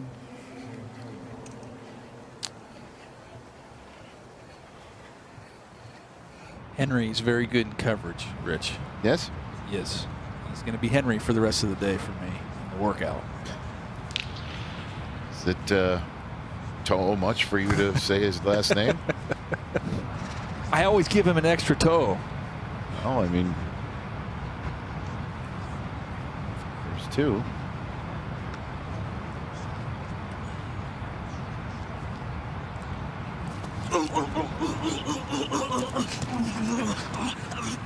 He hit a little hitch in his giddy up there about 3/4 of the way down.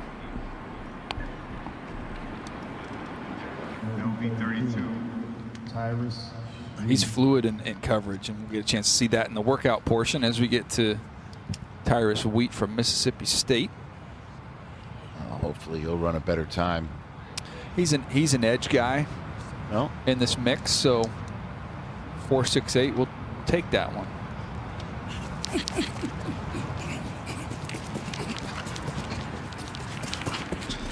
4.70. So the first run separates the wheat from the chaff. Ah, nicely done. See, I've been trying. I've been cultivating that caper all day. I'm proud of you. Are you really? I am. I wouldn't lie to you. Oh, thank you. I appreciate it. I mean, we are sponsored by No Bull, so you got to tell me the truth. Penultimate 40 of the first day. That looks fast. That did. Maybe it's the hair. I think when the hair's going, I think it makes you look even faster. Absolutely. It's like a tail. I wish I could run with hair like that. It'd be great. Look at this. That is awesome. Fantastic. Look at that mop. Look at it. That's the coolest 40. That is it. It is the coolest 40. It is. Look at him go. Great run by Dorian Williams. And now D. Winters is the final 40 of the day and of the linebacker group. No relation to Jonathan. Certainly not. 4.57. There you go. Owen Papo, as of right now, is the clubhouse leader. He's very happy with it, as well he should. Here we go. Let's simulcam Will Anderson with Von Miller. Shall we? Yeah, I think. Von from, by the way, 12 years ago. He is rolling. That's why he's a Hall of Famer. Von just getting stronger as he goes along. Jeez. Linebacker on-field drills are next, so don't go anywhere. Let's see some of the top players in all the land from the last season in college football. Get out here in the home of the Colts and do some drills.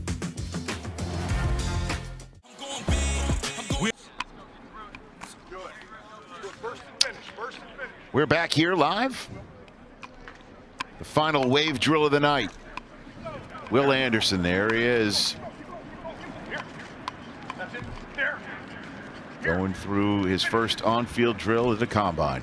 Yeah, and again, he's going through linebacker drills, but he's going to be going forward a lot more than he's going backwards as a pass rusher. He's not going to be playing off the ball as a linebacker, as the majority of this group will be.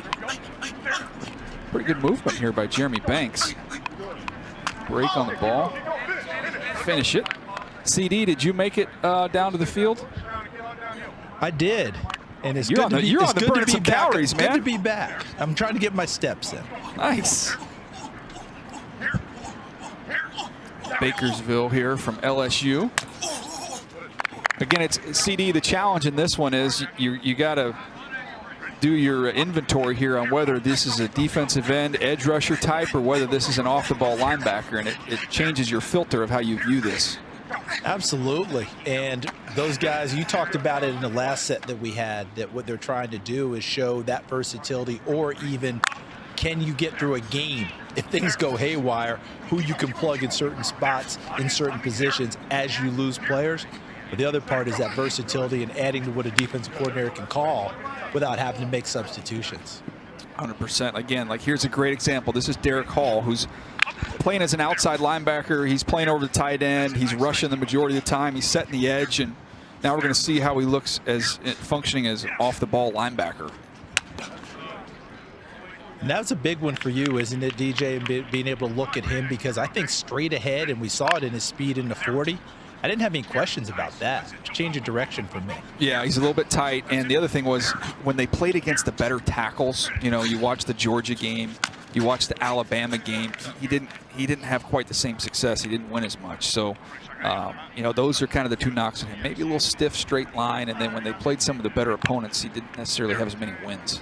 That's it. Get grass. That's it. Nice and smooth. Good. Nice and smooth. There we go. This is pretty smooth here by Shaka Hayward. The bloodlines come through, don't they? No doubt. Cam and Cam. Connor. Nope. Yep. Cousins. I like Cam Jones on tape when I studied him. CD, it's the trend, right? We're seeing, you know, safeties moving to linebacker every year. It feels like a lot of it's taking place at the college level, and if it doesn't take place at the college level, some of these NFL teams are happy to do it as well. Absolutely. And it just so I can date myself, I can bring Rich into this, right? We can date ourselves. Jimmy Johnson and the Miami Hurricanes. Darren Woodson. Moving people forward, right? Those safeties became outside linebackers and showed that speed, right? And the outside linebackers became defensive ends, and they just overwhelmed you, coming at you with all that speed and fury. Vanderbilt, Blair, Orgy, and now here's Auburn's Papo. We're waiting to get the official 40 times. Unofficially, he's the fastest we time. But you're waiting to see if Simpson's numbers are. I think we'll see what those are. It's cool to see the smart schools well represented here. You've got Vanderbilt, Northwestern, App State, all three of them with players out here, and to see them competing, combining the education with. By the way, way to try to sneak that one. You snuck the Duke in there. My goodness. I mean, here's Sanders, who didn't run a 40, but now we're seeing him in a wave drill. And he did a little bit of everything there. Alabama transfer, goes to Arkansas, plays off the ball. He rushes off the edge. You see the sack total there on the screen with 9.5. I talked to him earlier this week, and he has a little hamstring tweak.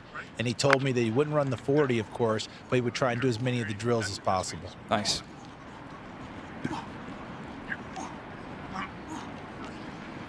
What's the benefit of having one leg in the tights? And it might be a little, maybe it's a little tight, a little stiff, maybe. Or it's a look.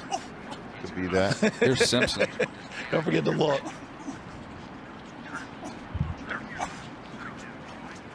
That's a pretty good rep there by Trent Simpson. A.J. Brown got lit up by some Eagles fans because he wore a Kansas City Royals hat on a podcast. When did this happen? Just, after the Super Bowl. Oh, okay. And he had a tweet out, hey, I just grabbed the hat because it matched the color, like for the outfit, for the fashion. That's Philly fans are passionate. You think? A little bit. Here's your guy, Henry.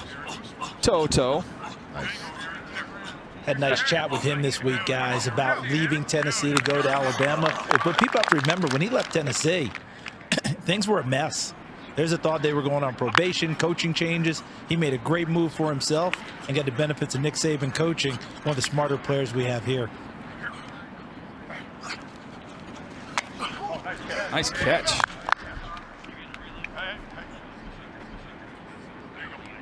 D. Winters, he's made some plays for TCU. 5 sacks. He's a really good off-the-ball blitzer. Played that 3-3-5 defense.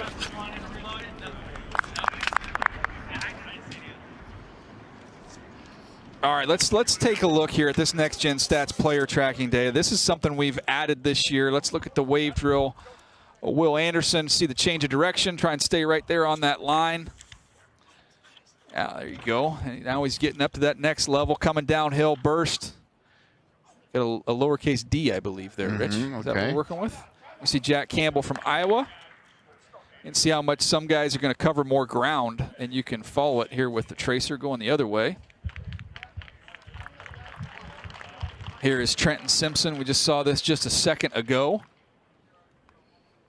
This is great for kids, so you can watch the combine and you can get some coloring work done as well. You can. And we just shake it like an Etch-a-Sketch and start all again. over. Here we go. New drill. It's Derek Hall. Let's take a peek at Derek Hall. We see him there. Let's take a peek at him on video. I can show you what I like about him. We talked about him being explosive on the edge, that edge setter, the ability to get into the backfield as a disruptive player. Does a nice job here. This is against Olaf Ashano. We talked about him from Penn State. He's going to be a top 10 pick as a tackle next year. Just setting that edge, knocking him back, showing you the power. He is a power rusher. Watch him go right through your pads and use those long arms, get right through you, speed to power, and finish. Here he is again, changing direction. You see a little bit of that tightness show up right there. That's something we'll be monitoring here in this drill.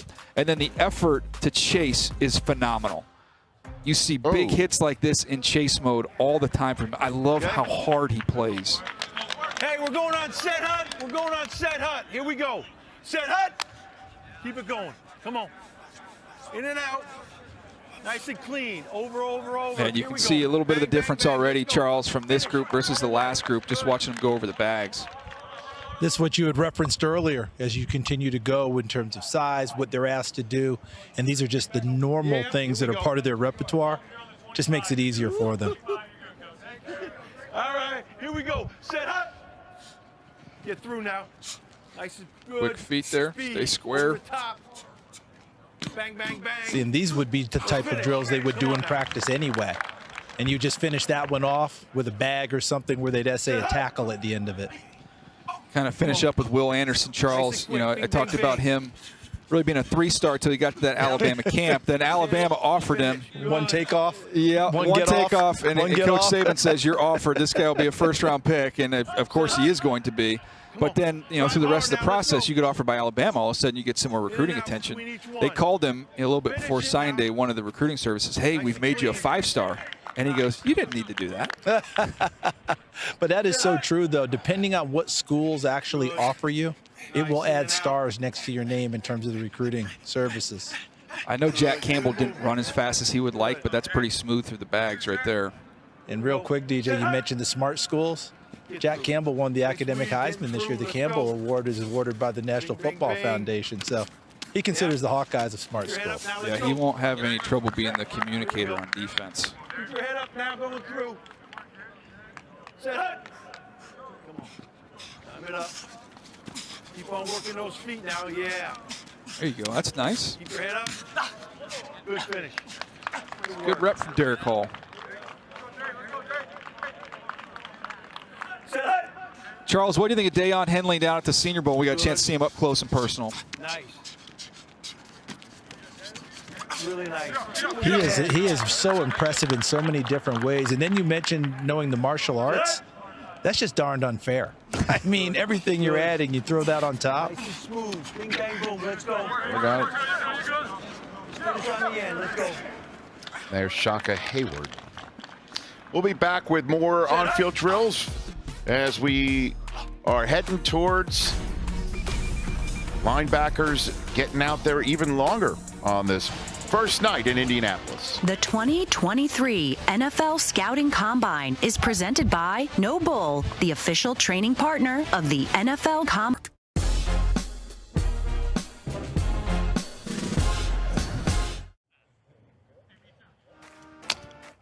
We're back in Indianapolis. The on-field drills for the linebacking crew.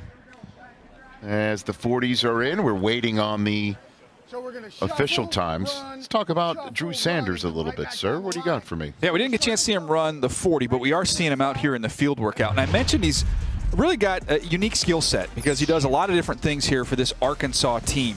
You're going to see him as an inside linebacker. It's kind of that thumper in the hole playing downhill. You see the speed and the range. Here he is chasing all the way across the field. You see that burst to close there. How about the instincts and coverage? Get right in the throwing lane, make an athletic play on the football. They'll also use him as a rusher off the edge. We showed the stats, all the production he has rushing the passer, flashing that inside arm, giving you a little power. And then always just really active, never stops working here, gets the attention of the back to help and gets through both of them. Just stuffed the stat sheet this year at that size. Rich is just kind of a unique player in how he was used. I mean, linebacker right there in the middle at almost 6'5". I mean, that's somebody you got to throw over. You got to account for, obviously. So this is a drill we did not see before. Good start, good job. Next guy. Shuffle, sprint. Right there. Foot on the number. Right on the top. Change direction. Right. Little bit this way. See Will Anderson do it. Right there. Shuffle. And this is not where Will Anderson's going to be making his money in terms of having to do all this. He's going to be going to get the quarterback what he does best. But, hey, good chance to evaluate everything. I'm going to have to get it explained to me how he ended up in the linebacker group, though, at some point in time. Shuffle, run, there it is, then get out, good. DJ, do you think it was deliberate that he wanted to show or try certain things? You know, sometimes guys do that on their teams, right? Because their talent level is at a certain place that maybe they'll run with a smaller group, that sort of a thing? Well, I think that it's confusing when you get to the label of linebacker. I was talking to Devin White when he was up here a minute ago during the break, and just how even they do the Pro Bowl, and that some guys are listed as linebackers when they're stand-up edges. Like, we need to stop calling these guys defensive ends and stop calling them outside linebackers. Just say they're edges, put them all in one pile, and then there's off-the-ball linebackers. I think it gets kind of muddy. Well, gents, the official 40 times for this group have just arrived, and they are faster. Owen Papo is, as we timed him, the fastest in the group. He ran a 4.39. Wow. Just like Nolan Smith. And Trenton Simpson, he was faster. He ran a 4.43. Rich, did we not say that was a 4.4? Sometimes you watch a guy, that's a 4.4 all day. Sir, there were 5 4.4s. 4.47 for Yasir Abdullah, 4.49 for DJ Johnson and Dorian Williams and D. Winters. Here we go. Shuffle. 4.52 for Charlie Thomas, Jeremy Banks, and Shaka Hayward, and Anthony Orji, 4.53. So that's a 4.5. Will Anderson was a 4.60 officially. Yes. Which is a great time for him. Stacey Dales? Well, Rich, for what it's worth, to DJ's point, why is Will Anderson in this group? He really sees himself coming off the edge. I mean, I asked him this week, what's your signature move? And he told me that his favorite move, he obviously studies Nick Bosa specifically a lot. It's the forklift move. And he loves to bull spike, he said, Bosa does. And he tries to implement that in his game. But then you have Trenton Simpson, who's so hybrid, right? He wants to be up first and second down in the box, but loves that spy, that quarterback spy. He wants to run with the best tight ends. He actually said this week, I think I can line up against any tight end in the NFL. And he wants to chase down a quarterback like Lamar Jackson. So this is a unique group. They're all a little bit different. But, yeah, I think Will Anderson, to your point, DJ, he definitely wants to play up front. Yeah, Stacey, that's what he does best, and that's what's going to get him drafted all the way up there in the top 5. But, to kind of put his day in perspective as somebody that's the highest-rated guy in this group, to run a 4.6 flat. If you look at, again, the edge rushers with the top 10 sacks, top 10 leaders in sacks, their average was a 4.65. So he's up there in the company, and he's in the right neighborhood of where he needs to be. Run. Shuffle. Drive out. That's a lot. It's a tough change of direction at that speed. So Drew Sanders and the rest of the linebackers going through this drill. We'll be back with more here at the home of the Colts. NFL Network. We're here for football. So there's the official 40s. What do you think? It's a great group. I mean, it was fast from start to finish.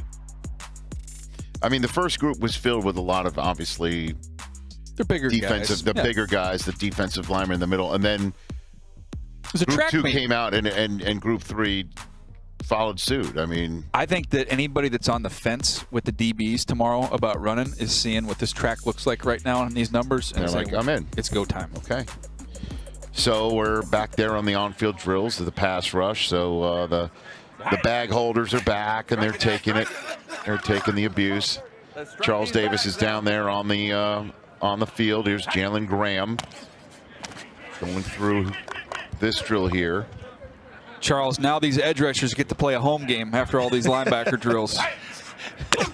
Finally get a little bit of a reward, right? This is where you get the honey. Yep. At the end of the vinegar drills. Yeah, I feel like we had so many fast times. Like we just saw Derek Hall go, and he's an edge rusher, and he rolled out a official 4.55. Well, what's blown me away is when you and Rich were ticking out the times, you were getting into the mid 4.5s, and it started to sound slow. That's how the outliers have skewed things to where when we had mid 4.5 running here, we used to really be impressed. Yeah. And we jump up and down. And now when you say 4.39 and you say 4.55, it sounds slow, but it's not. Yeah, I mean, the target, we mentioned the target number for linebackers right now being 4.61. And I think, you know, we come back here 3 years from now, it's probably going to be 4.53. I mean, that's where this thing's headed. But what will the linebackers' dimensions be? That's going to be the interesting part, because you have both talked about it, how over the years the defense has slimmed down because of what we're presenting in college.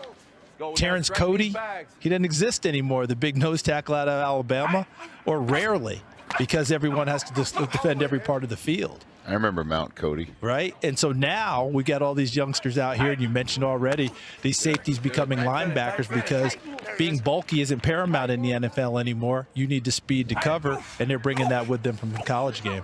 Yeah, I don't think that the Eagles, the team that just played in the Super Bowl, I don't think they had an off-the-ball linebacker playing in that game that was over 230 pounds. They're all playing in the 220s. I remember when Deion Jones hit from LSU, and you know, remember those LSU linebackers coming in all about 220, 225. Yeah, how about Darius Leonard? I mean, Darius Leonard was playing his college ball in the high 2 teens, like 215, 218 pounds. And he established himself as one of the best linebackers in the league. And obviously he's got the new name here with Shaq Leonard. But at the time coming through the draft process, it was, I don't know, is he big enough? Well, yeah. So we're saying Jack Lambert was truly ahead of his time.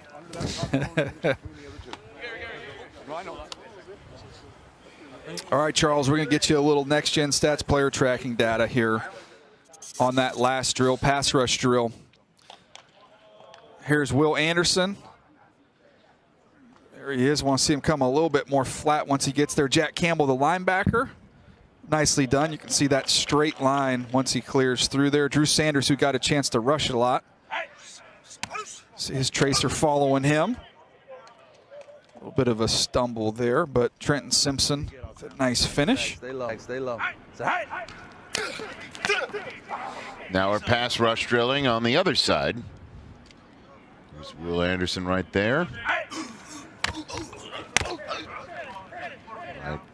Looks like these guys get to use their right hand to abuse the bag. They're definitely. It's definitely, they're more of a right-handed group, I think. I think that you're probably a little more comfortable with this group overall holding the bag than the last one. I think those defensive ends. I think Tui Pelotu is probably as bad as it was going to get for them for the day.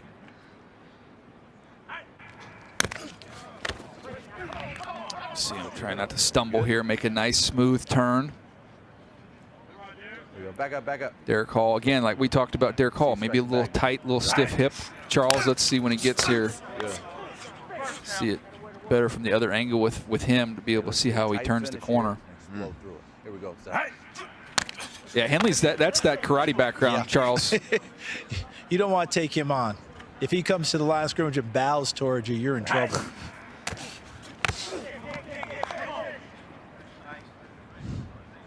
DJ, you were talking about Drew Sanders and his versatility. Yeah. He told me the other day that when he was at Alabama, he only had 3 starts in 2 seasons there. But he said when he was on the field with Will Anderson on the other side, I was the drop guy. He said we dropped 80% of the time because Will wasn't doing any of the dropping. Will was going to get the quarterback. Yeah, no, you don't want Will's car to go in reverse. A couple guys kind of stumbling here. Rich, you haven't chimed in here on the football on a stick. You pleased with what we've got going on? All right, we got another ball on the stick lifter. I don't know. Do I have to do some more coaching, Rich? I don't understand why we're swapping out. I guess it's the linebacking crew. So who do we got here? You see, it's just. I don't know. What simulates the snap more, the lifting of it because the ball's being lifted, or it's the night shift? Yeah, that's the night shift here. Slow is smooth, smooth is fast. Rich, do you want me to relay a message here? I don't know. I kind of feel like, I'll be honest with you, Charles. Once Rich got the hamburger, he's been a lot easier on his coaches. He's happier now. He's good. I'm fine. Are you accusing me of being hangry in the booth? I'm not a hangry host. This is an honest relationship we have here. Perturbed. You were a little perturbed with the football and stick handling. I'm just a stickler. I'm a stickler. Everybody's hangry in the truck. I know that. We'll be back with more in a moment. We're all here for football. Best in the league right now. Do not adjust your sets. Ain't nobody gonna stop us. We're talking about those epic matchups. Quarterback duel for the ages. And instant classics. One of the best football games anyone had ever seen. The Jaguars have won it! Sunday morning breakdowns. This guy is as tough as they come. Big play after big play. This guy's been incredible. And all the inside lowdown. We're going to go out there and play football the way it's supposed to be played. I'll do whatever I got to do to help us win. Their lives have been changed, and I'm just so happy to have been a part of this. Your team. It don't get no bigger than this. We got the whole city behind it. Our team. I think he's a guy that you want in your lineup. You don't! Every team. Touchdown! Tight! If it happens in this league, We're gonna answer the call every time. I'm him. We're all here for it. Wait till you see this. Oh my goodness. Or visit us online at profootballhof.com/store.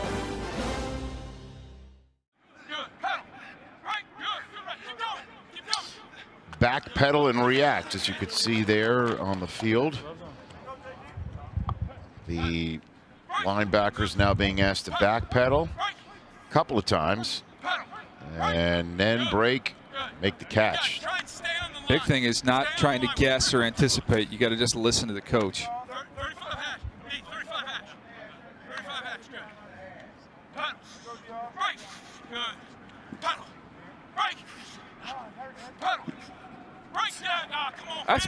That's pretty good by Derek Hall, CD, as an edge rusher going through that drill. I think he's been impressive this whole evening because of the idea I had of him coming in.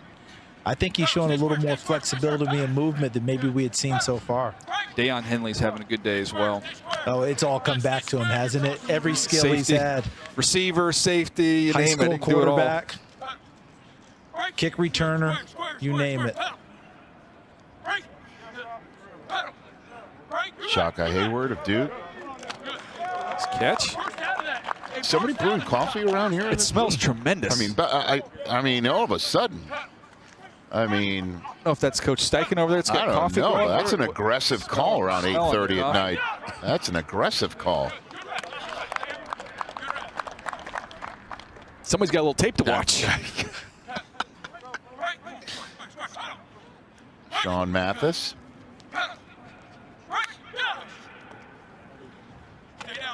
I'll tell you, you know who's having a good day?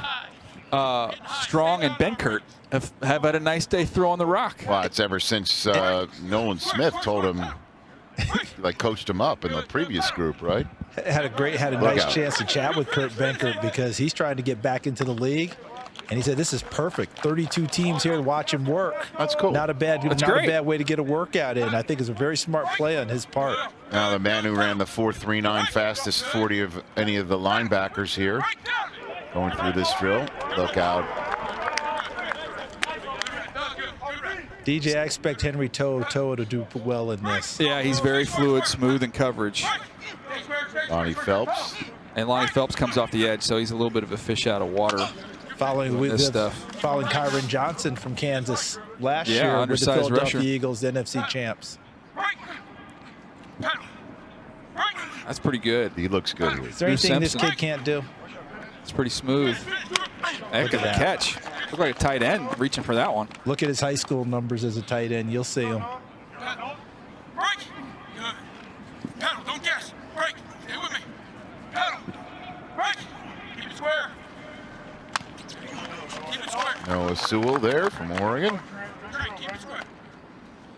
Trenton Simpson's had a nice day. I wish we could have seen him do the jumps, but I know he was battling a little something. So we didn't do the jumps. I'm sure he'll jump out of the gym at Clemson on their pro day, but ran a 4.43 and has had a solid field workout. Nice catch there at the end of the drill. Break. Good. Pedal. Break. Stay square. Stay square. Pedal. Break. No wasted movement. That was very efficient. Nicely done by Charlie. DJ, throughout this day, we've talked about a few different players who have added weight. Yep. And also, all of them so far seem to have carried it well. Yeah, no doubt they all want to run well, and you hit it with To'oTo'o doing a nice job through that wave drill. Just very, very comfortable and moving backwards.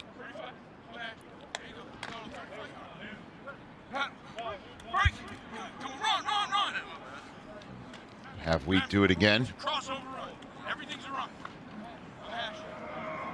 They want him crossing over, they said. I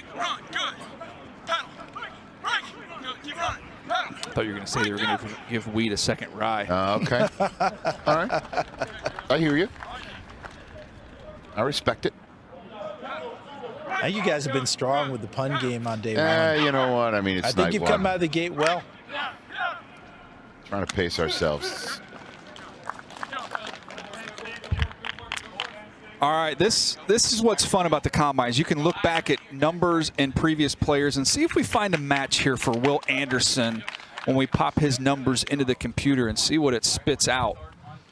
Okay. And how about this one?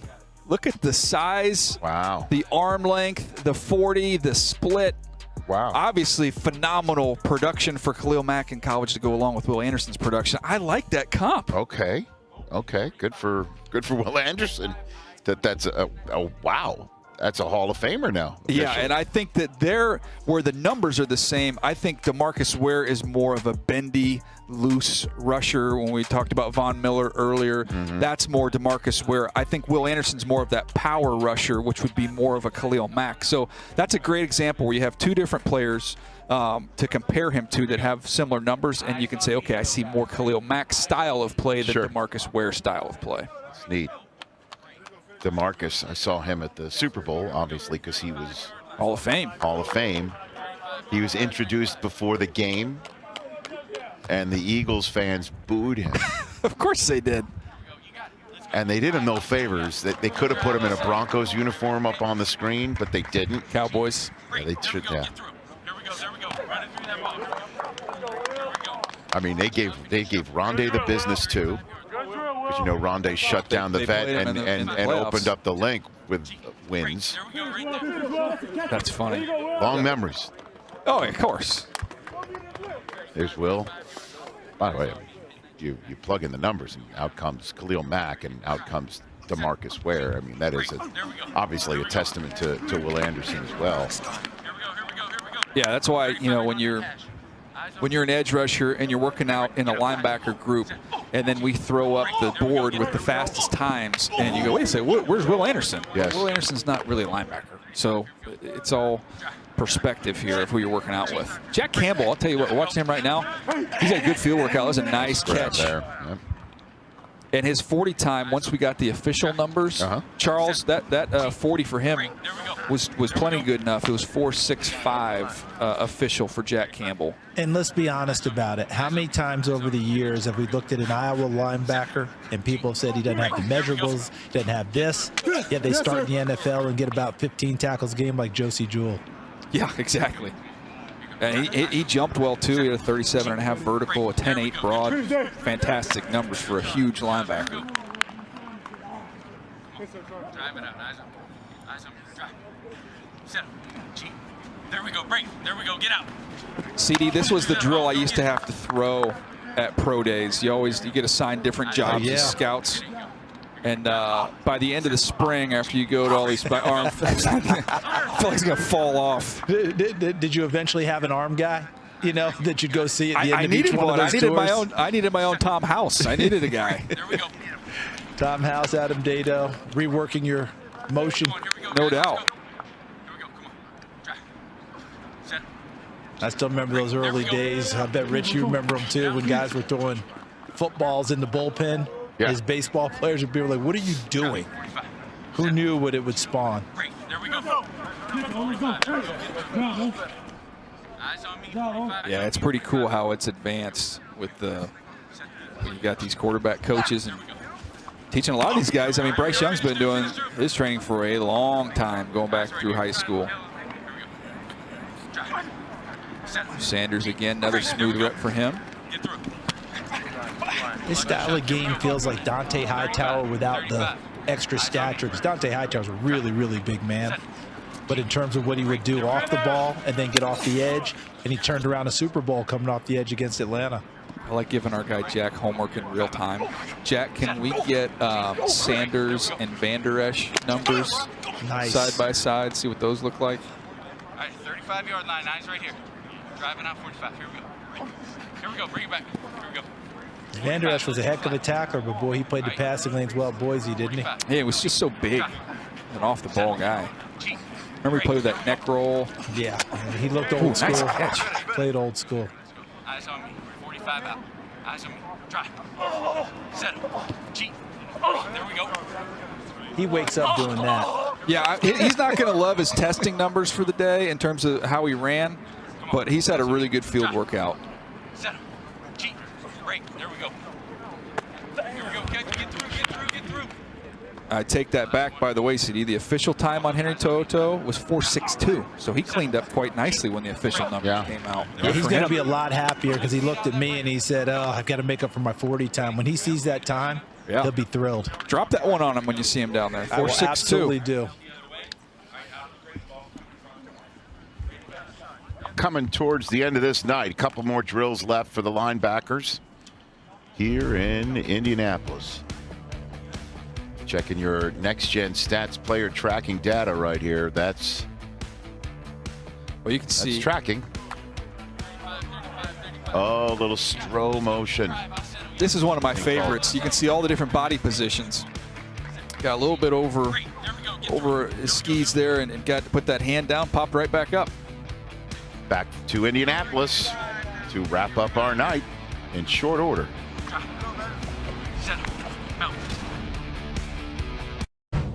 We were told super young that you have to be tough, you have to be macho in a male perspective. You feel like, you're not able to open up and, be vulnerable with your feelings, you know what I mean? You have this idea of this machismo, right? Like that you have to always be the toughest, the strongest. For me as a man, it's about opening up. Not feeling too macho to tell someone how you're feeling when you're feeling down.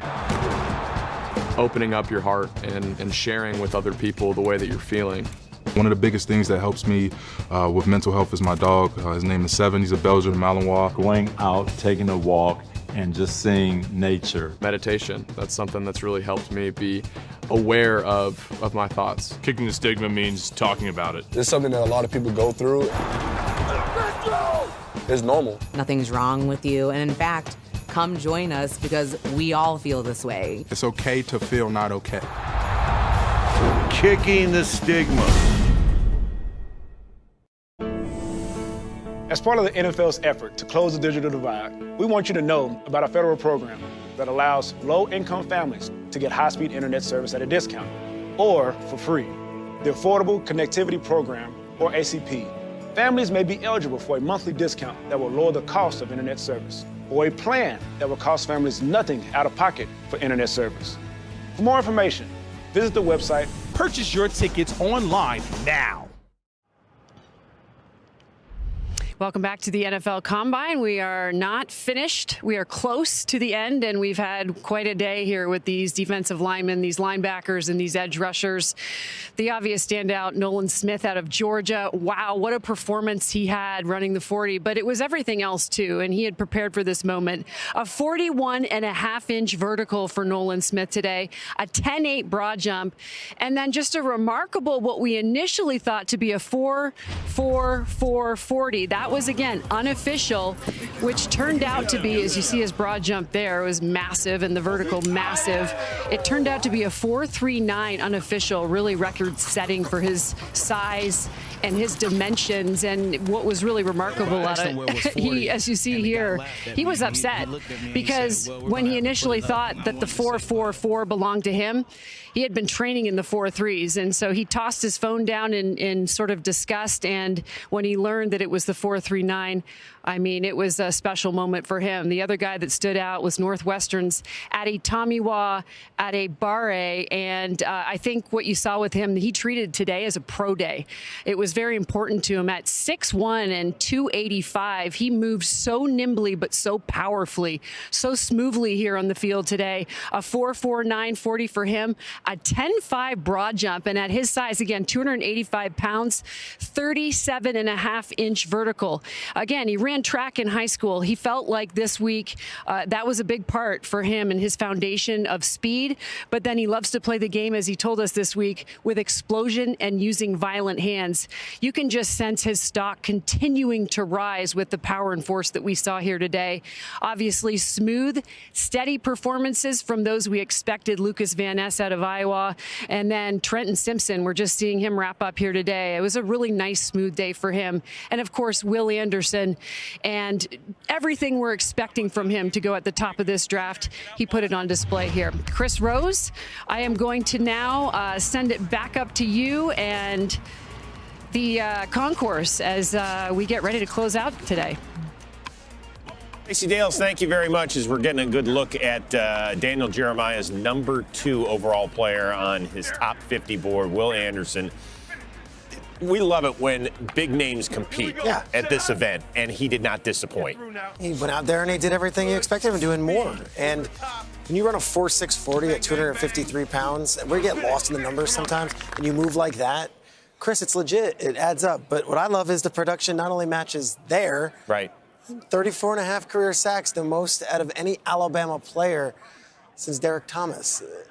They've had some pretty good defenders since then, right? Good ones. He put on a show today, and other names might have been buzzier or won Twitter, but when you look at it from your board, it's like, all right, Anderson showed up and did everything he wanted to and more.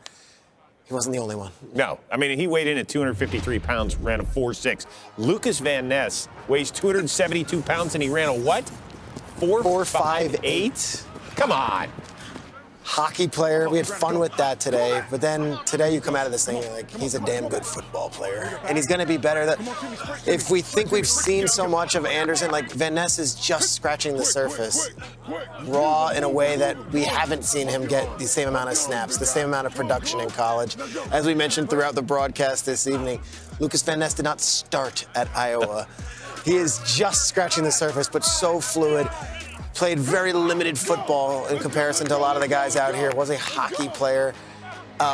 Tremendous day for him. Look how fluid that looks. Look how smooth that looks. Look how many there are of him. So multiplicity. Michael Keaton, fantastic film. We love what we saw from Lucas Van Ness today. And it's different than Anderson. Anderson, we've been talking about on SEC games for 3-4 years. Van Ness, it's like, okay, combine, put on your performance, and he also has a chance to go in the top 10. All right, so we've talked about Van Ness. He was an edge guy out there. Will Anderson, probably, as Daniel Jeremiah pointed out, should have been working out with the edge guys. He wants to find out why he worked with the linebackers. But Trenton Simpson, the kid out of Clemson, I mean, his story is amazing. His dad, almost 30 years as an Army Ranger. He followed instructions perfectly out here. 4.43 from the linebackers. Again, we are numb to the numbers. Yeah, we are. If you had told us this 5 years ago, we'd be doing flips right now, but everyone's running such fast numbers. But 4.43 as a linebacker, we've been talking about him all afternoon, all evening. Our great researcher, producer, Tony over here saying he basically ran a bigger, faster version of exactly what Roquan Smith did at the Combine. Wow. And there is the comparison. And he got a nice fat extension during the year. Sure did, and negotiated himself. Who needs a commission? Anyway, he gets out there, 236 pounds. This one's 235. The two of them comparable. One of them a UGA guy, one of them a Clemson guy. Both of these linebackers, both Roquan and Trenton Simpson, huge college careers. Trenton looking to do the same thing Roquan did and became a top 10 pick. Hey, by the way, congratulations to our researcher, Tony, who just got a promotion to producer, according to Schrager. Jack Campbell, let's check it out. We know that he's athletic, he's long, he's rangy, he can jump as well, almost 11 feet. Wow. And the vert, 37.5. Love to see the athleticism as well. Super athletic, and Charles mentioned it. He was the academic Heisman, so you get a lot out of Campbell there. This is B.J. Ojulari, the younger brother of Azeez Ojulari of the New York Giants, who's been really solid in his 2 years as an NFLer, and younger bro right on his heels. Younger brother performed really well, made a name for himself again, yet alone. And then you want to talk about younger brothers, he wasn't the only one. Noah Sewell, Panay's younger bro. Go get it, kid. Had a really good year up at Oregon a few seasons ago. Stats dropped a little bit in 2022, but we will be seeing him in the NFL. I mean, we just talked about it in a really impressive group over the last almost 6 hours here. There were 10 guys that ran a sub 4.5 40. To put that in perspective, that's twice as many as last year and the most that we have seen in the last 20 years of covering the Combine. Dudes have just been flying. And you start wondering, like, is there a way they cracked the code? Are they training differently? I think they're just more athletic. Yeah. And a lot of these guys, the game has changed. Yep. And the way they're playing out there, they're all going to get an opportunity. And Daniel Jeremiah's had pass rushers all up and down his top 50. I think the linebacker group might be sneaking some more names up there as well. Yeah, and by the way, when you see a Super Bowl with a 38-35 score, you better find some fast guys. Yeah. It's that simple. All right, we got Total Access coming your way right after we wrap things up here on day one of the NFL Scouting Combine. We'll wrap it up. Who made a little dough? Who's shooting up the draft boards? They will break it all down out in the studios in Los Angeles. We're still going to put a bow on day one of the NFL. Our team. I think he's a guy that you want in your lineup. You don't! Every team. Touchdown! Tight! If it happens in this league, We're going to answer the call every time. I'm him. we're all here for it. Wait till you see this. Oh, my goodness. NFL Network. We're here for football. So it's time for the defensive backs, and yes, special teamers are Combine participants too. That's at the 3 Eastern time on Friday. So there's that. Daniel Jeremiah, what do you make of today? It was fun, man. We saw a fast group. We saw that second group was filled with edge rushers. They were flying. We saw 4.39 40 from a defensive lineman. That's just silly. And the linebackers were rolling as well. And as fast as today was, tomorrow's going to be faster. Well, I mean, your deepest group in your top 15 edge rushers with 10. We saw them on Thursday. Then comes Friday. The next deepest group you have in your top 50 is corners. So we've got that to see on Friday. It's really the strength of this draft, defensive edge rushers and corners. And corners, Devin Witherspoon from Illinois. You're going to see Joey Porter Jr. from Penn State, Christian Gonzalez from Oregon. Those are just three of the headliners. They're going to roll, Rich. And Keely Ringo from Georgia. What do you know? We're going to have somebody fast from Georgia tomorrow, Rich. Can you believe that? Will he take the stage like Nolan Smith and not relinquish it? And he's going to be talk about the new restaurant that they've built, serving steak and that's being sent to recruits as we speak. But yeah, there's more to come, is what I'm getting at. Today was fun. Okay, tomorrow's going to be even more fun. Look forward to it. So defensive backs and special teamers on the field for workouts. That's coming up on day 2 of our scouting combine at 3 Eastern time. It was great watching the defensive linemen the guys up front just really pick him up and put him down, and Nolan Smith blew this place apart. Then comes the linebackers, Will Anderson, and the rest of the group. On behalf of everybody here at the NFL Scouting Combine, that will wrap it up for day one. NFL Total Access starts right now.